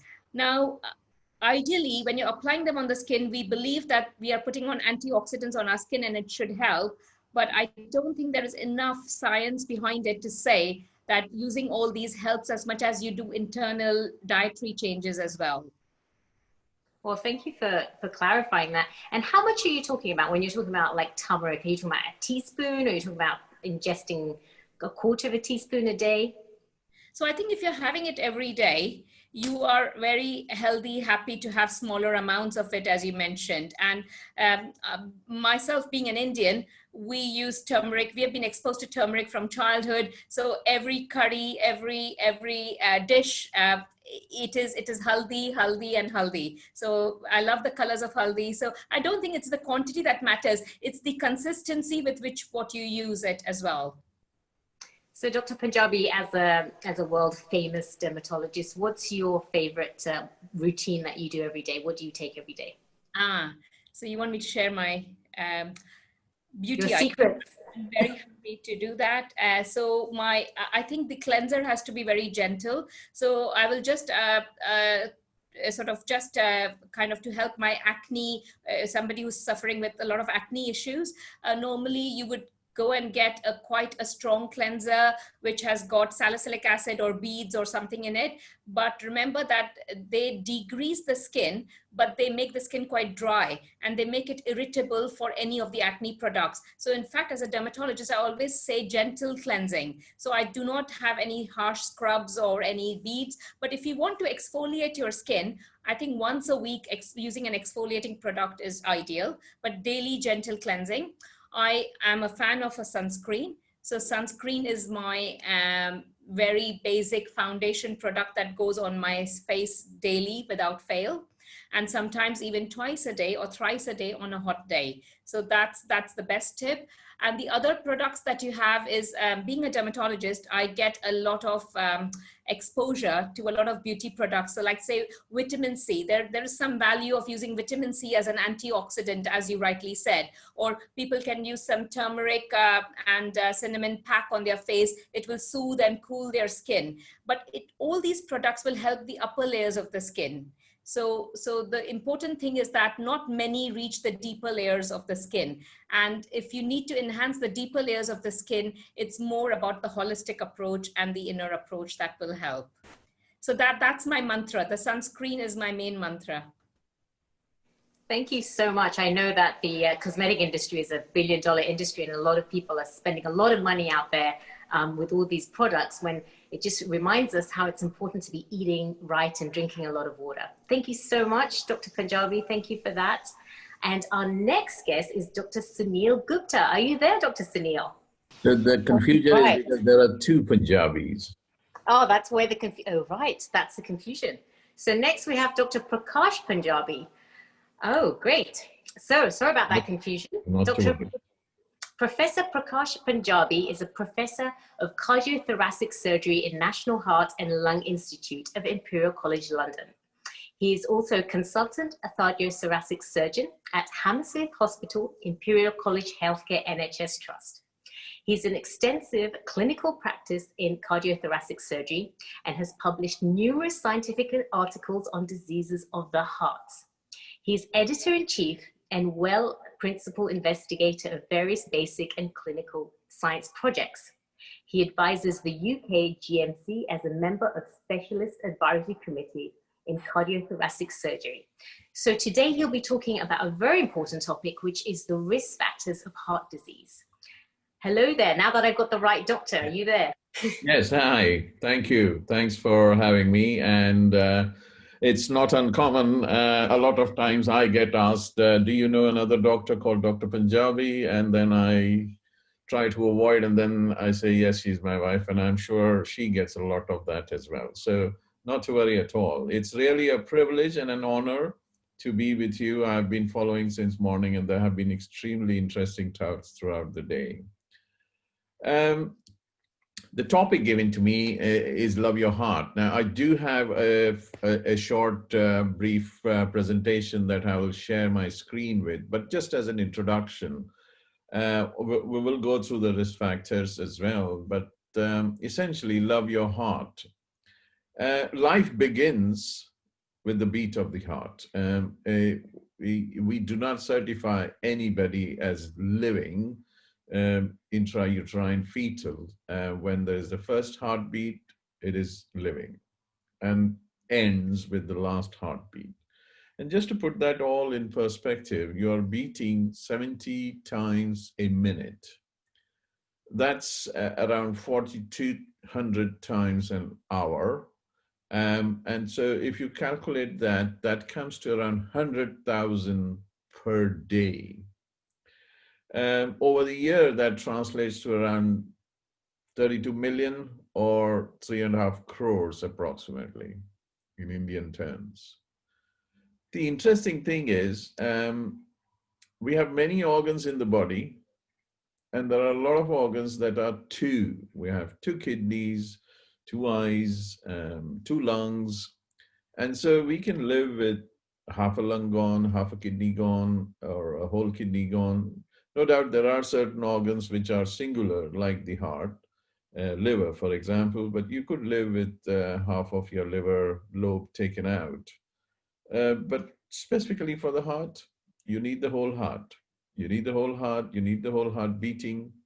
You need to beat 70 beats per minute. If you lose between 200 and 400 beats, you're dead. We cannot resuscitate a heart that has been not beating for more than 3 to 4, 5 minutes. So essentially, just imagine if you lost 500 beats out of that 3.5 crores, 35 million beats per year, extrapolate that to 70 years. You really understand the perspective. You got to look after your heart. The other important thing is the cells of the heart. There are some other organs that are born with the finite number of cells in the heart. So when you're born, you have cells that are going to become cardiomyocytes that will become the future heart, and that's it. There is no regenerative capacity. You cut your hair grows. You cut your nail grows. You cut the heart, a scar develops. Well, so you can say, so what scar? Well, in any other organ, a scar probably will not be so damaging. But if the heart develops a scar, you go in heart failure because you need a good pumping heart. So essentially, whether you like it or not, you're in love with your heart, and you better do your best to look after your heart. Just briefly, I'm going to share my screen to show you a brief PowerPoint presentation and share with you some of the points that I have made. Whilst we are doing that, we will also discuss what happens if the heart is not beating properly, because clearly over a period of time, we have to have the heart that is going to beat for such a long period of time from a young age into an age of 70, and we need to be sure that we are going to be helping it beat well. So, okay. Well, I tried my best to share my screen, but somehow it seems like I am unable to do that. Dr. Punjabi, if you look at your bottom bar, taskbar, there is a green button called Share Screen. Yeah. That's exactly what I'm doing. And if you press that, now your main screen will kick in, but you need to point to your PowerPoint. So if you just press that, we will see it will turn your name.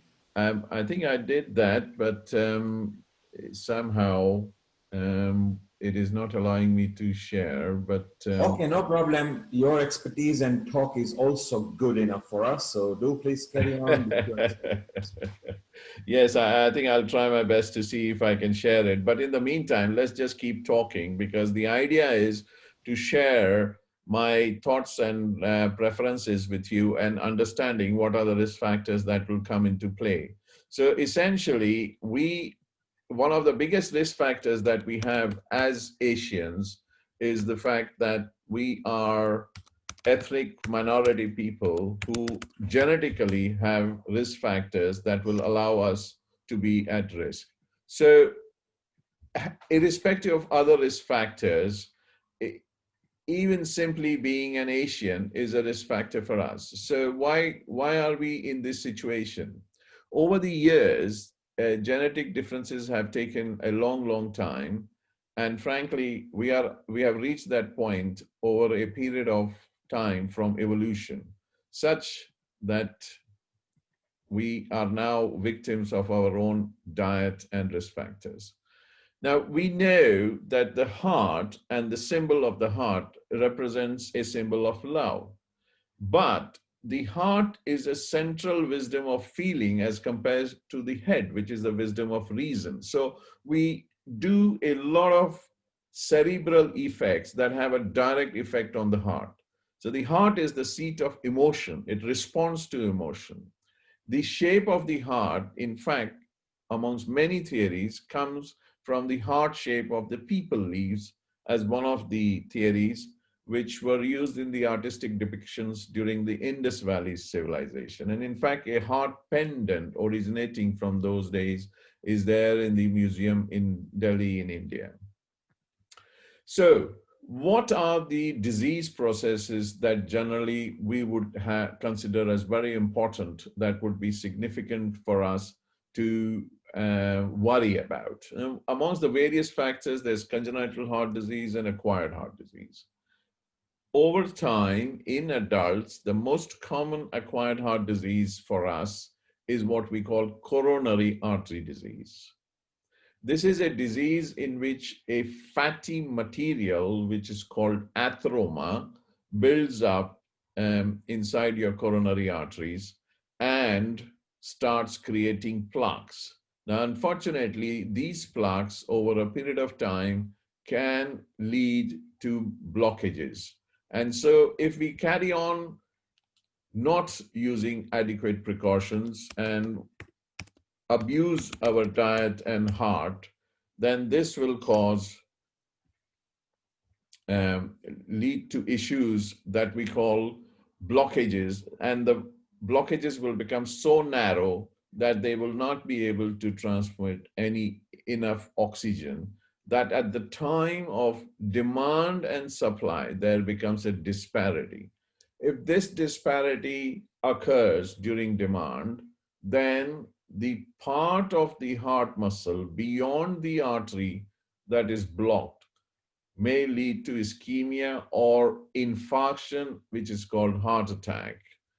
And this is very serious because at the end of the day, this can cause sudden death. 30% of patients present to us with the first ever event as a heart attack. This can even have presentations of angina, which is chest pain or shortness of breath or pain traveling through the body, feeling faint and nausea. So angina is a term that is used to describe the most common symptom of coronary artery disease. Now, there are certain risk factors which are controllable and certain risk factors which you cannot control. The most common risk factor, and it has been quite interesting because you've been advised since morning about sugar, about salt, about herbs, about diet. High blood pressure is one of them. You had a very good discussion about obesity and high blood pressure this morning. So obesity, high blood pressure, having diabetes. Now, the important thing about diabetes is that in Southeast Asia, according to the WHO, the World Health Organization, 50% of the world's diabetic population is going to be among Southeast Asians by 2030. We are talking of 2030 in 10 years' time. Now, part of the reason for this is the old definition of diabetes or blood sugar has been tightened, modified, brought it lower. HbA1c, which is a marker of diabetes, we tend to use. It used to be above a very high cutoff level, then only you would be called diabetes. Now that cutoff level has been brought down to the point that there are two levels now, pre-diabetes and diabetes. But that's because anybody with, say, for example, a raised HbA1c, which is one of the blood tests that we do, but normal blood sugars, does also behave like a diabetic in terms of the risk of heart disease. So diabetes is extremely common. The reason I'm emphasizing on diabetes is in our Indian population, in us, in Asians, we have a very rich diet of sugar. You had many talks about sugar, so I don't really want to go through all that, but we are inherently mithai people, sweet people. Every occasion is celebrated with sweets, whether it's wedding or any minor occasion. So diabetes is a very important. That's just not it. It's part of our genetic profile. We have done our studies, which are called the Lollipop study, the London Life Sciences Population Study, which we compared Asian with non-Asians and Asians in UK with Asians in India. And there is a genetic predisposition to develop diabetes. We have found an epigene that predisposes for risk of diabetes in patients of Southeast Asian origin. So that includes a very large area, but there is a very high propensity for diabetes. Amongst the other risk factors are smoking, but another important risk factor is not doing enough physical activity. Again, it has got to be stressed. This is getting better over the years. And of course, we have moved from the traditional agricultural forced activity model to an advanced modern model, and we go into the exercise or physical activity model. We are catching up as far as Asians are concerned in terms of physical activity, but it is still not enough. What happens then to risk factors that you can't control? Ethnicity. So when we want to look at the risk profile of a patient and see what are the chances of his developing heart disease, we go through all of the risk factors, as I said, presence or absence of hypertension, diabetes, cholesterol, smoking, obesity. But we then ask ethnicity. We know that Indian Asians, amongst Asians, Indians are at, and that adds 10% to your overall risk profile.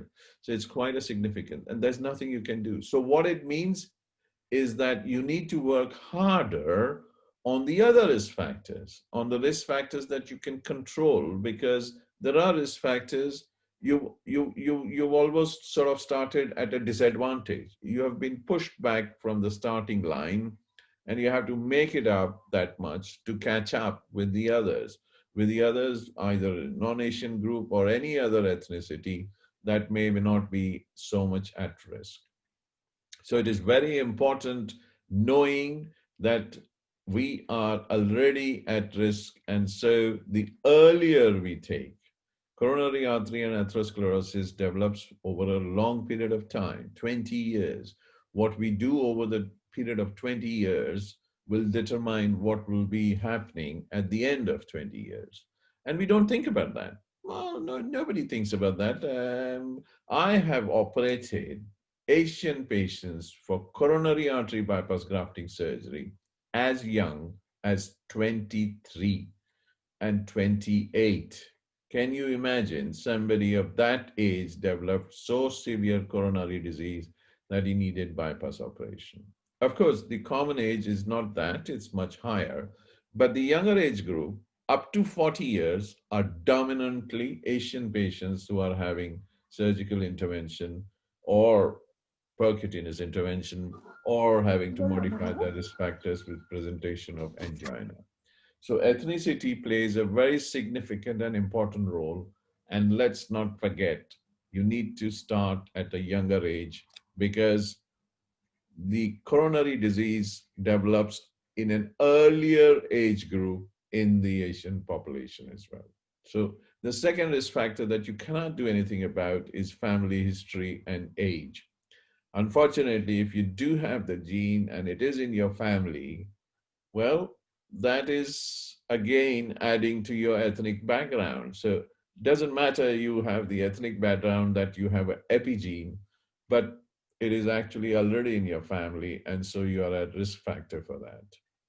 And as age develops, certainly after the 4th decade, we advise everybody from the Asian background to start looking for risk factors, modify risk factors, and reduce, and at times intervene pharmacologically, active testing wise, so that we don't get a scenario where we are presented with the first event as a major cardiac event or a fatal, God forbid, but actively look at risk factors to be modified at an earlier, younger age.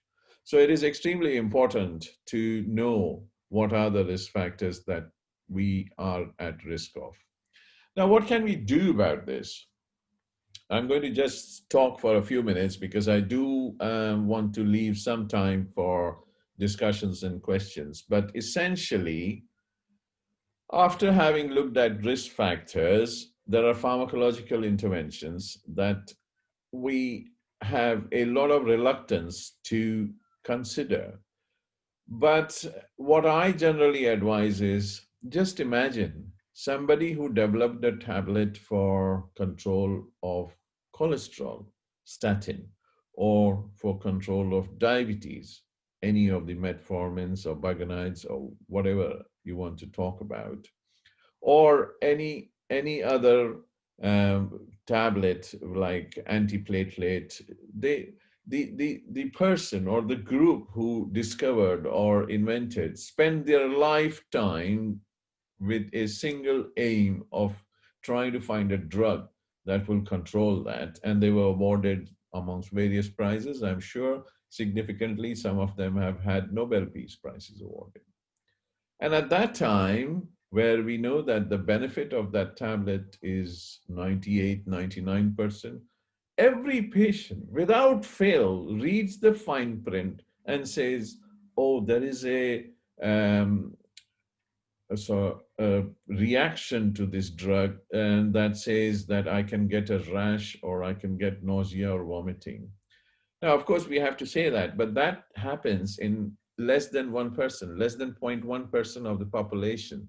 But we focus on that. We focus on that less than 1% and completely negate the 99% benefit just because we want to find a reason not to take a tablet. I don't want to leave you with that negative a thought, but consider your risk factors, get the blood test done, and if there is something that is modifiable, it is extremely important that you take early action, reduce the risk factor, because at the end of the day, over a period of 20 years, this is going to catch up and you will be in a much worse and a much different situation than what you were had you acted before, and you can't reverse the clock, you can't reverse time. And I don't really want anybody to be seeing me as a consultation. I'm the last person. Stay away from me. I don't want to see anybody. You're better off taking precautions.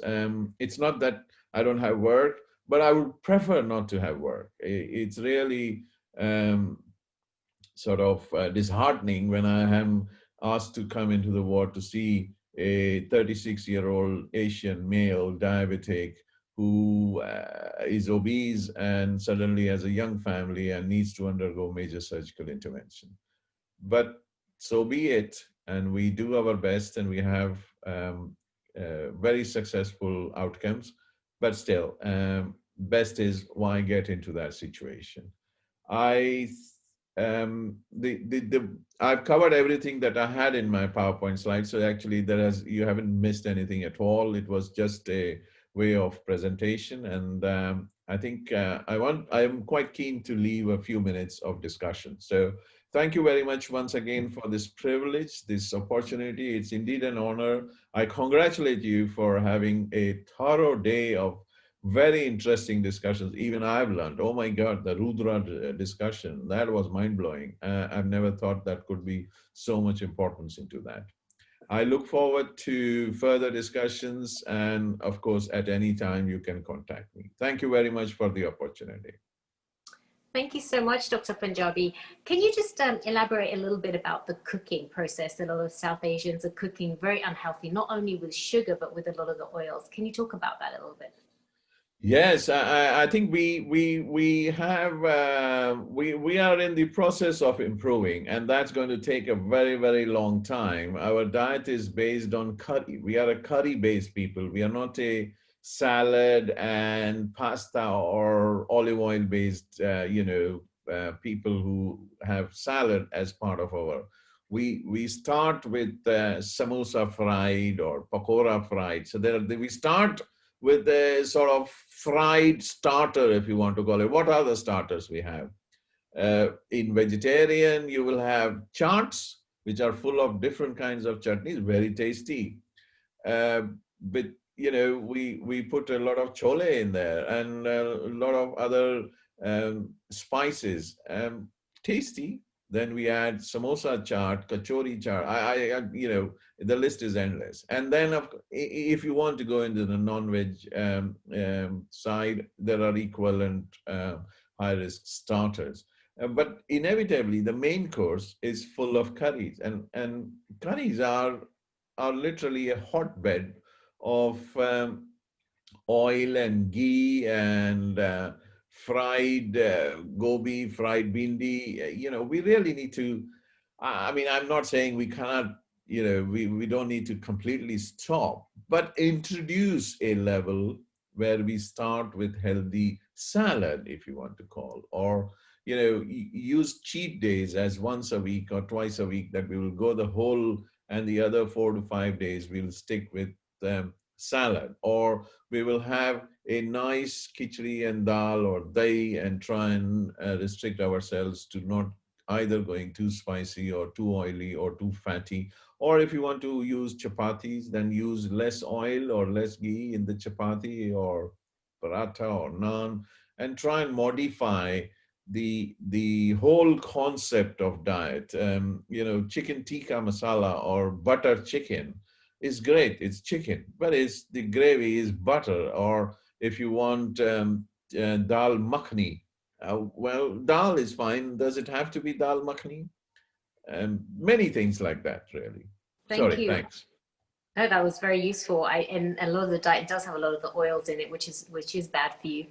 Is there anything on the holistic front that you can recommend? I remember, you know, there's a lot of literature out there that's Karela's good for this and that and that. Is there anything that you would recommend? So that's a very good question. So, I mean, you know, I always am very grateful to be part of the audience, the global audience. And, you know, indeed, I'm always very blessed anytime meeting any member of the BK Global Association or any of this, because the physical elements are something that we can do that. And there is a lot of diets and etc. we can look at.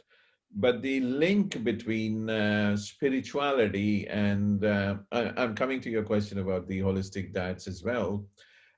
What everybody does is disease of the mind to provide the relaxation. You had various presentations. It is so important. The heart will respond with fright or fear or anything.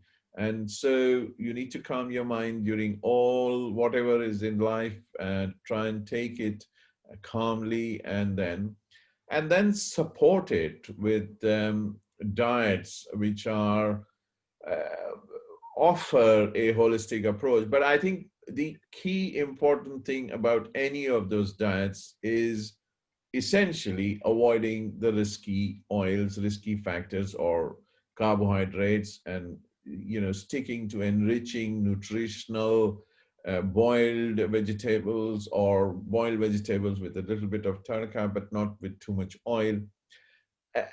There are many vegetables claimed, but scientifically it is difficult to prove that beyond question. But no doubt there is a link and an association between spirituality and wholesome food, and that's also quite important. Thank you so much. I know you touched upon exercise, and a lot of people out there just, they get kind of lazy. They want to sit down and watch TV and not do exercise. What's the minimum amount of activity that we should be doing? Yeah, I mean, we have a lot of statistics on that. We have something that we call the 20-minute thing. Minimum 20 minutes of aggressive exercise, or 45 minutes of medium exercise, or 1 hour of light exercise. So something or the other you need to do daily basis. So if you were to walk, say, for example, I would say nowadays, you know, we are very privileged to have many gadgets that count your steps. So 8,000 steps a day, 8 to 10,000 steps a day is spot on. That's a good minimum. 5,000, never less than 5,000. Any day you do less than 5,000, you need to make up and do the double next day. So minimum 5,000 if you're a walker, 8,000 to 10,000 preferable. If you're a runner, between 2 to 5 kilometers, but not on a daily basis. If you're doing 5-kilometer runs once a week, twice a week, and if you're a 10-kilometer runner, you can do up to once in 2 weeks' time. But easing it off depending on how you build it up. You certainly don't start day one. Of course, that would dampen your enthusiasm. I hope that's helpful. And a final question. During this pandemic, a lot of people are a little bit stressed about going to the hospitals, and you're hearing in the news that there's emergencies happening and people aren't going, and therefore potentially passing out at home. Can you give some tips as far as at what point, some signs and symptoms do you need to go and seek urgent medical attention? Yeah, that's a really good one, and we've faced a lot of resistance of that. But so let me start first of all by saying that hospital is actually a safer place and a safe place now. Every medical staff gets COVID tested at least 2 to 3 weeks, in 2 to 3 weeks time. So I operate whenever I'm COVID negative. Every 2-3 weeks, we get a swab done. The whole staff is getting that. Any patient that gets admitted within 3 days will have a COVID test and will be COVID negative. If he's COVID positive, obviously he will be shifted to precautionary wards and isolation. So actually, hospital is a safe place. But at the end of the day, we don't allow relatives, we allow patients. But the point of that I'm trying to come out is, there's no need to be hesitant anymore. Pick up the phone if there is anything you feel I need further opinion. You should not be in any position where you have to make a decision, oh, well, is this serious enough? Doesn't matter, just pick up the phone. There is a helpline. You will be guided through the helpline whether this needs further medical attention or not. And if it does, it will be organized and an ambulance will be on the way. So the key message is, don't put yourself in any position where you need to wonder, should I call or not? Anytime there is a doubt, feel free to call, get an opinion, and there are very medically qualified opinion on the other side. They will help you guide through that, and if it need be, even arrange medical assistance straight away. Thank you. Thank you for clarifying that. So just to recap, let's all get some exercise, let's eat well, cut the oil, all the sugar out of our diets, and obviously visit the doctor if you need to. Thank you, Dr. Punjabi. Thank you for your time and enriching our lives with that information on Healing Our Earth. No, thank you. Really been a privilege and an honor to get an opportunity to be here. And I'm very impressed, and my congratulations again for organizing this. And I hope you keep doing it. It's really a learning experience for me as well. Thank you. Healing Our Earth is a wonderful platform out there that really is a great community-based program. This gives us an opportunity to connect, especially in this time of loneliness and isolation for many people. And we really want to encourage you to get involved with our community, Healing Our Earth. So if you can join us on Facebook, on YouTube, and we are trying to bring to you the best speakers around the world, people that have a lot of knowledge to share, people that can really enrich your life. So if you do have any contributions, please do contact us on Healing Our Earth. You can join us on the website, on the YouTube channel, and on Facebook. If you have any suggestions for speakers or even topics that you want to learn about. For example, we had such wonderful guests today learning about how to stay young and healthy. I learned about, cinnamon, turmeric, and vitamin C to keep me youthful. It's also important to learn about different things to do to kind of keep ourselves leading a happy and vibrant life during this difficult pandemic out there. And I know all across the world, we have viewers from all the countries. So our next guest is Dr. Sunil Gupta, who is a consultant hemato-oncologist based at Lewisham and Greenwich NHS Trust in South London. He's trained with a few of the best institutes of the world, King's College Hospital London, Royal North Shore Hospital, Sydney, Australia, National University Hospital, Singapore, and All India Institutes Medical Services. New Delhi, India. Dr. Gupta is currently leading the clinical research division in hematology in his trust and has been the principal investigator of 10 national and commercial clinical trials. Dr. Gupta is associated with Ganeshwar Sahaयोग JASS, a low-cost health service running in Bilaspur, Chhattisgarh. He regularly helps with organization academically and financially. Dr. Gupta was invited to deliver a lecture in the Parliament on the topic of scarcity of stem cell donors among BAME group in 2018. Dr. Gupta, are you there? We're excited to hear from you today. Global namaste and namaskar to all the people around the world who are actually joining in, and my absolute pleasure to be on this platform. I feel delighted. This is my third presentation, and you might be thinking that if I'm a veteran, then why my technical difficulties could not be eradicated. So my sincere apologies for running slightly behind. I tried to cover up during my presentation. So my topic is anemia and cancer. And I will try to give few take-home messages in this vast, slightly complicated and maybe having some jargons, but I try to simplify those jargons. So I'm a hematologist primarily and a hemato-oncologist. So I try to cover the areas which are important to the community. Anemia is a very important topic, and also the cancer. So if you talk about anemia, what anemia is, anemia could actually have a very devastating effect on people's quality of life. Because if you're anemic, you can imagine you're a young person, you're anemic, your quality of life is quite bad or poor. You're not able to actually enjoy your life. You're not able to do all the things you wanted to do. You get up in the morning and you're not feeling very refreshed. And when you actually, like to do various things, you're not as 100% as you could be. So anemia should be kind of treated if it is there. And kind of we have to treat anemia according to the cause of it. So let's define anemia. Anemia is actually low hemoglobin, right? And hemoglobin in men, we say it is 13 grams per deciliter or 130 grams per liter.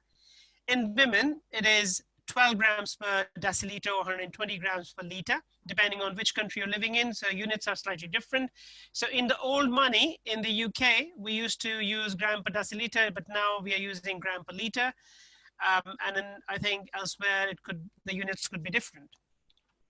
If you talk about the symptoms, so if your hemoglobin is low, so what the hemoglobin does is actually takes the oxygen around. It actually provides the oxygen to the cells, and it gives you energy to do things. So symptoms, as you can imagine, would be light-headedness, dizziness, feeling tired, as if you're going to pass out, while doing some strenuous activity like sports or anything in which you're going to put some energy. You might feel as if you're going to be passing out or feeling dizzy. Then you can have fast or unusual heartbeats. So that means you can have a thing called tachycardia. That means your heartbeat is faster. You can also suffer from headaches. You can also feel a bit of a body aches in your joints, which could be a manifestation of anemia. Of course, we also need to rule out other specific causes of joints.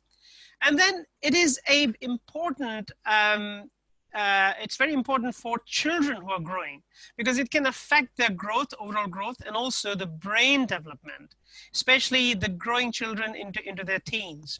Shortness of breath, and the skin can look a bit pale or yellow, and you feel largely weak. So you can imagine that, as I said earlier, anemia can have far-reaching consequences on how you feel on a day-to-day basis. Now, if you talk about the causes, of course, it's a kind of myriad of causes of anemia, but we will touch upon two main causes: the nutritional anemia, which I'm sure would have been covered in the past by nutritionalists and people who are those presenters who have been in on this platform talking about nutrition and diet, etc. They must have touched upon the nutritional anemias. And then we have got inherited anemias, which basically we inherit from our parents. And these are hemoglobin chain disorders. For example, thalassemia, sickle cell anemia, and hemoglobin related disorders. There are other genetic causes, which are bone marrow failure syndrome, which we of course would not touch, otherwise it will become too technical. And then we have got hemolytic anemias, in which your red cells do destroy because of various reasons. Aplastic anemia, which has got a very high incidence in Southeast Asia and South Asia. When I was in India, in All India Institute of Medical Sciences, we used to see so many children and adults suffering from aplastic anemia. When we say aplastic anemia, that means the bone marrow has failed. It's not functioning anymore, and it has got various causes. And then, of course, anemia can be caused by cancer, the blood cancer, or any other cancer, because it is affecting the bone marrow red cell production. So let's talk about the nutritional anemia, because this is an anemia which can be easily corrected, correcting our nutrition. So when we say nutritional anemia, we are talking about three main elements which actually helps in making the red cells. Iron, everybody knows about it, vitamin B12, and folic acid. Iron deficiency anemia is the most common cause of anemia, especially amongst women and growing children.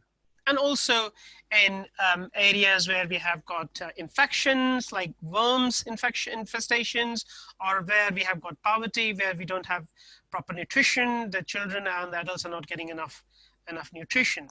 Why it is common amongst women? Because they can bleed in their menstrual cycle, and thereby they can become anemic, and also they can lose iron. And if they're not supplementing iron during their menstrual cycle, or if they're heavily bleeding, they can become anemic. Poor diet, we have talked about it. That poor diet where we don't have, these kind of what you call as fast food, where we don't have balanced diet, can cause anemia as well. And then we have got absorption problem, where we have got a absorption issue, that like celiac disease or Crohn's disease, we have got inflammatory condition in our gut, and whereby the iron is not being absorbed properly. And then we have got bleeding in the gut, in the gastrointestinal tract. So that's a very common cause of iron deficiency anemia amongst elderly, right? They can trickle drop by drop without even noticing that they're losing blood in their stool. So if anybody, I will highlight the take-home messages in the elderly, right? Of course, not everybody actually looks back and check that whether the stool is dark or not. But if you do see that you are having some dark, coal tar like a stool, then you should get alerted that, am I losing blood in my gut?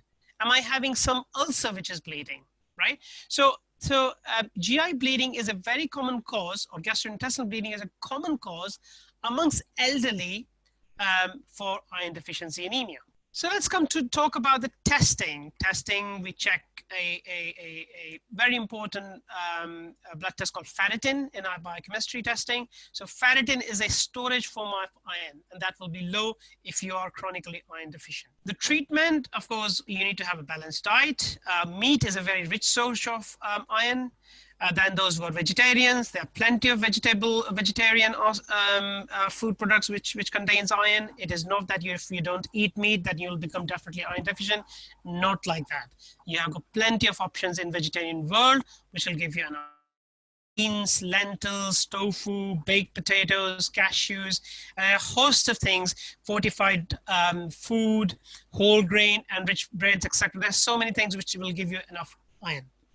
One thing I'd like to actually mention here, that is another take-home message, that the role of vitamin C in iron deficiency. So please make sure that you're having enough vitamin C intake during your course of the day to make sure that the iron is absorbed properly in your gut.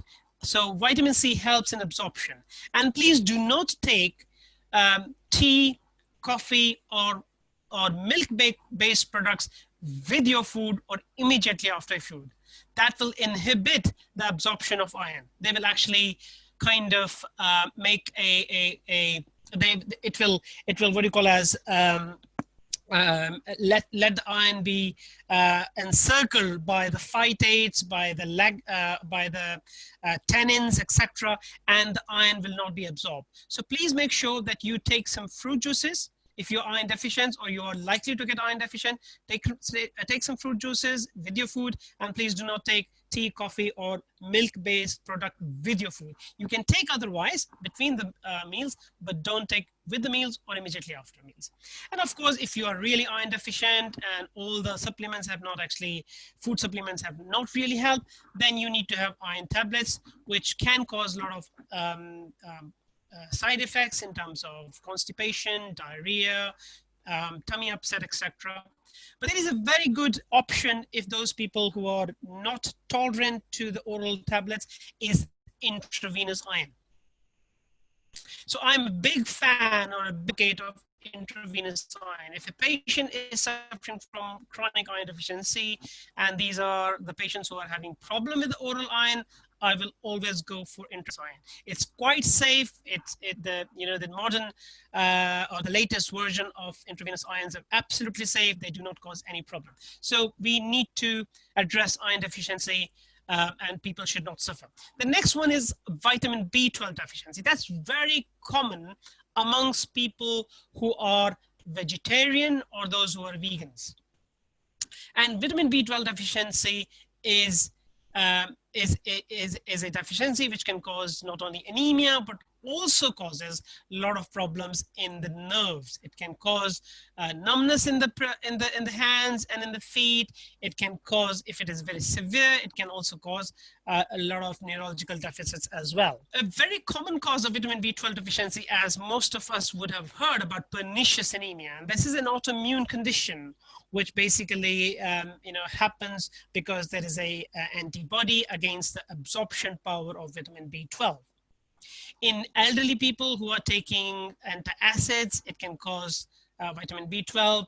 And then, as I've already alluded to, the vegetarian people or vegan, they can get vitamin B12, right? But I'm not actually saying that if you're vegetarian, you should not be vegetarian. If you're vegan, you should not be vegan. It is your choice.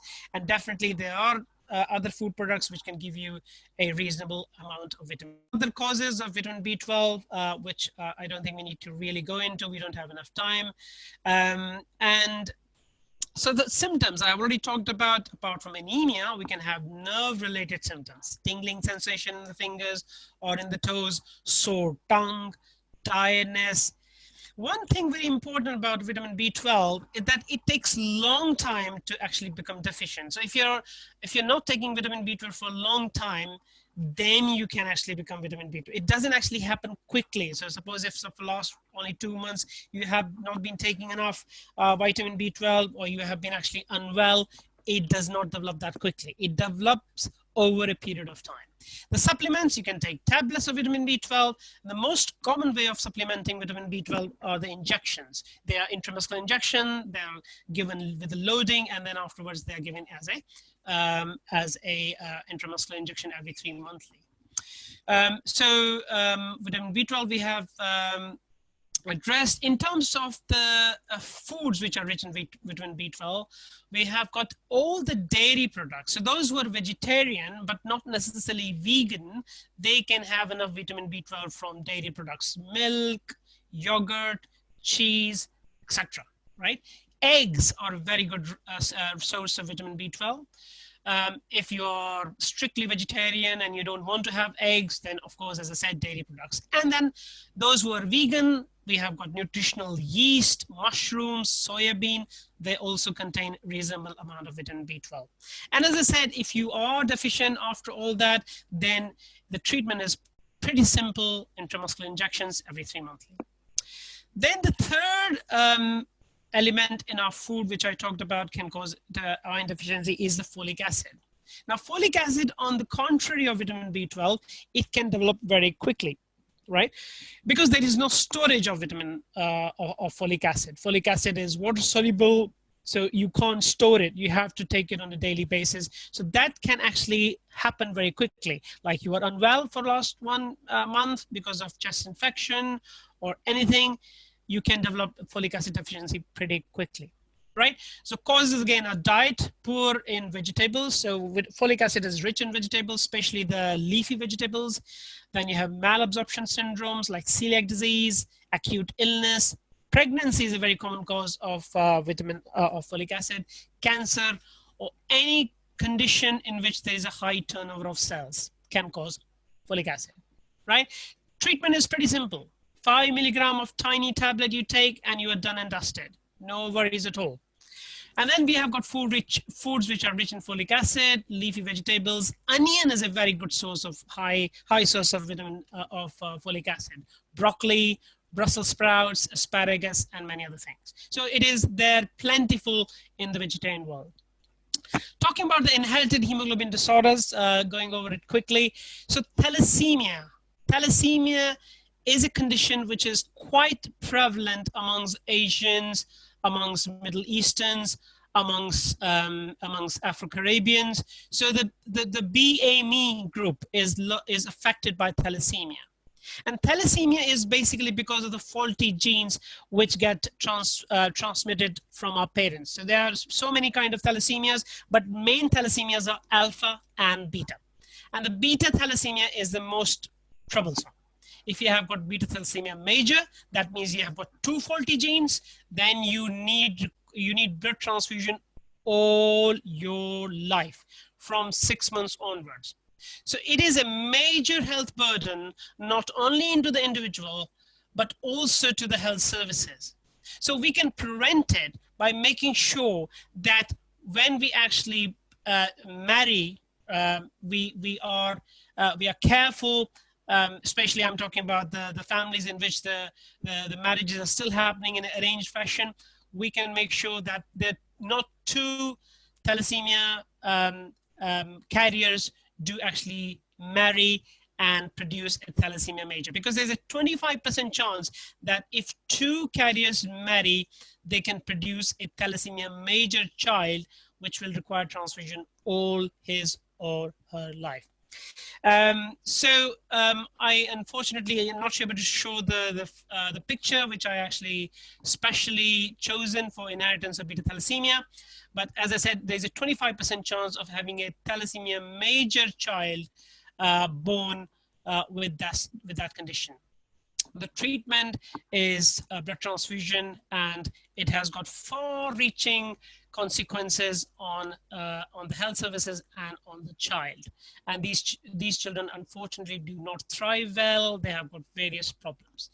Prevention, we can do carrier testing, right? As I said, in those families, there are a large amount of Asian people still actually going for arranged marriages. It is very common in the Punjabi cohorts of North India. So make sure that 2 thalassemia carriers do not actually marry. Unfortunately, that's how we can actually prevent it. The other prevention, of course, is antenatal testing. When you have got a child, you can do antenatal testing and see whether the unborn child is affected or not. Now, I will just quickly mention about the sickle cell disease. The sickle cell disease is common in Afro-Caribbean population, and exactly the same inheritance pattern happens there, and we can do the similar kind of prevention methods there. Let's move on to blood cancer. So I'm actually just trying to give some take-home messages here. So I've talked about iron deficiency, take-home messages about the nutritional aspect of it. Vitamin B12 we talked about, and in thalassemia we talked about how to prevent happening or the incidence of thalassemia major or sickle cell anemia. Now in blood cancer, which is about 10%, it makes the 10% of all the cancers in the world. If you talk about breast cancer, prostate cancer, etc., it makes about 10%. And it does not come in the top causes of cancer worldwide. We have got, in blood cancer, we can divide into acute leukemias. Leukemia is a word which everybody would have heard, and it's a very fearful, dreadful word. In acute leukemias, we have got AML, acute myeloid leukemia, and acute lymphoblastic leukemia, which happens mainly in children. Then we have chronic leukemias, and then lymphomas and myelomas. So these are the 4 conditions which basically are there in the blood cancer. So in terms of the causes, there is no specific cause. People might say, oh, why did I get blood cancer? What actually caused? Where did I go wrong? What did I eat which was not right? Did I actually smoke which caused it? Did I actually take too much of alcohol which caused it? Fortunately or unfortunately, blood cancer has got no specific cause behind it. Yes, few chemicals, and if you've actually been dealing with pains for a long time, it can cause a particular kind of blood cancer called myelofibrosis, in which the bone marrow becomes solid. It has been recently found that the hair dyes, hair dye application is very common amongst everybody.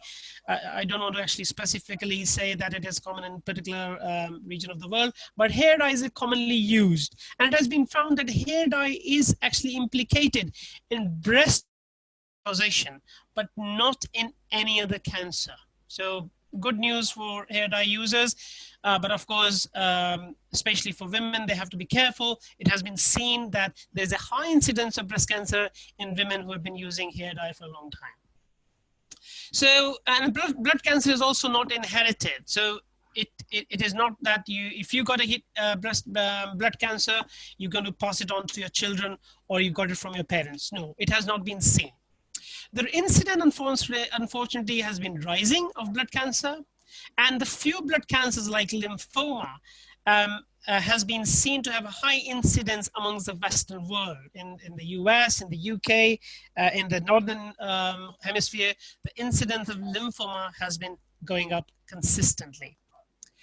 Myeloma is more common and more severe in the Afro-Caribbean population, but it is also there in Asians and also in the Western world.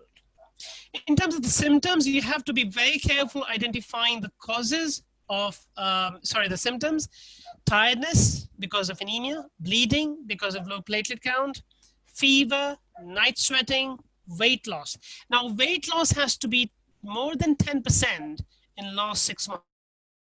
Night sweating has to be on most of the nights when we have to change our pajamas and we are completely soaked in our sweat. That is the correct definition of night sweating. Then we have got painless lump in the neck, armpits, or in the groin. You should be alerting yourself that, am I having any chance of a blood cancer or a lymphoma?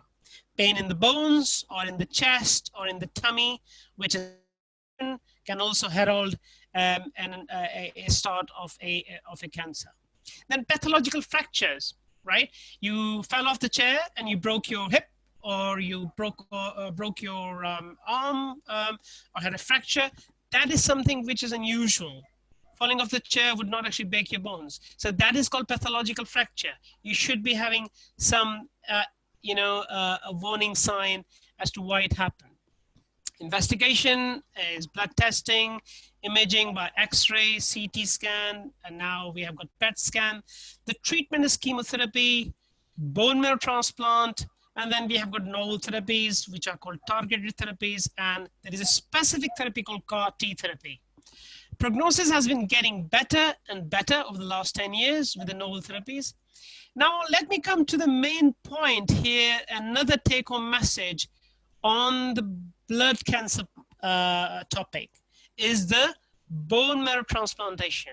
And why I'm saying this is a take-home message, because there is a dearth of donor availability amongst the BAME group. We people are always shy for various reasons in coming forward for the stem cell donation and offering our stem cells to the people suffering from blood cancer. There's a 95% chance that the Caucasian patient will find a donor amongst the unrelated people. That means not from the family. Whereas in BAME group, that means the Asians and the Afro-Caribbeans, there's only 25% chance that they will find a donor in the unrelated population. And why? So why that we have got a poor chance of finding a donor in the unrelated population? There are myriad of reasons. There's improper information. People do not have awareness about how easy it is to actually to give the stem cell. That we have got a myth about developing illness. If we give our donation of stem cell, we might become unwell ourselves. There is a fear of injection and their side effects. There is a reluctance to donate stem cell because of religious beliefs. And there is a family pressure and the mistrust in the that, you know, something will go wrong if we go and volunteer ourselves for stem cell donation. I'm really sorry that I'm not able to show this figure, which actually says that in a year, there are 1.6 million blood donation happening in the UK, and only 4% of them are from the BAME group. And other figure shows that a Caucasian patient will, on an average, will take only 1 year to find an organ, either stem cell or a kidney or a heart, whereas a BAME group will find 2 years to find an organ. So you can easily see that we are actually faltering behind in coming forward and volunteering ourselves for the stem cell or the organ donation. So it is my request to all my fellows who are listening to this program, especially who come from the BAME group, that they should actually enroll themselves into the Anthony Nolan, which is a bone marrow stem cell registry, or the DKMS or NHSBT. Please, you know, you can call them and register yourself to be a donor, either for stem cell or for the solid organs. I had actually chosen 2 pictures of me doing a lecture in the UK Parliament in April 2018, where I delivered a lecture on the scarcity of the stem cell donors amongst the BAME group. And in fact, in the next picture, I have also put my own card of volunteer cell donor and also a solid organ donor in case I were to die naturally in an accident. So my family knows about it, that my organ should be donated. So I hope everyone who has been listening to this program join me in a mission to save precious lives suffering from blood cancer. Thank you very much for the patient listening. I'm happy to take questions. It is a vast topic, and sorry about the technical glitch in the beginning. And again, before I forget, my absolute delight to be on this platform, and extremely grateful to the organizers to give me another opportunity, and in fact, the 3rd opportunity to be on this program. Thanks once again. Thank you so much, Dr. Gupta. That was such a wealth of knowledge, and you managed to get it all done in that short period of time. Thank you so much. And it's really important that we all go out there and consider donating blood and organs, because it is important. It does save a life. And thank you so much. So my time is up, and I'm so excited to introduce our next host, and that's Barsha Kumari. She has worked for she's working for the forensic practitioner with the Metropolitan Police Service in London for over 33 years. She's trained as a fingerprint expert, and her work involves examining homicides, serious crime scenes, and forensic laboratory work. Wow, she's like the real CSI person. She also works in the court, and she presents a lot of forensic evidence. And she's currently the deputy chairperson of the Metropolitan Police Hindu Association, which involves voluntary offering supports for its members. Met Police Service and Communities of London. She is involved in welfare support of colleagues and promoting well-being. And she's also a proud mother of 3 children. She's also very spiritual and learns a lot about well-being, and she's just this wonderful person, and I'm so excited to introduce you to her. Are you there, my dear? Hello, dear Sheila. Namaste, a warm global welcome to you. That was such an interesting session, and it's always lovely to see yourself as well. I'm really touched by how many wonderful global souls come forward to give their time to share their expertise, like yourself, with us, and Dr. Sunil Gupta. It's always so enlightening learning about the health, and for me those takeaways were, gosh, everyone should be mindful of donating their blood as much as possible, and obviously the stem cells. And it was shocking to learn how poorly BAME communities fare in terms of being recipients of organ donation. So I hope after today that will improve, because it's life-saving. How else to put it, Sheila? But yeah, so interesting. How are you today? Good. I'm here in California where it's all smoky out here. So I would love to be in London where you've got some nice fresh air. Yes, we've been really blessed with some wonderful autumn sunshine, and I think we've got it for a few days. But it's lovely that we are having so much light and enlightenment brought to us by experts like yourself to get us through these challenging times. But I hope you'll stay with us, and I know we've got some wonderful speakers still to come for the final leg of today. So thank you for your very warm introduction, Sheila. Thank you. I'm excited. You always are such a wonderful host. I'm excited to see your lineup, and I will definitely be listening in. And to all the viewers, my time is up, so I'll see you soon. Bye. Thank you, dear Sheila ji, such a wonderful host. So a warm global namaste to you. We've had an amazing day so far. So much knowledge shared by these selfless souls. And today is all about health and fitness and optimizing your health mentally, physically, and nutritionally. So in the next few hours, we have wonderful presentations on exercise and nutrition, Qigong life energy for maximizing health, fitness, and also happiness. And something that many of us will know, somebody who's affected by, and that is type 2 diabetes. We'll have an expert coming to speak to us on that. So please stay with us and learn from our wonderful expert guest speakers and facilitators. So with that, I'm going to introduce our next facilitator. His name is Shayan Kumar. He's a university student and just 21 years old, and he's already developed a passion for helping others to become best versions of themselves through health and fitness. And he's been helping people globally for over 2 years now. And he supports them to lead a healthier lifestyle, and he's done that by organizing several boot camp classes, nutritional seminars, and the importance of exercise, nutrition, and how to live a healthy, active lifestyle as opposed to dieting.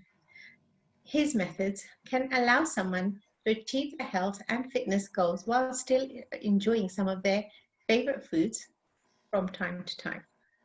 Shane will be conducting a high-intensity interval class, HIIT, followed up with a short nutrition seminar to explain the importance of both exercise and nutrition for one person to achieve their desired results. So with that, please can we give a warm global welcome to dear Shayan. Shayan, are you with us? Yes, I am with us. Thank you so much, Mash, for that amazing introduction. I'm truly humbled by your word. Namaste Globe. I'm truly honored and grateful to be invited to Healing Our Earth team and on this free global session, guys. I'm actually going to be taking you guys through a nutritional seminar explaining the importance of breakfast and also leading a healthy, active lifestyle. So yeah, I'm just actually going to share my screen. So guys, my name is Shayan Kumar. I'm just going to show you actually my results. So before leading this healthy lifestyle, I used to be someone who would skip my breakfast. I would have a very, very poor nutritional lifestyle, you know, eating the fast foods. I would always rely on coffee to keep me throughout the day. I would be having 5-6 coffees a day. and also relying on my energy drinks to get me through the day as well, which was really bad on my health. And through bad nutritional choices and lifestyle choices, I was very, very low in confidence. And as you can see on the picture there, I was very overweight and I was not achieving the results for the time I was spending in the gym working out. I thought to myself, it's all down to the amount of exercise that I would do. I was training 6-7 times a week in the gym, but I wasn't really taking care of my health and my nutrition. I thought it was exercise all the way and it didn't matter about nutrition, but I was wrong. But after I got educated on nutrition, the results spoke for itself. I dropped a lot of body fat. I gained some lean muscle mass. I now have an abundance of energy. I'm no longer napping. I am a university student, so I'm no longer napping on my way to university. I'm no longer sleeping or dozing asleep in my lectures. So I'm so full of energy nowadays, and I'm surrounded by positive people and an uplifting community. And through nutrition, through working on a healthy lifestyle, I got personal growth out of it. And now I am so happy and healthy now. So guys, what we'll be talking about firstly is the problems that are around us. So I'm sure we are all, and if we're not, obesity, it's a worldwide problem with 60 million people being diabetic, 133 million people having a high blood pressure, 54% of men and women having high cholesterol, and unfortunately 4 million people passing away due to cardiovascular diseases. So every third person you are likely to meet, they are likely to be overweight or obese, and that's 1/3 of our global population. Now, all of these statistics can actually be reduced significantly by focusing on our nutritional and lifestyle choices. So the World Health Organization says, it quotes, 70% of all of our illnesses are caused by poor nutrition and lifestyle choices.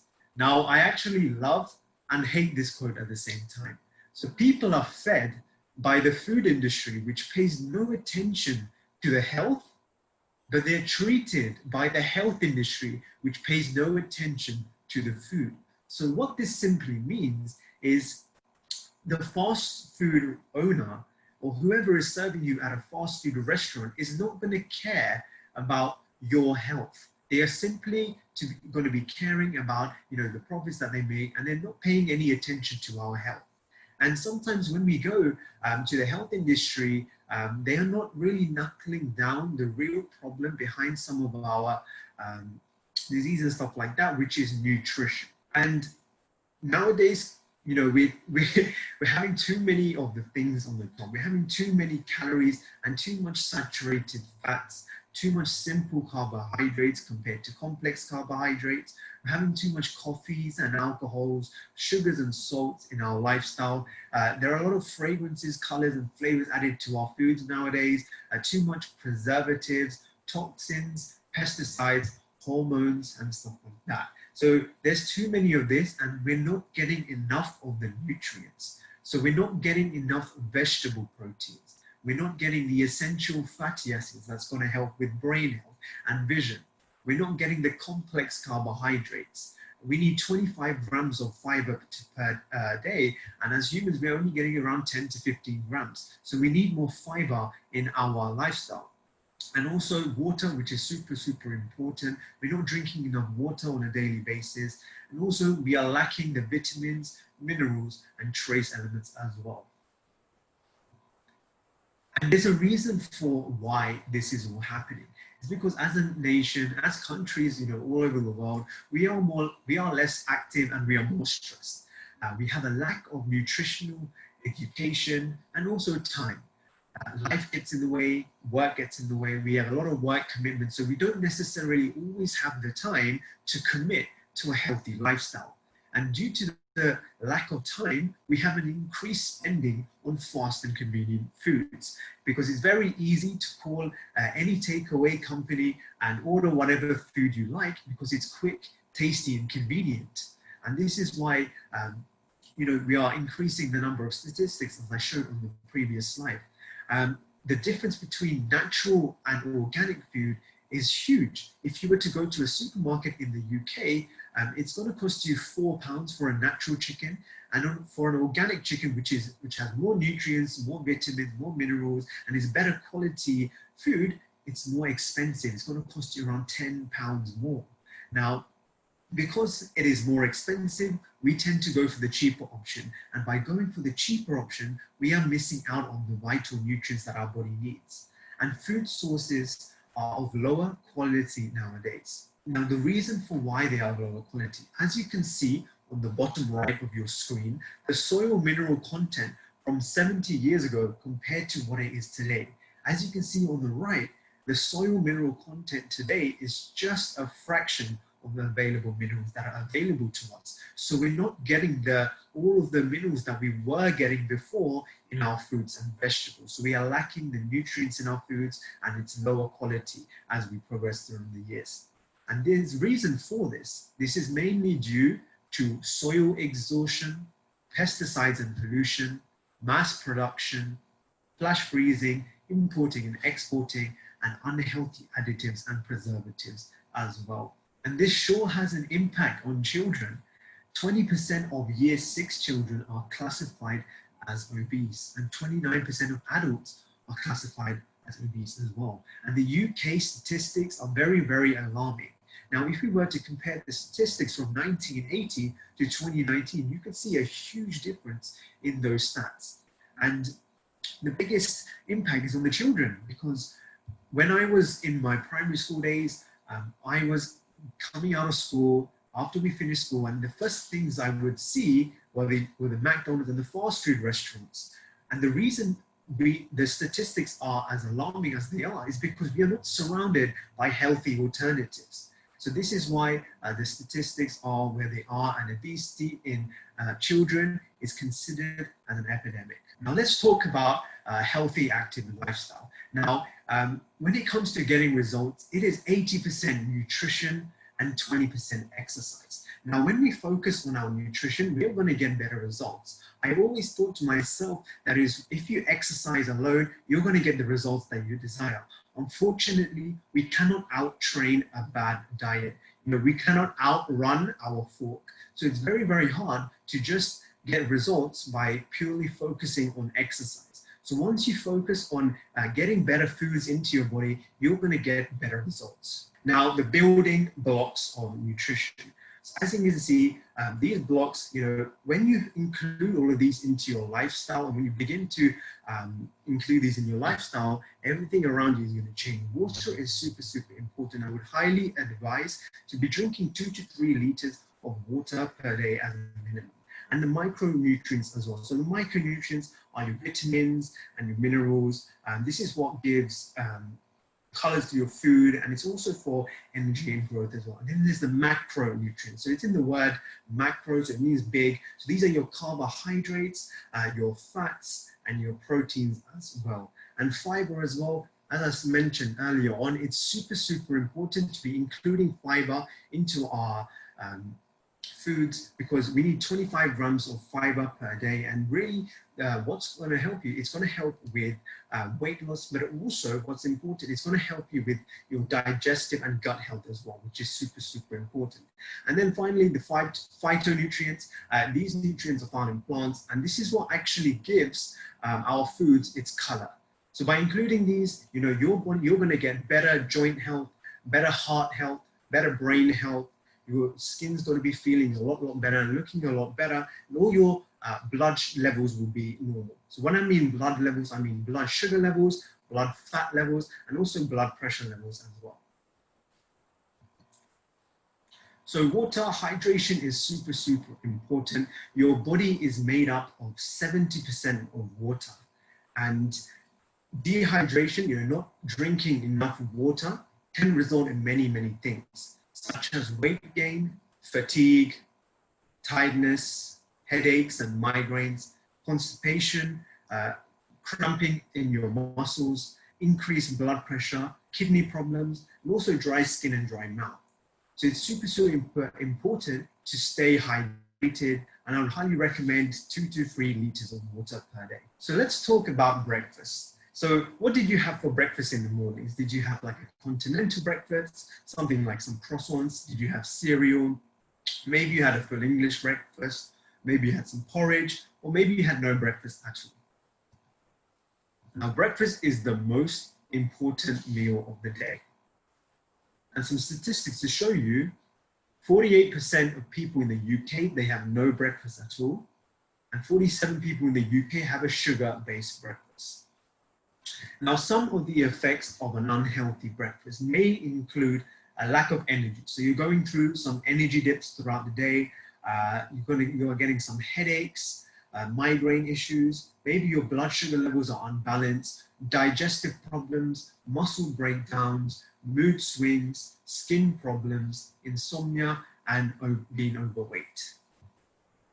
And some possible consequences of being overweight may be type 2 diabetes, cardiovascular disease and high blood pressure, respiratory problems, digestive problems, joint pain, and reduced quality of life. So it's super, super important to be getting a healthy breakfast. Now, most people eat a sugar-based breakfast, or worse, they don't have any breakfast at all.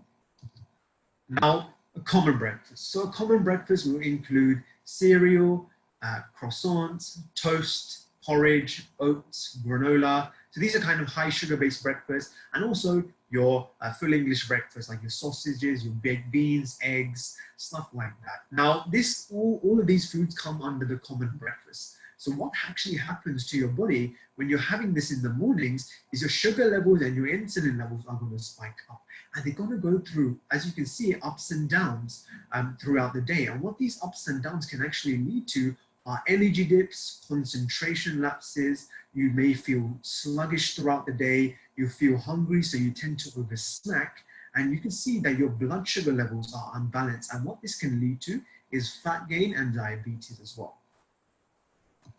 And it's the same thing with no breakfast at all. Because when you are sleeping, essentially you are fasting. You're not feeding your body with anything for a long period of time. And in the morning, it's in the name, you want to break your fast. And it's super important to be supplying your bodies in the mornings, first thing you wake up with something nutritious. And these energy dips and concentration lapses, as you can see, so these ups and downs, can also result in 2 to 10 grams of fat, of extra fat being stored daily. Now, what an ideal breakfast should do for you. So an ideal breakfast is to supply your body with the essential nutrients that you need. So you should supply your body with around 114 essential nutrients, to supply your body with water, keeping you hydrated, provide your body with balanced energy so you're not going through energy dips throughout the day, to keep your blood sugar levels in check so they are not unbalanced, which can lead to fat gain and diabetes, and also really importantly to retain your lean muscle mass. And women need a minimum of 75 grams of protein per day, and men need a minimum of 100 grams of protein per day. And what you want to focus on, as you can see on the graph, when having a balanced, healthy breakfast, your sugar levels, insulin levels, and normal blood sugar levels are all maintained. Now, these are some meal and snack ideas.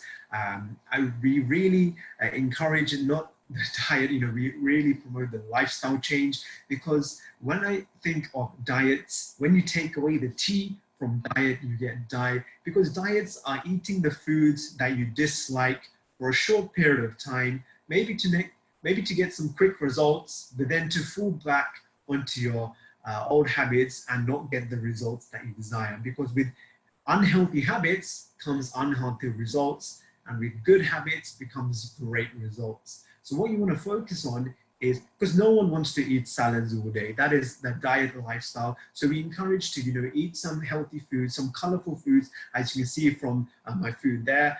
They're colorful, they're including all the nutrients, they're including fiber, proteins, fats, carbohydrates, phytonutrients, the micronutrients, the macronutrients. So all of this is included, and it's going to be helping my body to perform at optimal rate.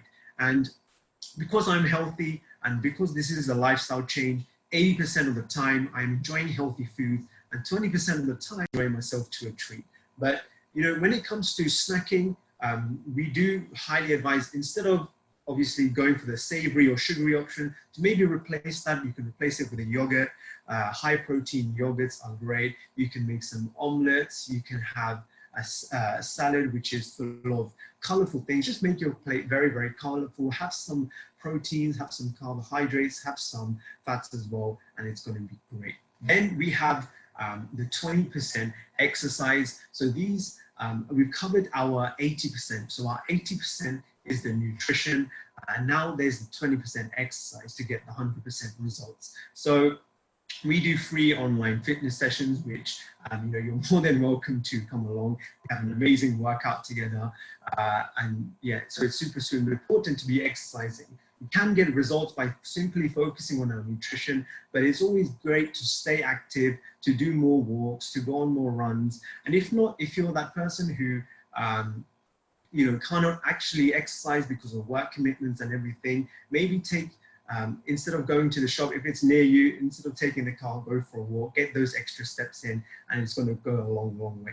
And guys, where to find me? So these are my socials, my WhatsApp, my Instagram, and my email. So what I can actually help you guys with is, you know, whatever you're looking for. So whatever your health and fitness goals may be, if you have any questions, if you want any nutritional tips, then feel free. I am more than happy to help you. So there are my socials over there. So I can help you guys with healthy aging. You know, if you want to get leaner and firmer, you want more vitality, better heart health for yourself, or if you're looking to improve on your sports and fitness gains, if you're looking to have that healthy weight and gain some lean muscle mass, or if you're looking for that increase in energy as well.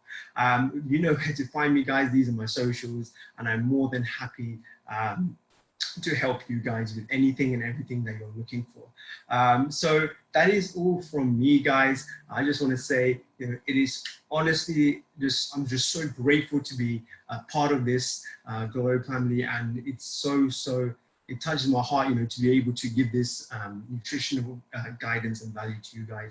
So once again, you know, thank you so much, and over to you, host. Oh. Sorry. Thank you, Shayan, for a really wonderful presentation, and it's lovely to see how from a young age you are helping people to establish the good practices, and for sharing with us the formula of the importance of 80% focus on nutrition and 20 on exercise, because I think many youngsters have children who will happily go to the gym, but then are reluctant to eat the bowl of spinach which I put before them. So I'll definitely be sharing this recording with them, because I'm sure they will listen to somebody who looks like you far better than they would to me. Yeah, and the other thing I took away from this wonderful was that the equation of you should be having 1 liter of water for 5 stones of weight, and obviously the equivalent in kilos. That's the first that equation, but it's a great way to remember how much you should be having, because obviously we're all different shapes and sizes, and you quite often get conflicting advice. So that's a great way to remember for each individual what you should be doing. So thank you so much for that. But furthermore, I've been advised that you prepared this presentation within 2 days, and you've not been too well yourself. So thank you very much for accommodating today and sharing so much wisdom with us. Thank you so much. Thank you so much. Well, I hope you do feel better soon, and I hope you're feeling better today. And thank you for bringing this through to us. I just have a little bit of clarification, if you don't mind helping me with it.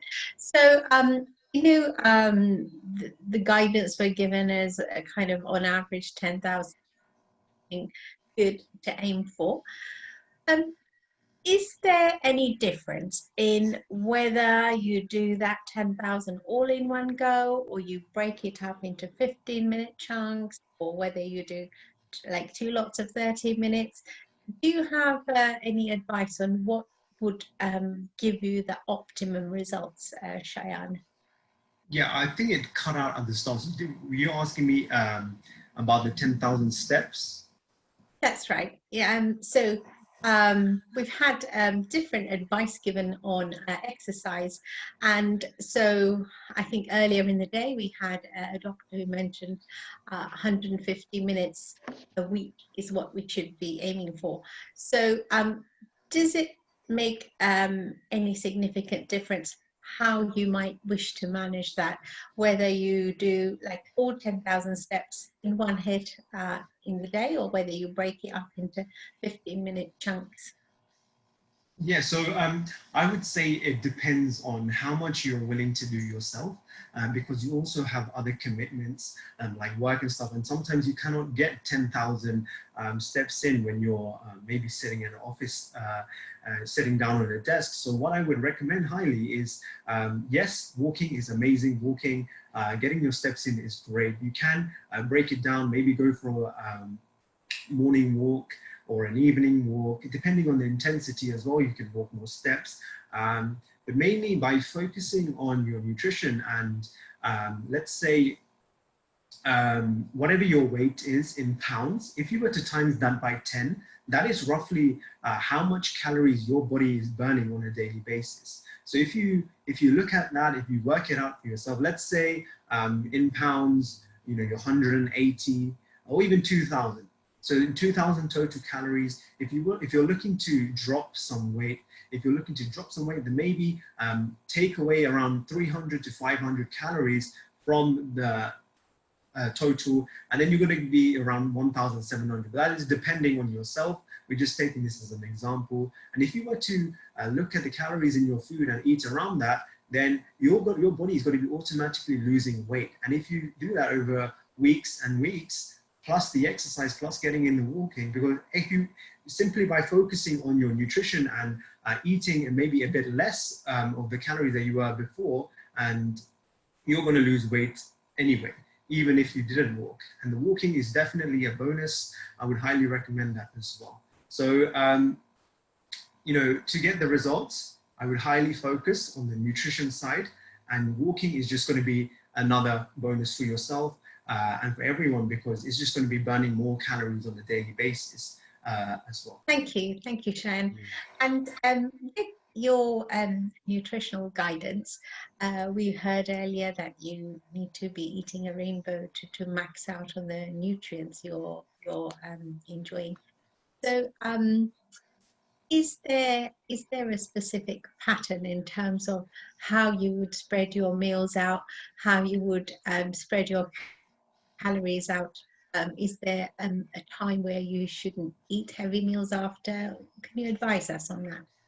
Absolutely, yeah. So it doesn't really matter when you, like, there's no such thing as you have to eat at a certain time, as in it's not like, I've heard a lot of things like you can't eat carbohydrates after 6 p.m. It's going to cause you to you know, put on weight. You know, if you were to eat after 6 p.m., it's the exact same. So what I would highly advise is eating every 3 hours, but eating smaller meals. So nowadays I eat more, but I eat more of the right types of foods. I'm eating every 3 hours.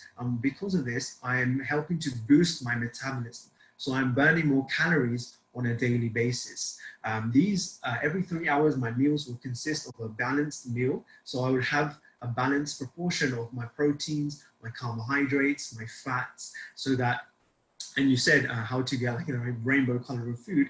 It's simply by just making your plate as colorful as possible. So different types, colored vegetables, so you're going to get your micro and phytonutrients from there.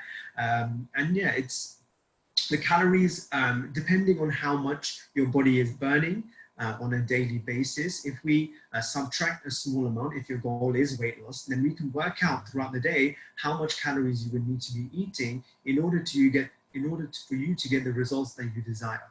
So I would say eating every 3 hours, so you're boosting your metabolism, you know, holding on to as much muscle mass as possible, and stripping away the fat. Then that's very useful to know. So 3 hour gaps between your meals. And just one final question before we let you go. I could talk to you all day. Unfortunately, we do have some constraints on our times. But so most of the students are back to a normal or near normal way of studying. And so study days at the moment can be slightly longer because there's some catching up to be done. So can you advise us, typically, what would you pack in your lunchbox to take to university while you're studying? Hey, amazing question. Thanks so much. So depending, so say if I was someone who wanted to lose weight, it really depends on what your goals are, but you want to have a plate, some complex carbohydrates, so maybe some sweet potatoes in your plate, some protein. I would go for the lean source of protein. I would go for the white types of meat compared to the red type of meat, because it's going to get a leaner and quicker result for yourself, and it's healthy on your body. It's less fats and there's more protein in the white type of meat. So maybe some white fish, maybe some salmon, or maybe some chicken, maybe some turkey, something like that. So you've got some sweet potatoes, some white meat, then you can have some vegetables for yourself. This can be like a salad. Any type of vegetable. It can be kale, cucumbers. I like to chop up a lot of peppers, tomatoes, lettuce. I put a lot of salad in there, as well as some healthy fats. So this can be an avocado. Avocado is really, really good for your body. So you can put some avocado. So that is something I would pack for my lunch, which I have been actually packing when I was going to university in my lunchbox. So yeah. Thank you so much. That's really, really insightful, and I'm sure you've inspired many people to reconsider their approach to weight loss. Thank you so much for your valuable tips. I do hope we will see you again. I'll let you enjoy the rest of the sunny weather. I think the sun is still out there today, Shayan. It's still out there. The very best of luck with your studies, Shayan, and we do hope we'll see you again. Earth bless you. Namaste and thank you. Thank you. Wow. What an amazing youngster to petrol that in on top of studying at university. So clearly he has a fully packed day already, but so much passion in sharing what he's learned with all our global friends. The Healing Our Earth team are a growing global family, and you can keep abreast of all of our events, our news, information, and our recordings on www.healingourearth.com. If you would like to get involved, please do contact us on the phone number on the website. Our mission is to promote love, unity, harmony, comfort, and information. At the moment, we're struggling to access so many of the services. However, we're bringing wonderful, wonderful experts to your door. And these wonderful selfless souls have shared so much with us to help us all get through these challenging times. Thank you, Shayan, and thank you to all of our previous facilitators. A heartfelt thanks to you all. So, as I mentioned, we are a global platform. So far today already, we've been to India, we've been to America with our lovely Dr. Sheila Dobby. I'm now going to fly you over to Iceland, where we have a wonderful gentleman in Iceland who is going to share with us a 5,000-year-old, that's 5-century-old Chinese practice. Yes, dear friends, we're going to have a presentation on Qigong life energy for fitness, health, and happiness. Our guest speaker today is Thor Baldur Ingi Johnson. We're going to call him Thor today. And Thor has enjoyed pure Icelandic nature from a very early age. He's a business graduate with a master's degree in management and strategy. For the past 12 years, he has studied and taught Qigong. He's one of the authors of an Icelandic book on Qigong. For over 5,000 years, the Chinese have been practicing Qigong exercises for health and for healing. Qi is the life force of everything, connected to heaven and earth. The exercises are based on special breathing, movements, and meditation. Qigong life energy exercises are especially health promoting because they open better the body's energy pathways. They release tension and nourish and strengthen every cell in the body. We strengthen the immune system and recover sooner after illnesses with the practice of Qigong. Today, Thor will be giving us a short introduction to Icelandic Qigong exercises, and we will do some exercises together. They build inner strength and increase positive emotions. As we have more inner energy and a stronger will, we can give more of ourselves to others. We stand better with all that is good and get everyone with us, healing our earth. So with that, please can we give a warm healing our earth welcome to dear Thor Johnson. Thor, are you with us? Yeah, hello. Namaste, very warm welcome to you. How are you today? Thank you. We are fine here in Iceland. We have rain and good, in a way, good calm, and we have a good air to breathe. So we are in a way happy, but sometimes we need more heat. and we have a good water and hot water from the earth to heat all our houses. So we have a good, and we are not in so big COVID-19. We are getting better. So hopefully the whole world help each other to come out of the COVID. And Qigong is really one of the ways to help people to be strong and get stronger immune system and stand by each other and give each other more strength. Absolutely. And we're so grateful to people like yourselves who are sharing these wonderful techniques and expertise to help us cope with these challenging times. And you've been practicing Qigong for quite some time, I understand. Yeah, and one of the things that I had from, we can say, young age thought about what is the most important thing for ourselves about our health and why are we getting sick and so. And when I understood that we came from one cell, from mother and father in the beginning, all information about our health is in ourselves.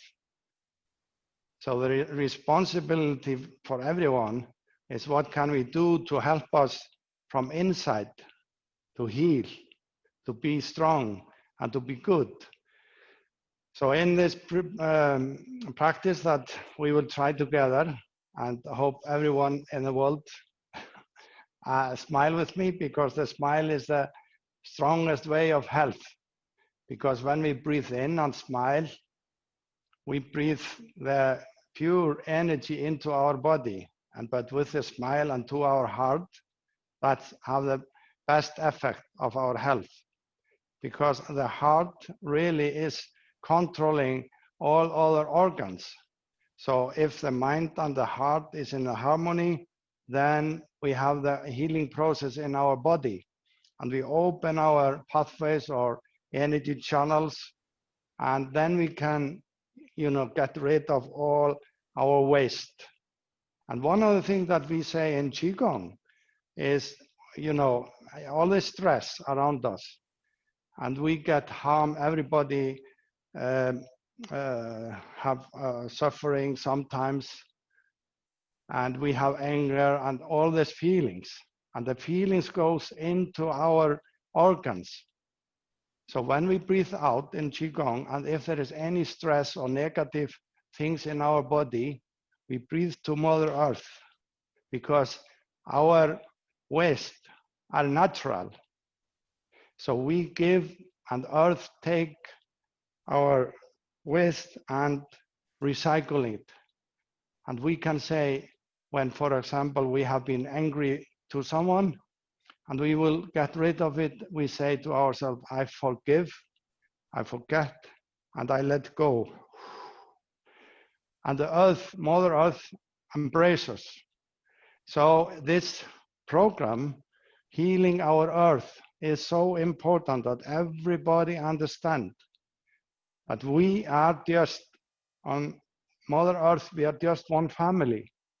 We are brothers and sisters. We should not be afraid to anyone. We should help each other, and that is a way to get peace. So to practice this Qigong, practice is the way of getting more peace inside us and a peace around. And there's a part of get the peace in the world, because that is really that we can say our Mother Earth is asking for. We cannot pumping and put a lot of waste, chemical waste into our Mother Earth. That is not acceptable. So if we look at the Qigong practice, we shall see in our hand, heart canals is from our little finger. And the pericardium is the middle finger. And the lung is from the thumb. And so when we do like this, we are giving to our heart and we are showing each other respect. So this is so important when we are doing Qigong practice, because then we are healing ourselves. So we do like this and we find the heat, and I said that is kind of love dance that we are doing together. We are opening our channels and we will fly together to paradise. And so in the Qigong, it's built on the breathe. When we breathe, you put your tongue up to your roof of your mouth and you smile, and there is a slava, and we get the smile into our body and we breathe in the front, in the yin side of our body, down to the pelvis, and then up from the spine, we go up and lift our spine and we breathe out.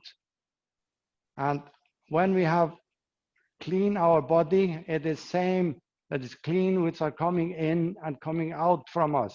So in the end of our practice, we will be clean. We will be so happy and smiley. And remember, smile, we should smile to everyone. Every day, smile to our heart and smile to the people around us that give the best way of health.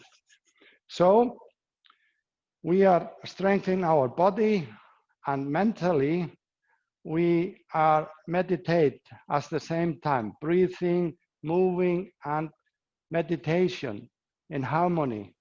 So because of that, that is so strong. You can even do this practice in the seat, but if you can stand up, please stand up now and we can do the little practice together. Open and just have fun. It's late today and everybody has been listened to so much, so we must have fun. And hop, hip. Do like this. Yeah, and breathe in, open your lung, and feel your heart. And then we begin to practice. And also from the bottom of the feet, we lift us up, and we feel the earth. We feel the earth. So it is so good to get the energy from the earth also. So we are like a beautiful tree, strong tree, but we are soft, but we don't break. So we are opening. So now we open, breathe in, and in, breathe deeply in your lungs, and the energy is coming around us. Smile, enjoy, and now we do like a cat. We push down and up, and we are opening our face. Yeah. because if there is a closing thing in our pathways, then we get sick. So open like a cat in the morning. Yeah. Yes. And then this practice is very important. Every morning, take the water in your hand and lift it up to your heart. There is a fire, and open and away the sky. And we take the pure energy into our body, take the fire down to the water, and waste out. Up, lift the spine, and we take the clouds away. In our minds, just go away. Smile and feel it. Feel. It is so good. It is so easy. Do it every morning when you come out. Open and get the sun into your heart and into your soul.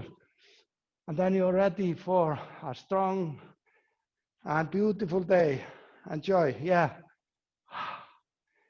And then shortly, when we lift up like this and keep the breath and feel the energy from Lao come from the palm into the borough marrow, and we keep, we stop breathing, and we are getting the waste out and the clean energy into our body. One more.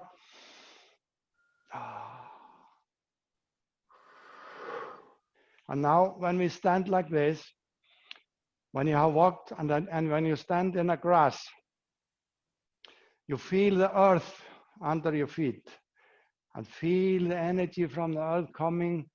And we are a beautiful tree with the leaves, green leaves is around us. And the heavenly energy is coming in. And we breathe both with our lungs and all the body, the skin. Feel it. And move a little bit the spine. And when we breathe in, we lift the spine. And if there is any pain in the body or any stress, breathe slowly, gently to the place and release. Open.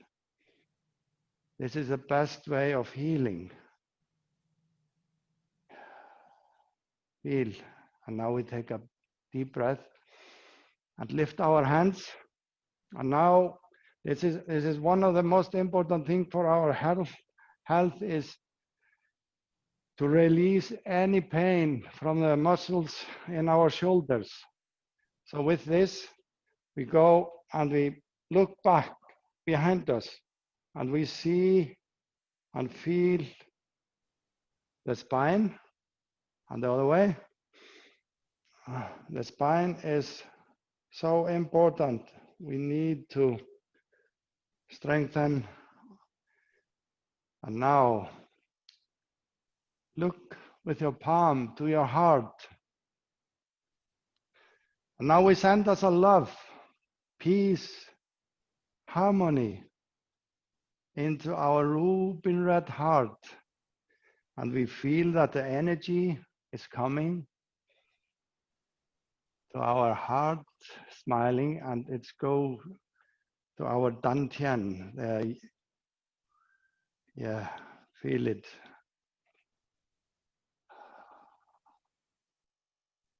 And we have energy to give. And now we put our hand in the front and we give each other our most beautiful energy that we have. To everyone, think about all your people. Everyone needs help. And it is so, we are so thankful for being able to give. And we are grateful for get all this energy and help from each other. Feel it. And now we are changing to a beautiful bird. Our fingers are flying feathers, and our hands are wings. And just front breathe deeply in, and we lift our wings and lift our spine. We like to fly. We like to be a free bird in the sky, open. Yeah. And here, and go down, and lift up.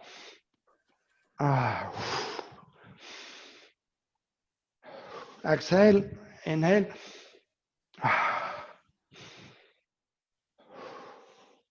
And we are ready to fly. And open your wings, and we fly up in the sky. Fly.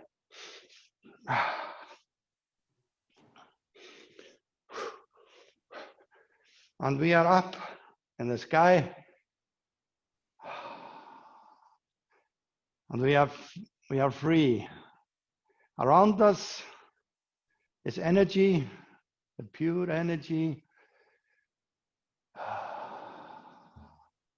And we're soaring. And we see the blue ocean, and we see the Mother Earth, the beautiful Mother Earth. It is so beautiful. And we are free. And we feel that nothing can stop us. Open your wings and fly. We fly again.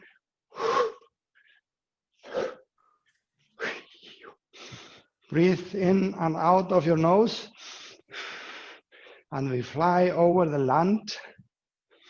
And then we stop. 1, 2, and 3. Up, lift your wings. And we landed on the beach. And we look behind us. And we see that everyone come over with us. We don't leave anyone behind. We help each other. And now we put our hand to our heart. And we feel the heart beating. Beating, yes.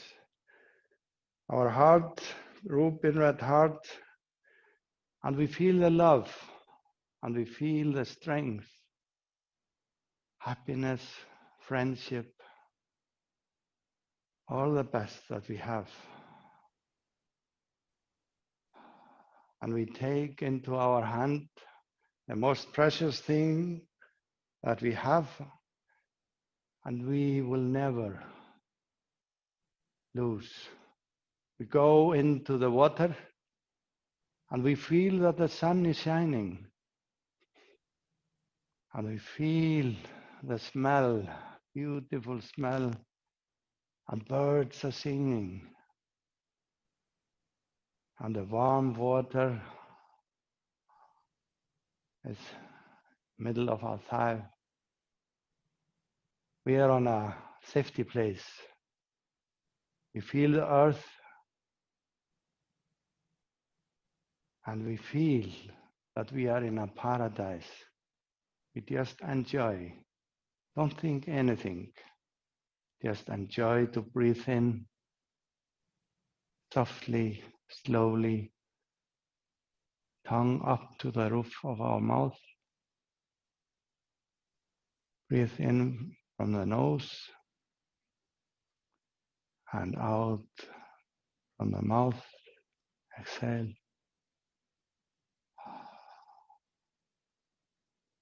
Enjoy to be in paradise.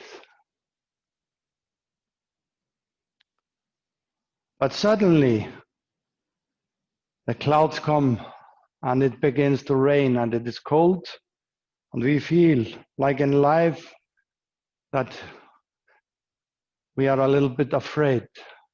But now we have the energy. We are ready to do what we need to do, so we root us stronger, and we feel that the water is coming up to our hand, and we lift our precious thing, lift it up, and the water, cold water is coming, we don't run away. And the water is near to our neck, and the big wave comes, and we go under, but we go under smiling.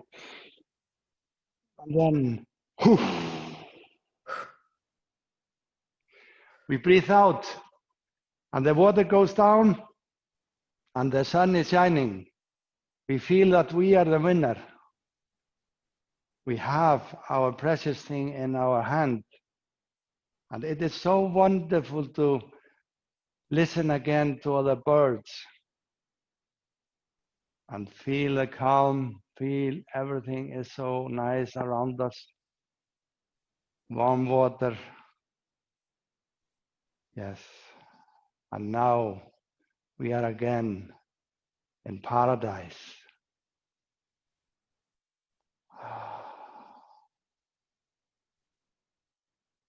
And we go into the land again, and then we put our precious things to our heart.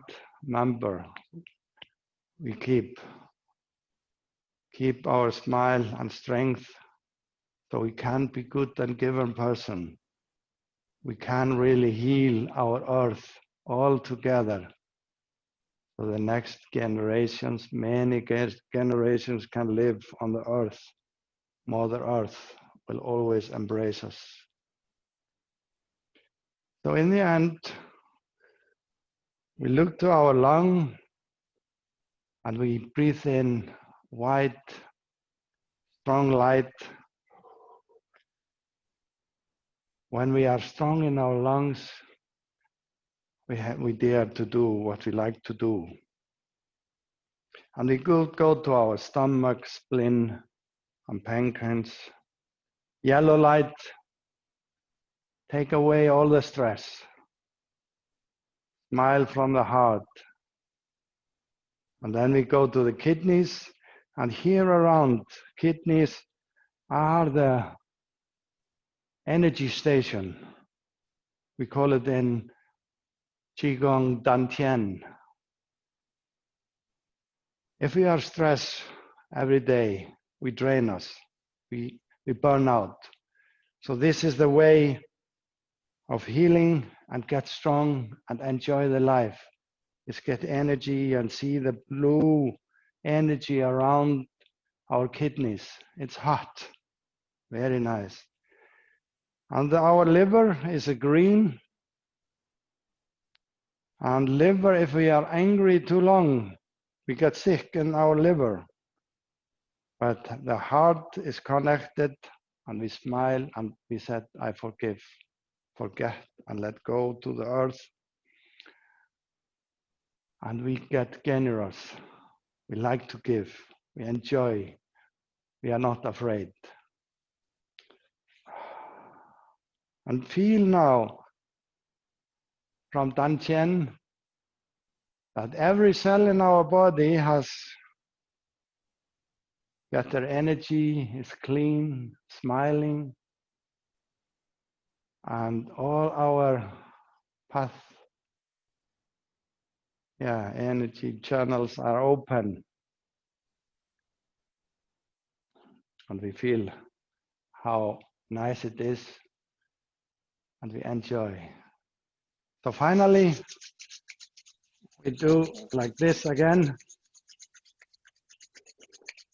Open for our heart and put our hands on the back near to our kidneys, and the last drops of stress go out. And in the end,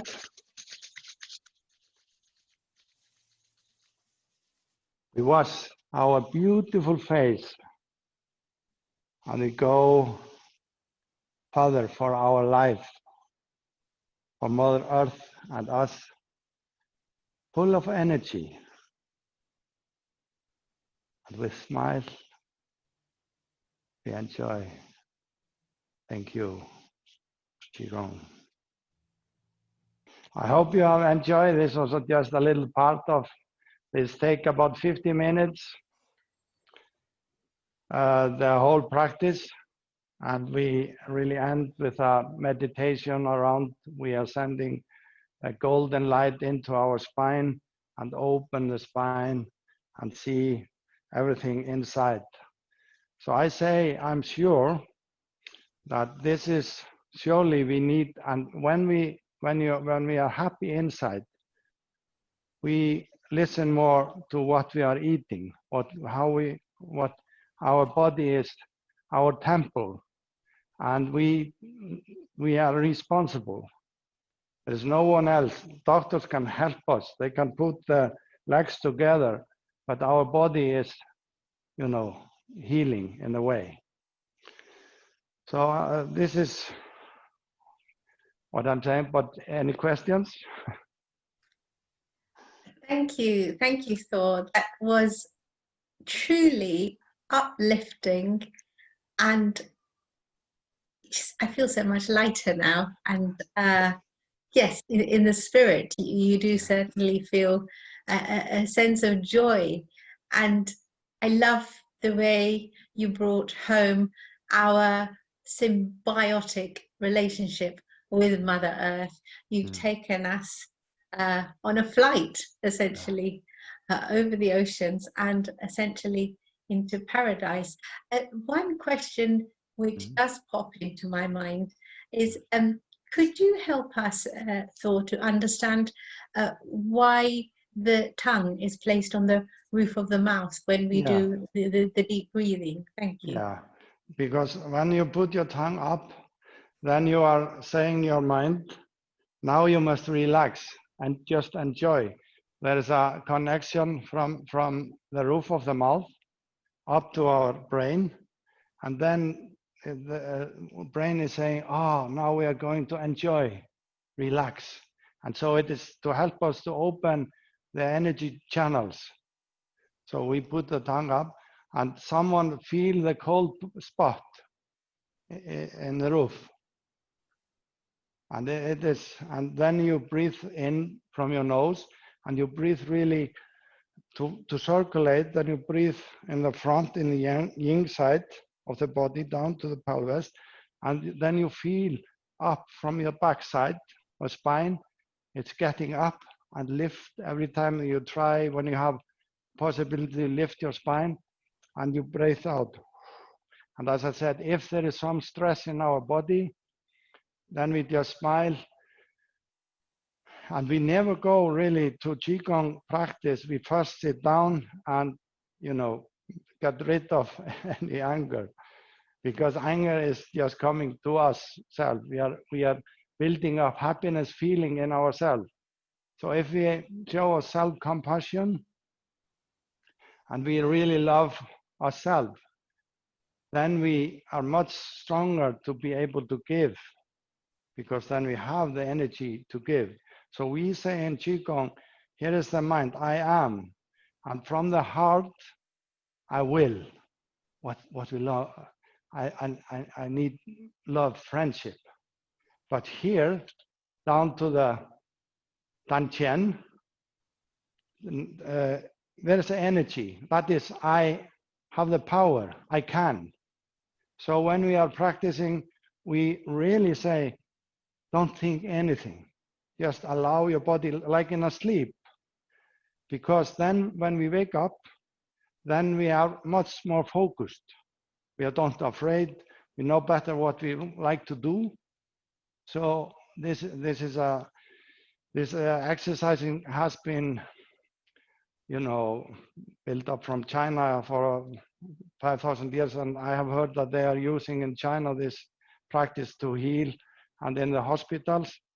But in Iceland, we have put much, I think today, much more meditation in the practice. So it is not a sport, it is a lifestyle. So we say in the way when I'm teaching Qigong, we are saying we are part of the nature. There is no religion around it. So we can have our own religion, but we can all do Qigong together, just for ourselves to be good and honest person. And then we said I'd never take anger with me.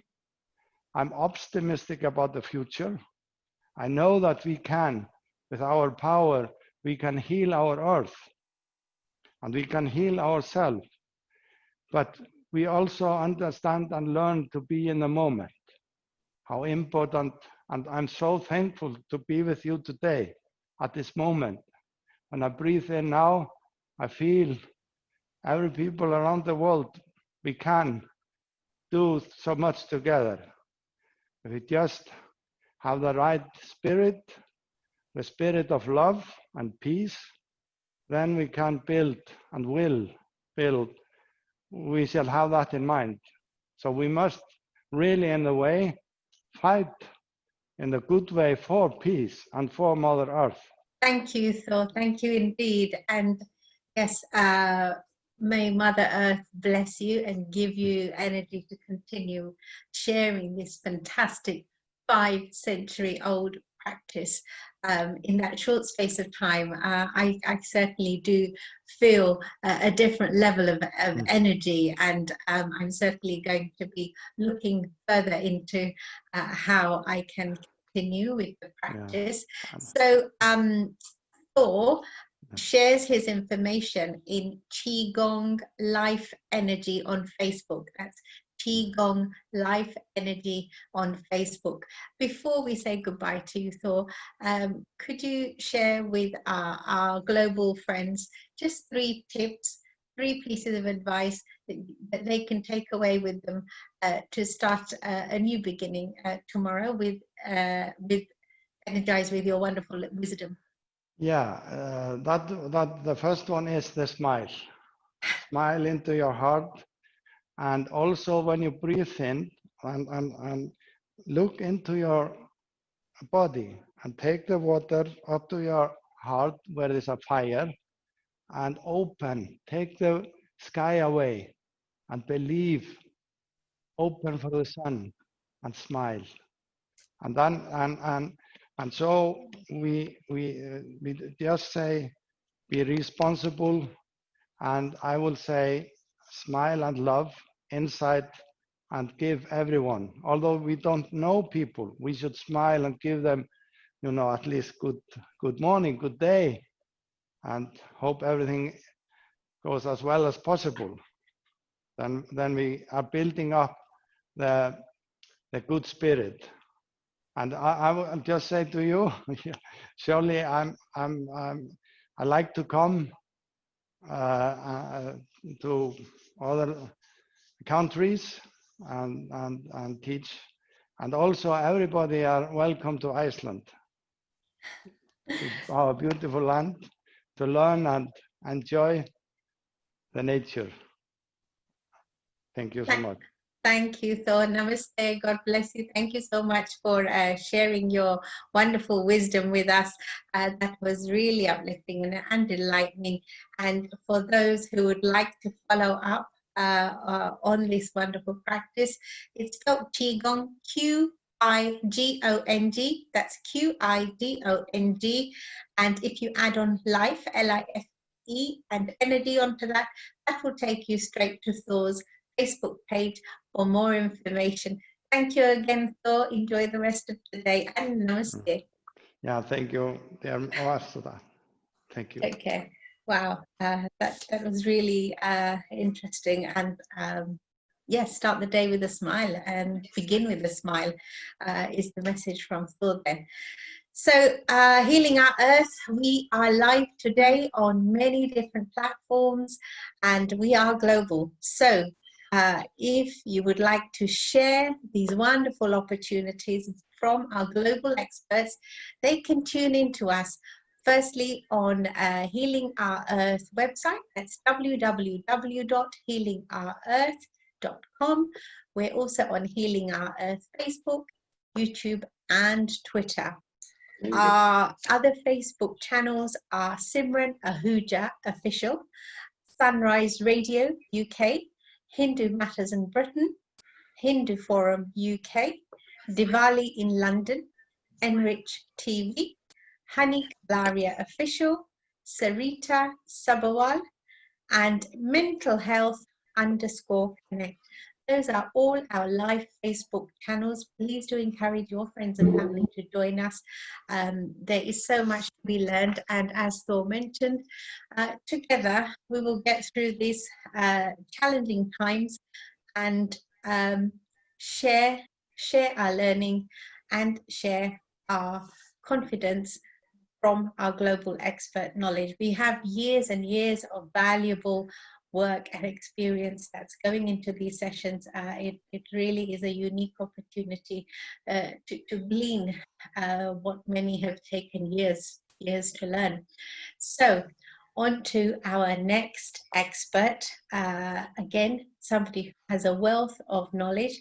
His name is Dr. Naveen Thakrar, and he'll be speaking to us about simplified understanding of type 2 diabetes.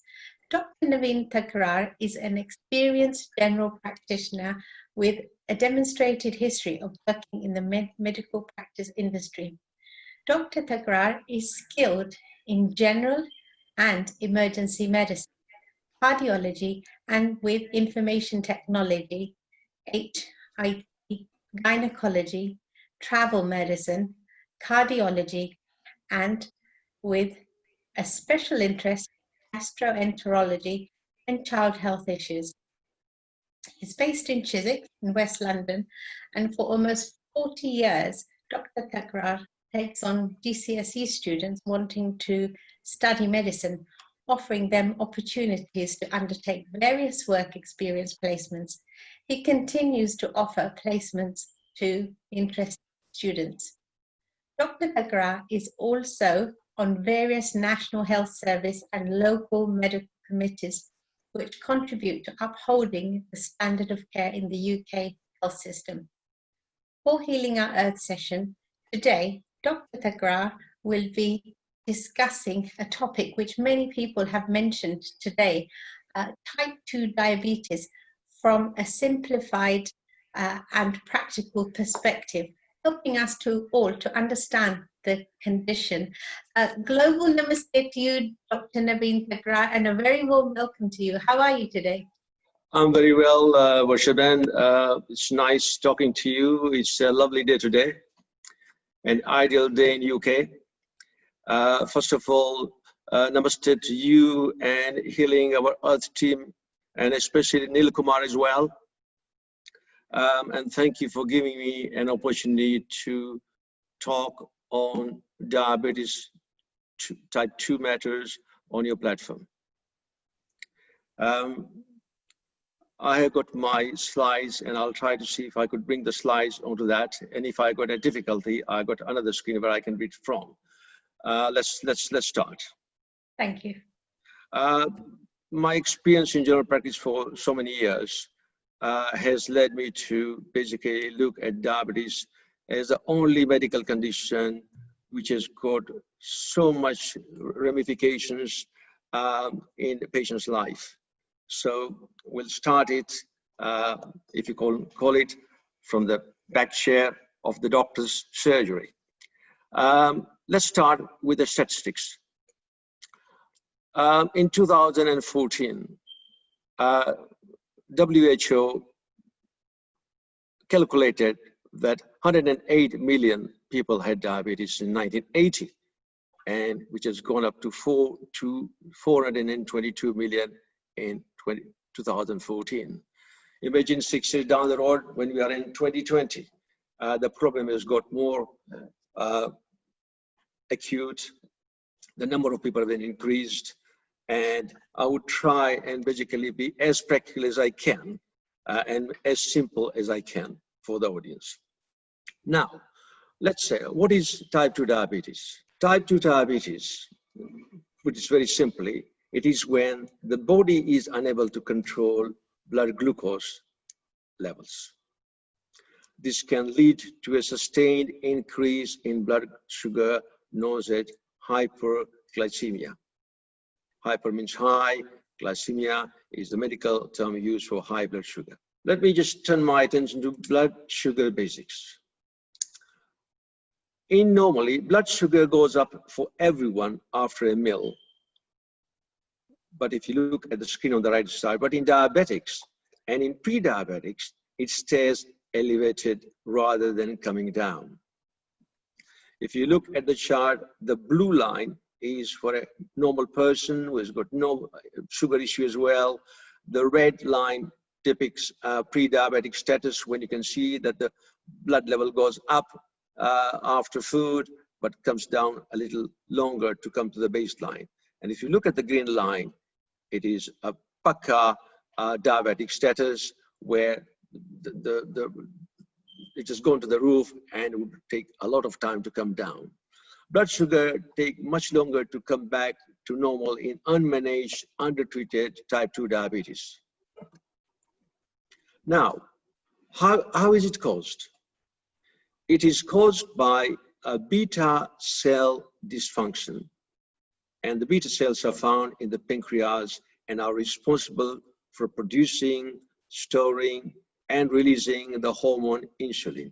The insulin's job is to regulate levels of glucose in the blood, but in type 2 diabetes, this regulation somehow is disturbed, and one or two things can occur. The body becomes ineffective at utilizing the insulin it's producing, that is insulin resistance, and or the body cannot produce enough insulin to combat the high blood glucose level in the body, which leads to excess glucose in the blood. Let's turn to the next page. Now, in general practice, I'm just being very practical. This is some diagram, which is something which would give you information to see where the patient presents to us for any reason, but especially if you look at the symptoms the patient presents with. Let's take a few.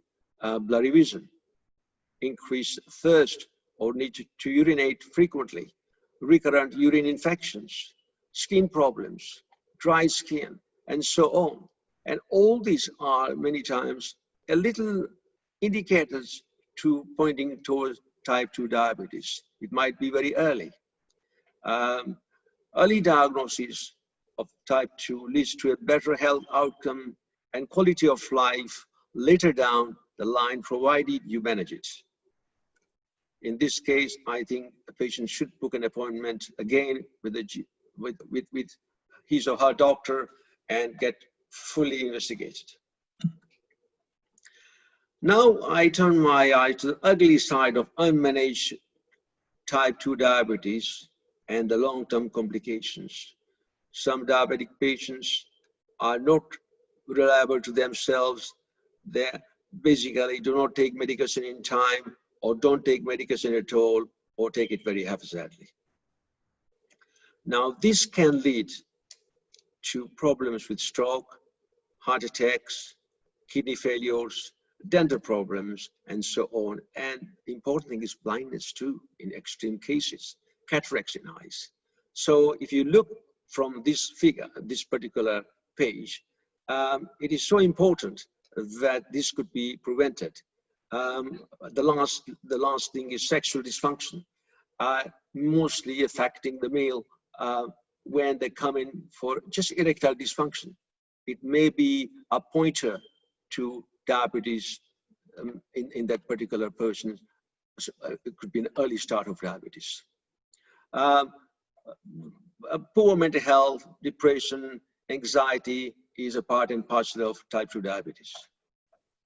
Now let's go to a very important point. Diabetes. This is a totally silent disease.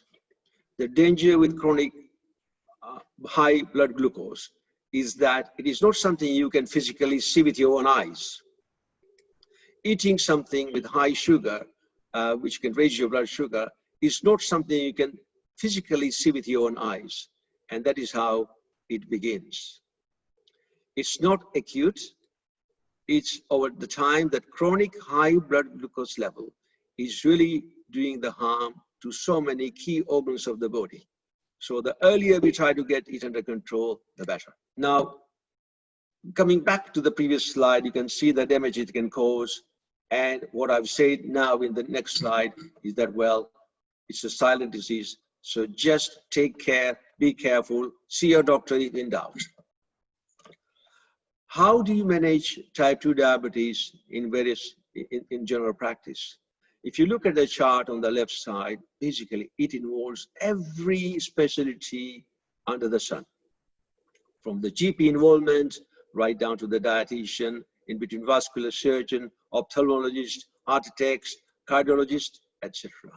Disease progression can take its toll on the individual as well as health service and other services, social services, rehab, occupational therapy, beds management in the NHS hospitals. The NHS bill for a year is 40 billion pounds a year, out of which 10%, like 14 billion pounds, are spent on year on treating diabetes and its complications. Now, let's come down to pre-diabetes. What is pre-diabetes? The NICE guidelines in UK, and this is the definition from there, in 2012, a state of raised hyperglycemia, that's high blood glucose level, but not in the diabetic range, and impaired fasting plasma glucose. This chart is self-explanatory. On the left-hand side, there is fasting plasma glucose level. Below that is HbA1c. Now, the HbA1c is normally done on a 3-monthly basis.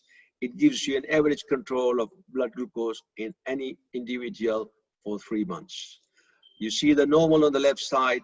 The pre-diabetes, you can see the figures, which is going up, and in the diabetes, the figure is going up to 7. Let's learn about blood sugar basics. The slide which I got earlier reflects what I'm saying is the blue normal, the red pre-diabetic, and the green proper full-fledged diabetic.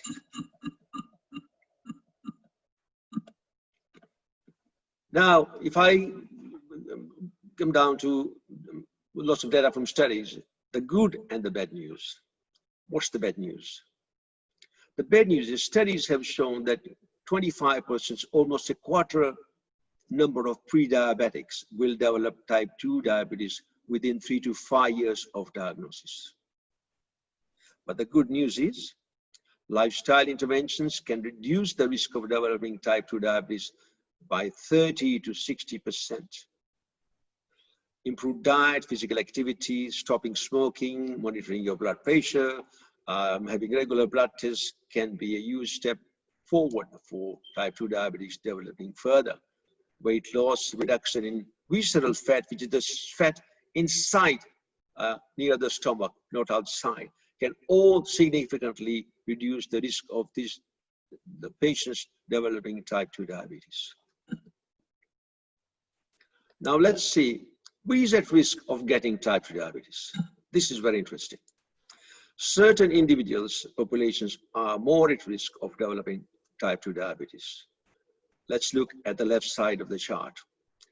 These conditions, they are not diabetics, but they would tend to go the diabetic way very soon if those conditions are not treated.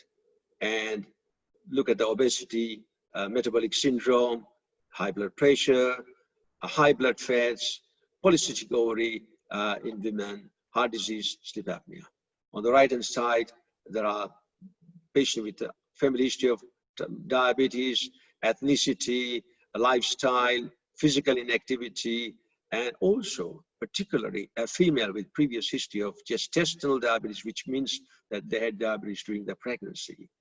These women who get diabetes normally give birth to very large babies. They might weigh from 8.5 to 11, even 12 pounds. Let's get on to the factors that can determine diabetic status.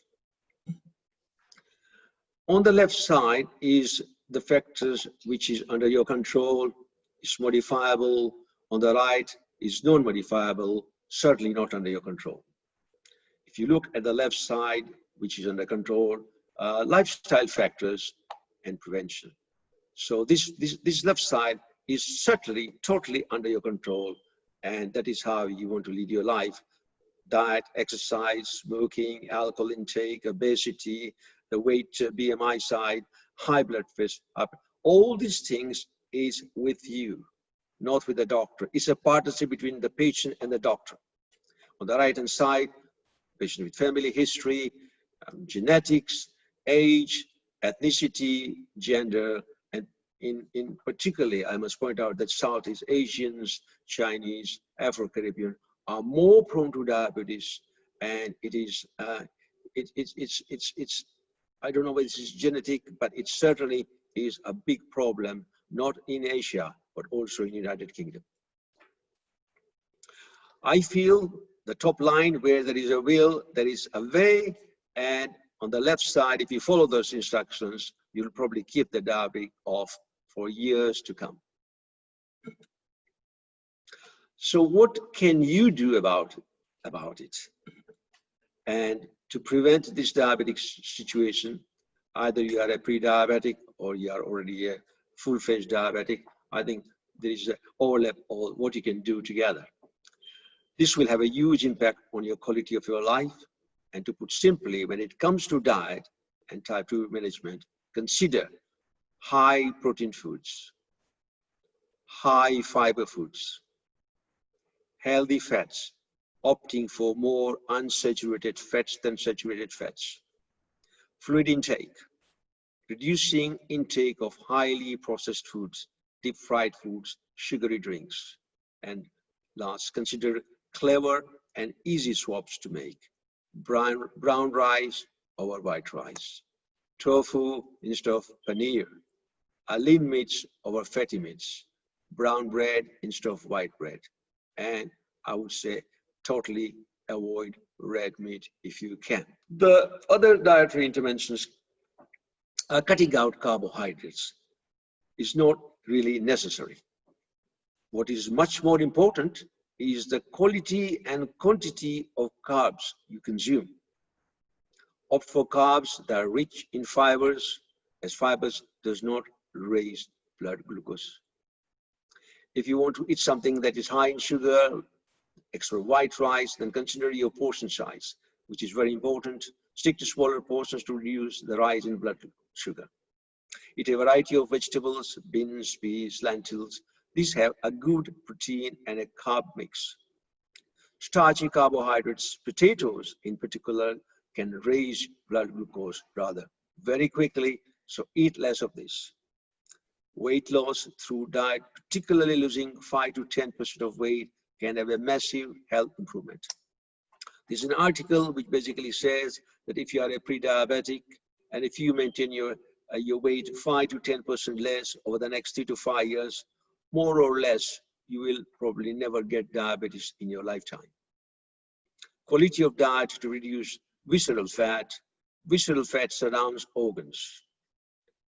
A professor once told me, he was a specialist diabetic, that when people are hungry, you just go and find something to eat.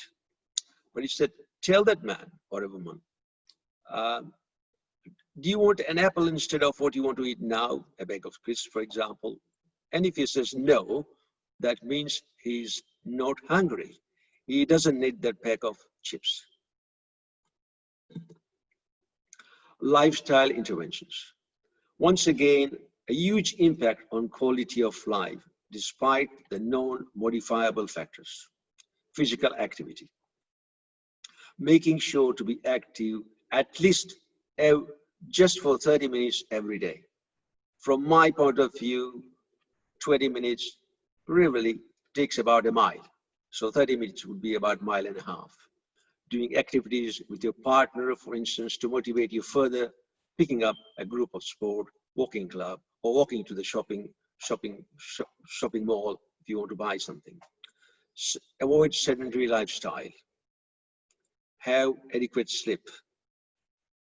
Stop smoking and reduce excessive drinking. Mindful practices to combat diabetes, related diabetes. Try yoga for hypertension and relaxation generally. I would not talk on medication because there are so medications which need to be individually tailored. Now, how can it impact you in other ways? mental health. Diabetes support groups can be a good way to help you deal with diabetes. And it is well proven. Financial health. Like, for example, if you are a full-fledged type 2 diabetes, you would find it difficult to obtain a mortgage, or you might, even if you get one, you will have a high premium. Life insurance, the same thing, your premium would be much higher. Then, of course, the quality of life, which can affect your livelihood.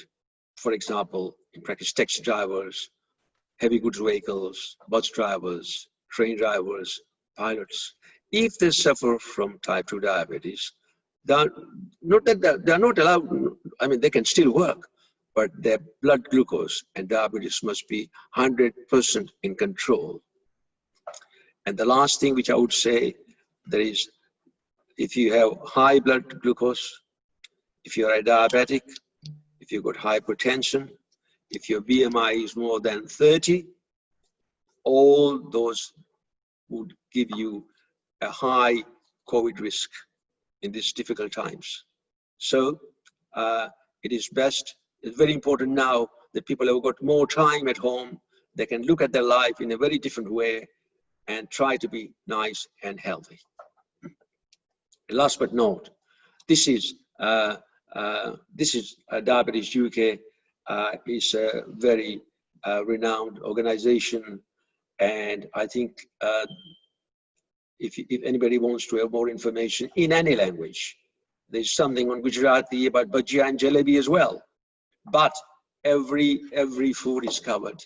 And if you look at the middle book, which is called World Foods in Red, I've got a copy of that. It's a fantastic book to keep it around for the family as well to read. And I think it would be an additional information very quickly to say, like, what portion should I eat? How much should I eat? What food has got how much amount of sugar? And basically, it engulfs African, Arabic, Caribbean, and South Asian foods. Very, very interesting. It's worth reading it. Thank you so much. And I wish that some of you would take home some message from this discussion. And if there are any questions, I'll be quite pleased to take those questions. If I'm unable to answer them, it's a vast subject, I'll make sure that I'll email or reply to those queries anytime. Thank you very much, and nice to be on your platform. Thank you so much, Dr. Naveen Thakral-ji. It's a really, really important topic, especially to be exploring at the moment. And we very much believe that if there is a possibility of prevention, we very much would like to share the details of that, which you've just done absolutely beautifully. And we heard earlier in the day how such lifestyle diseases, which diabetes can often be described as, does have major ramifications in terms of surviving many illnesses, but COVID-19 has been one of those that's been cited, and you are categorized as being in the vulnerable group if you are a diabetic. So thank you for giving us that wonderful advice on what to do if you're at the pre-diabetes stage or if you're at risk. So I think the message to take away there is, if you do have familial links or any of the other factors mentioned, that you begin to put in place those things, so the exercise and managing your nutritional intake, because it's quite interesting. Many people just think it's consuming sugars which might cause the spikes, the sugar spikes. It's actually things such as carbohydrates as well. Would you like to expand on that, please, just to give us a reminder? Thank you. Yeah, if you are, like a slide which I showed to you earlier, if you are not a diabetic, and let's say you have a Coca-Cola, it would give you a spike very quickly because it's liquid. But in a pre-diabetic, it would really shoot up. And in a diabetic proper, it would go to the roof. And I think that is a bad thing for the body, because the more there is more sugar in your system, there will be more damage to the end organs, particularly your brain, your heart, and of course giving strokes and things. But I think the name of the game is quantity and quality. And I think that and quantity of carbs is important. But if you got carbs with fibers, it's much better. I'm fortunate that I learned, in fact, something from my daughter, who's a chef and a nutritionist. So, and I think it makes a sense, because when she cooks something and I observe things, and actually I've started learning some cooking from her, but I think is an excellent way of looking to see what you're eating from the kitchen, what is coming from the kitchen on the table, and that is eaten by children and the whole family. So I think I always say, leave the food, don't bring on the table. I'll measure the things, come back to my table, and that's my food. Oh, excellent technique, because obviously if it is there in front of you, the temptation will also be there. And I know. And I mean, for example, if I'm invited to a wedding and I got a sweet tooth, I'll probably, not have my breakfast, because I know that because that food is not under my control. It's not home cooked. So obviously, I think you've got to take those measures, and weddings, celebrations. So there are times when we are all human, and I think there is a time we'd like to have something and, be with the company of other friends and families. But at the end of the day, it's your body, how you want to use it. And, complications, I mentioned to you, there are very serious complications. And there is no any other disease in medicine which has got so much ramifications. It's every system of the body, every system of the body. And the worst part in type 2 diabetes is if they are not under control, they might need to have amputation. This condition called gangrene. And that's a very sad story, but that can happen. Yes, I mean, it is incredibly worrying how, every organ can potentially be impacted by diabetes, and obviously the limbs in the extremities, and so I guess as well as diet, that's why exercise also plays a very important factor in terms of keeping your circulation going. Dr. Thakrar, there are a lot of publications at the moment which claim you can reverse type 2 diabetes. Have you any experience or any views on these? Yes, I have. I have attended a few meetings. I think the vegan diet is one of the diet being used to reverse type 2 diabetes, and I think there's been quite a bit of success. But I think the plant-centric diet is quite useful, but I think one has to be careful, because sometimes you go deficient in iron levels, vitamin B, vitamin D, etc.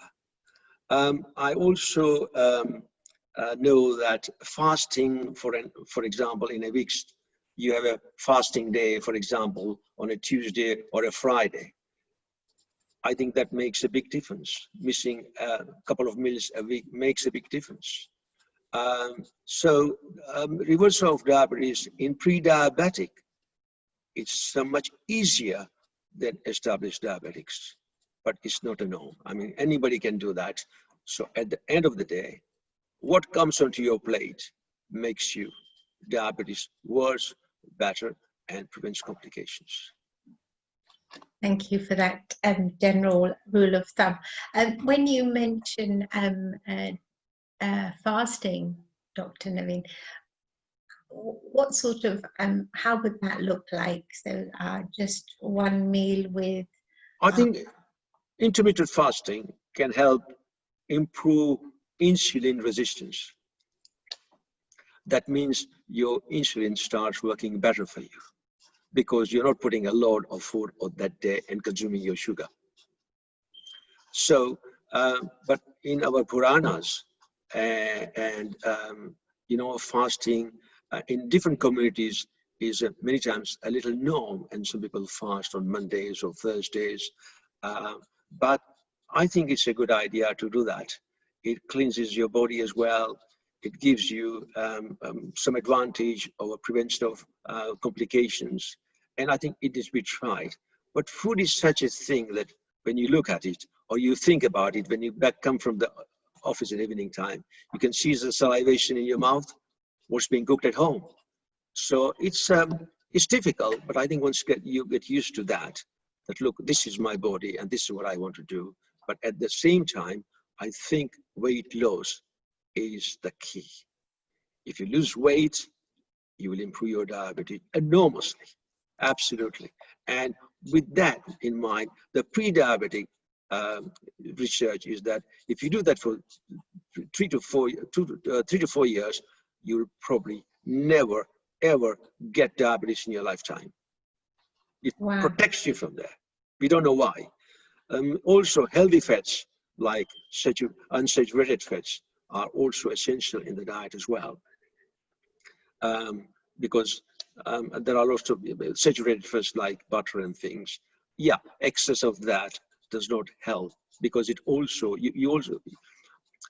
one thing one understands, if you are diagnosed as diabetic, take it 110%, you'll become a coronary heart disease patient at some stage. That means cholesterol. Cholesterol can jam up in your coronary arteries. It can jam up into your brain arteries. It can jam up in your carotid arteries. It can jam up in your legs, causing circulation problems. And that's where many times the gangrene comes in. But then there is also evidence that omega-3 does have protective things on lipid metabolism. Omega-3 improves blood fats enormously.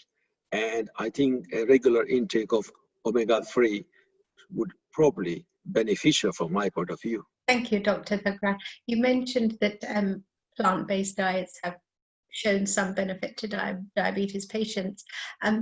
Where can you source omega-3 from naturally? What sort of foods would you find that for a vegan or a vegetarian? Because it's normally associated with fish oils. There are lots of things in the market. There are lots of products in the market. And I basically rely on the advice of my daughter who gets it for me because I take it on a regular basis myself. I'm not a diabetic. But things like, rather than going further, you can have oily fish if you are a non-vegetarian or even a vegetarian, take that. Walnuts, flax seeds, that can help you as well. Chia seeds. My basically breakfast is oats with chia seeds. I like milk, so I mean, milk is a part of it. Walnuts, flax seeds, and I think that's my breakfast, which lasts me till afternoon. But that is one of the things you need to really basically see what you like, what you don't like, and you might have a balance in your mind. Look, this is what I like, because satiety, satisfaction of having any food is most important. You don't want to eat anything which you don't like just for the sake of it. Karela. There's a big experiment in India, and they found that 28% of the patients in India benefited out of that. So I think there are natural foods. You don't have to just go and, buy something or just go and spend your money in the gym. Walking, weight, lifestyle, alcohol consumption, all these things at the end of the day adds up to see how you want to take your life. Yes, a glass of wine would not kill you, but if you're taking a bottle, well, you know the consequences. So I think limitation of anything in limits is fine, because body has to respond to whatever you feed. Thank you, Dr. Naveen. So we have walnuts, flax seeds, and chia seeds, excellent sources of omega-3, and Yep. including the bitter gourd in your diet will help I would add two more things. You can also add pumpkin seeds and sunflower seeds as well. Thank so you. you got quite a list now. Thank you so much for that comprehensive insight and awareness into demystifying diabetes for us, Dr. Naveen Thakrar. I found it very interesting, and it's good to have the real, as you say, it's a silent illness, and you don't really know what's going on inside you. So your prevention measures, your management measures are so important, especially in the current climate. So on behalf of Neil Kumar and the team, a heartfelt thanks to you for taking out your valuable time. And dear global friends, Dr. Naveen Thakrar has 40 years of experience in medicine. He's kindly, voluntarily given up his time to share that with us. And the global namaste to you. Thank you so much. May Mother Earth bless you, and we hope we'll see you again. Namaste, Dr. Naveen Thakrar. Thank you, again. Shaben. Namaste to all. Thank you very much. Bless you. So, what an interesting session that was. So many wonderful souls, just from their own goodwill, from their hearts, wanting to help others. And Naveen Thakrar is an excellent example of this. You know, taking on students who want to study medicine, and you know, after 40 years of the practice, you think he might want to take a little bit easy, but he's still ready to give and give and give. God bless you, sir. So, Healing Our Earth, an e-community channel. We're coming to a close today. May I just share that all this has been made possible by our wonderful director and producer, Mr. Neil Kumar, who has been working on these sessions for 24 weeks now, almost since the lockdown began in the UK. And he's got a wonderful team of supporters who've been helping to bring these sessions together for us. And we welcome people of all faiths, those of none, to present, facilitate, and join the production. And these are free. All the participants, all the supporters, the organizers, all the contributors are voluntarily giving their services here. So if you would like to get involved and join this growing global family, please do connect with the Healing Our Earth website. There's a phone number on there. Please do get in touch with us. So if I may just extend our thanks to the team who have made today and so many other sessions like today's possible.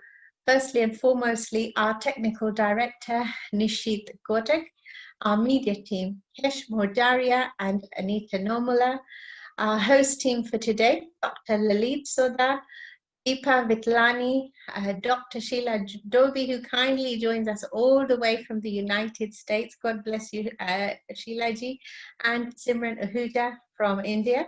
Our backup team, our little nightingale, Renu Gidumal, Sarita Menon, who also produced wonderful artwork for us, Dr. Lilit Sodha, who we met earlier, our chiropractor, Dr. Milan Shah, Prash Kotecha, Malesh Kota, Deepa Vitlani, Jayashree Chowdhury, Bhavi Ram, Dr. Nora S. Vyas, Ravi and Sushma Banot, Rajesh Kumar Singh. Our facilitator team are Deepa Vitlani, Meena Kagram, Dr. Nora S. Vyas, Linda Badvin Dostir, Ragasudha Vinjamori, and Jaimini Patel. Our channel partners are Sunrise Radio, UK Mental Health, Connect, Hindu Matters in Britain, Enrich TV, Diwali in London, Hindu Forum of Europe, Bharat Goradia Official, Hani Kalaria Official, Sarita Sabawal. Our special thanks to Strategic Web Success and Indus. They are at www.indus.co.uk. So, dear friends, sadly, it's time to wish you a safe week ahead. I hope you will join us next week for our wonderful music fest. I can assure you, you won't be disappointed. Sunday is Healing Our Earth Day, and next Sunday we'll be healing you with music and dance. So that's 12 to 7 as usual on the channels I've just mentioned. And the week after that is my favorite week, healing you gastronomically. We have a vegetarian and vegan kitchen. Please don't miss it. You won't be disappointed, I can assure you. So I will close now by reciting 3 Gayatri Mantra. If you know the words, please do join me. Otherwise, I hope you will find peace in the universal words of this special prayer. Namaste. God bless you all. Om Bhur Bhuvasvaha Tat Saviturvarenyam Bhargo Devasya Dhimahi Dhiyo Yona Prachodayat. Om Bhur Bhuvasvaha Tat Saviturvarenyam Bhargo Devasya Dhimahi Dhiyo Yona Prachodayat. Om Bhur Bhuvasvaha Tat Saviturvarenyam Bhargo Devasya Dhimahi Dhiyo Yona Prachodayat. Om Shanti Shanti Shanti. Thank you, Varsha. I can confirm we have stopped streaming. Well done. Congratulations. Well done again. Dr. Thakrar, you can come back now. You can put your video and say goodbye to us. Marina, you can say, and Nutan, if you are there, you can come and say goodbye to us. You can start your video if you like. Mike, if you are there, you can do so. Maria, you can say goodbye to us by putting your video. Have a nice week from Italy. Greetings from Florence. Thank you, Maria. Wonderful to have you there, and thank you for sharing information to other organizations. It is lovely that you are there from Italy. Dr. Thakrar, how was your experience? Thank you. Great experience, and I think it's quite useful, and the fact that now we can talk to USA, Canada, just by pressing a button, which makes a big difference. But thank you very much, and it's a pleasure to be on the program, and God bless you all. Good night to Indians in India, and good morning to Americans in America. Yes, you can see Dr. Sheila there after having her luxury breakfast. She is in California, which is smoking very badly. Sheila, how is the... Sheila, do you read me? Sheila is our host from America, and she's in California. Maybe her microphone is switched off. Yeah. So she's not listening. But hey, wonderful. I'm sure you're all dying to have your dinners and your... Make sure, Dr. Thakrar, no sugar spikes. Remember, control your diabetes. It's on the table, but I know that, as I mentioned to you, I'll just have my portion and don't go back to the kitchen again. Well, you got a chef in the house as well. Of course. You got a yoga expert daughter, Sarita. Yeah, she was on your program last week. You got a bhabhi who looks after you. You That's got right. yourself who smiles. So we can't go wrong. And No, sure you enjoyed Dr. Thakrar. They keep my blood pressure normal. Yes. Thank you. It helps. You had few of your followings today. Quite a few of them were Lohanas and some from your town back in Uganda. I think Tejura was there, Suresh Bhai, and he sent it into your group, and there were a few people on the YouTubes and the Facebook, because we were transmitting on Sunrise and Hindu Matters in Britain, Hindu from Europe. So there are a lot of different people in different places. Fantastic. And we had somebody with Siu is from Singapore. She has been there for start. Nutan is one of your supporters. She just came just a while back. Nutan, are you there? You can say goodbye over there. Hi. Sorry, I got a bit busy. But yeah, it was very interesting, very informative. So thank you very much. Very good. The whole purpose is to bring beautiful information to people's doorstep. In so doing, give them a bit of security and a safety that we are all in this together. Slowly, we can bring harmony, love, peace, liberty, and information. So thank you for sticking around. Nishit, you are there? Yes, I'm there. Yes. Okay. You checked that YouTube is stopped as well, please? Yep, everything is stopped. YouTube is done. Oh, fantastic. Well, Vasha, well done. Sheila, well done. Sheila, how is your California smoke? Has it come in the house? Yeah, it's pretty bad. It's shocking what we see on the TV, that you got complete orange sky and orange look and everything. Yeah, we had one day where it was completely like the whole thing was like I got up and I thought it was like 5 in the morning, so I thought I had more time to sleep. And then I woke up and it was just like as if it was like 9 o'clock at night, and it was like that the whole day. It was like the like you felt like it was the end of the world. And then that went on for 2 days, and then now it's just like really smoky. And of course, it doesn't help. Definitely feel it. Like my throat's been like, even today when I was hosting, I had to keep muting, and because it is very, very dry, so you have to keep hydrated. And the worst thing is you can't go out with the mask on, because then you'll not be able to breathe. So yeah. hopefully all the coronavirus has been almost eradicated in California in this fire. No, we got too many. Still there, are they? We have too many stupid people here. They're probably going to be out partying inside people's houses. And there's people outside like jogging in this weather. Like nobody, like, I don't know. That's because Donald Duck allows it legally. He actually says, go and die, and you know what, before you die, walk for me. And then afterwards, it doesn't matter. So we in UK. Is that what he said? Is that exactly what he said on CNN? He did. Because I wouldn't be surprised. Can you just imagine? I mean, he almost bluntly said that yes, he was aware of it, it was serious, but he didn't want people to know about it. So that in case if it was serious, they would die because of worrying, but they died anyway. And what's caused the smoke? What has caused the smoke? Do fire. you know? Fire. A fire? Massive fires. So not very far from Sheila's house.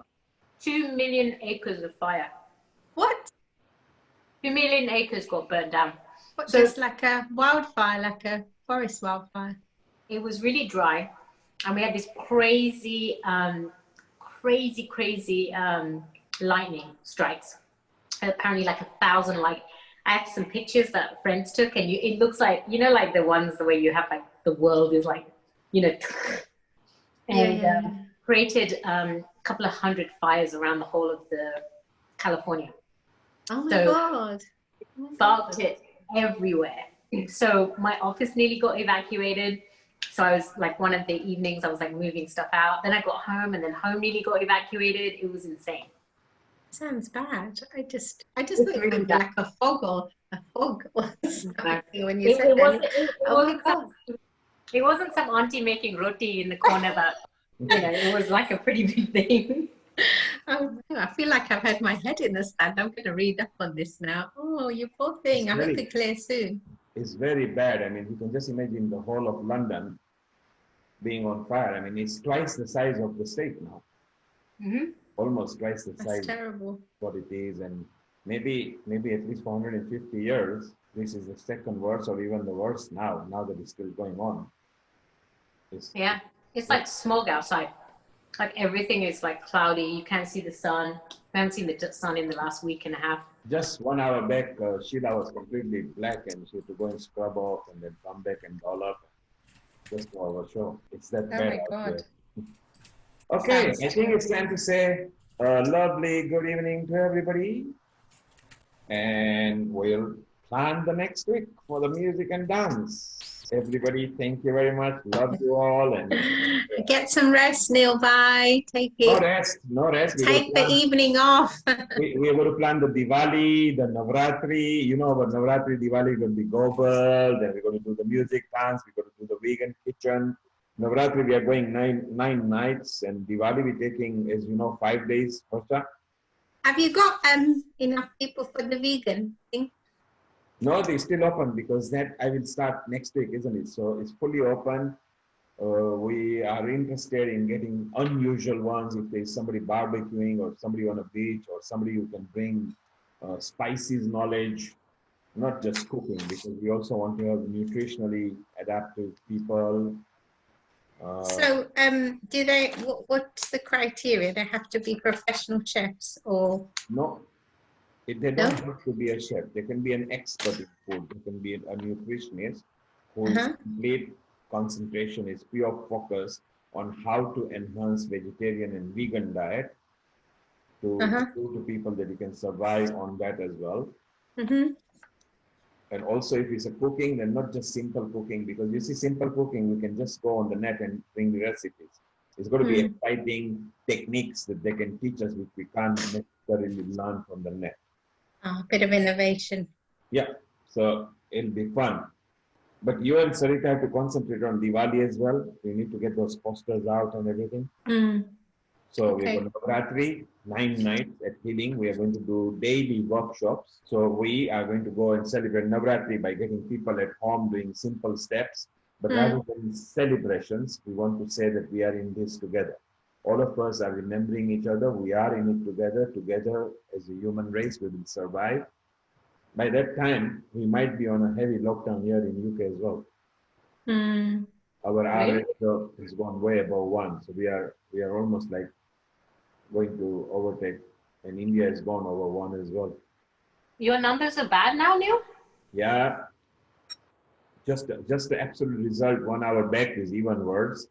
When an R ratio goes above 1, it means that the virus is multiplying. Yeah, like crazy.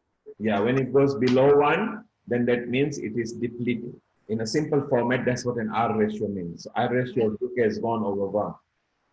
It's scary because all the vulnerable people are going back to work on the 1st of October and the R rate's creeping up. That will change, isn't it? Because now with the students and schools opening, in 3 weeks, we'll see what effect that brings in. So it's going to change. It's going to change with our earlier prediction that till next May or June or July, we will never know what's going to happen. So we just have to be very careful. Therefore, Diwali and Navratri will be very much required on online. So let's bring some nice, exciting moments at home that gives people the safety and security that the world has not abandoned them. We are in this together. We are all there. So those of us who can bring that safety net to people's house and that hug and a cuddle to people's house, that, hey, look, we are all there. We need to bring that format in. So at Healing, what we are going to do is we're going to do workshops, Aarti, and a bit of singing, get everybody at home maybe joining us. We'll allow people in our Zoom room as well, 30, 40 of them, so we can Aarti together. At Diwali, as you know, we are going to do a mega 12-hour show on the actual day. On the 1st of November, we'll plan our little show, which will be later. So let's get cracking, let's get working. Sheila, if you know anybody within the music and the dance fraternity, they can join us next week. And any kind of music? Sorry? What kind of music? Any. At Healing Our Earth, there is nothing, any language, any music, so long as the facilitators are talking in English so that everybody can pick up.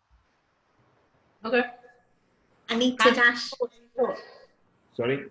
I need to make a move now, but lovely to see you all. Yeah, we are all- Congratulations. Well done, and hope to see you again soon. We are all finished now, so good night and we'll chat later.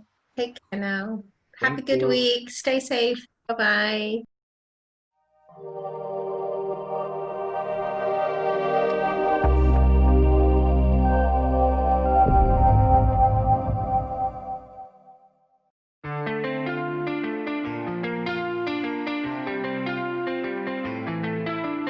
We will heal the earth.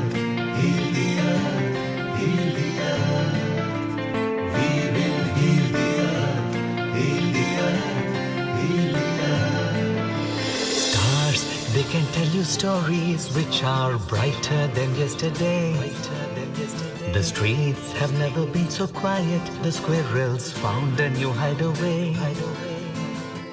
Tomorrow will never be the same. There is so much hope in our hearts. Brick by brick, we shall overcome and walk right into a new start. Welcome to the brand new world. Give the children of our Mother Earth. Reach out your hands. Let us leave our earth together. Welcome to the brand new world. Give the children of our Mother Earth. Reach out your hands.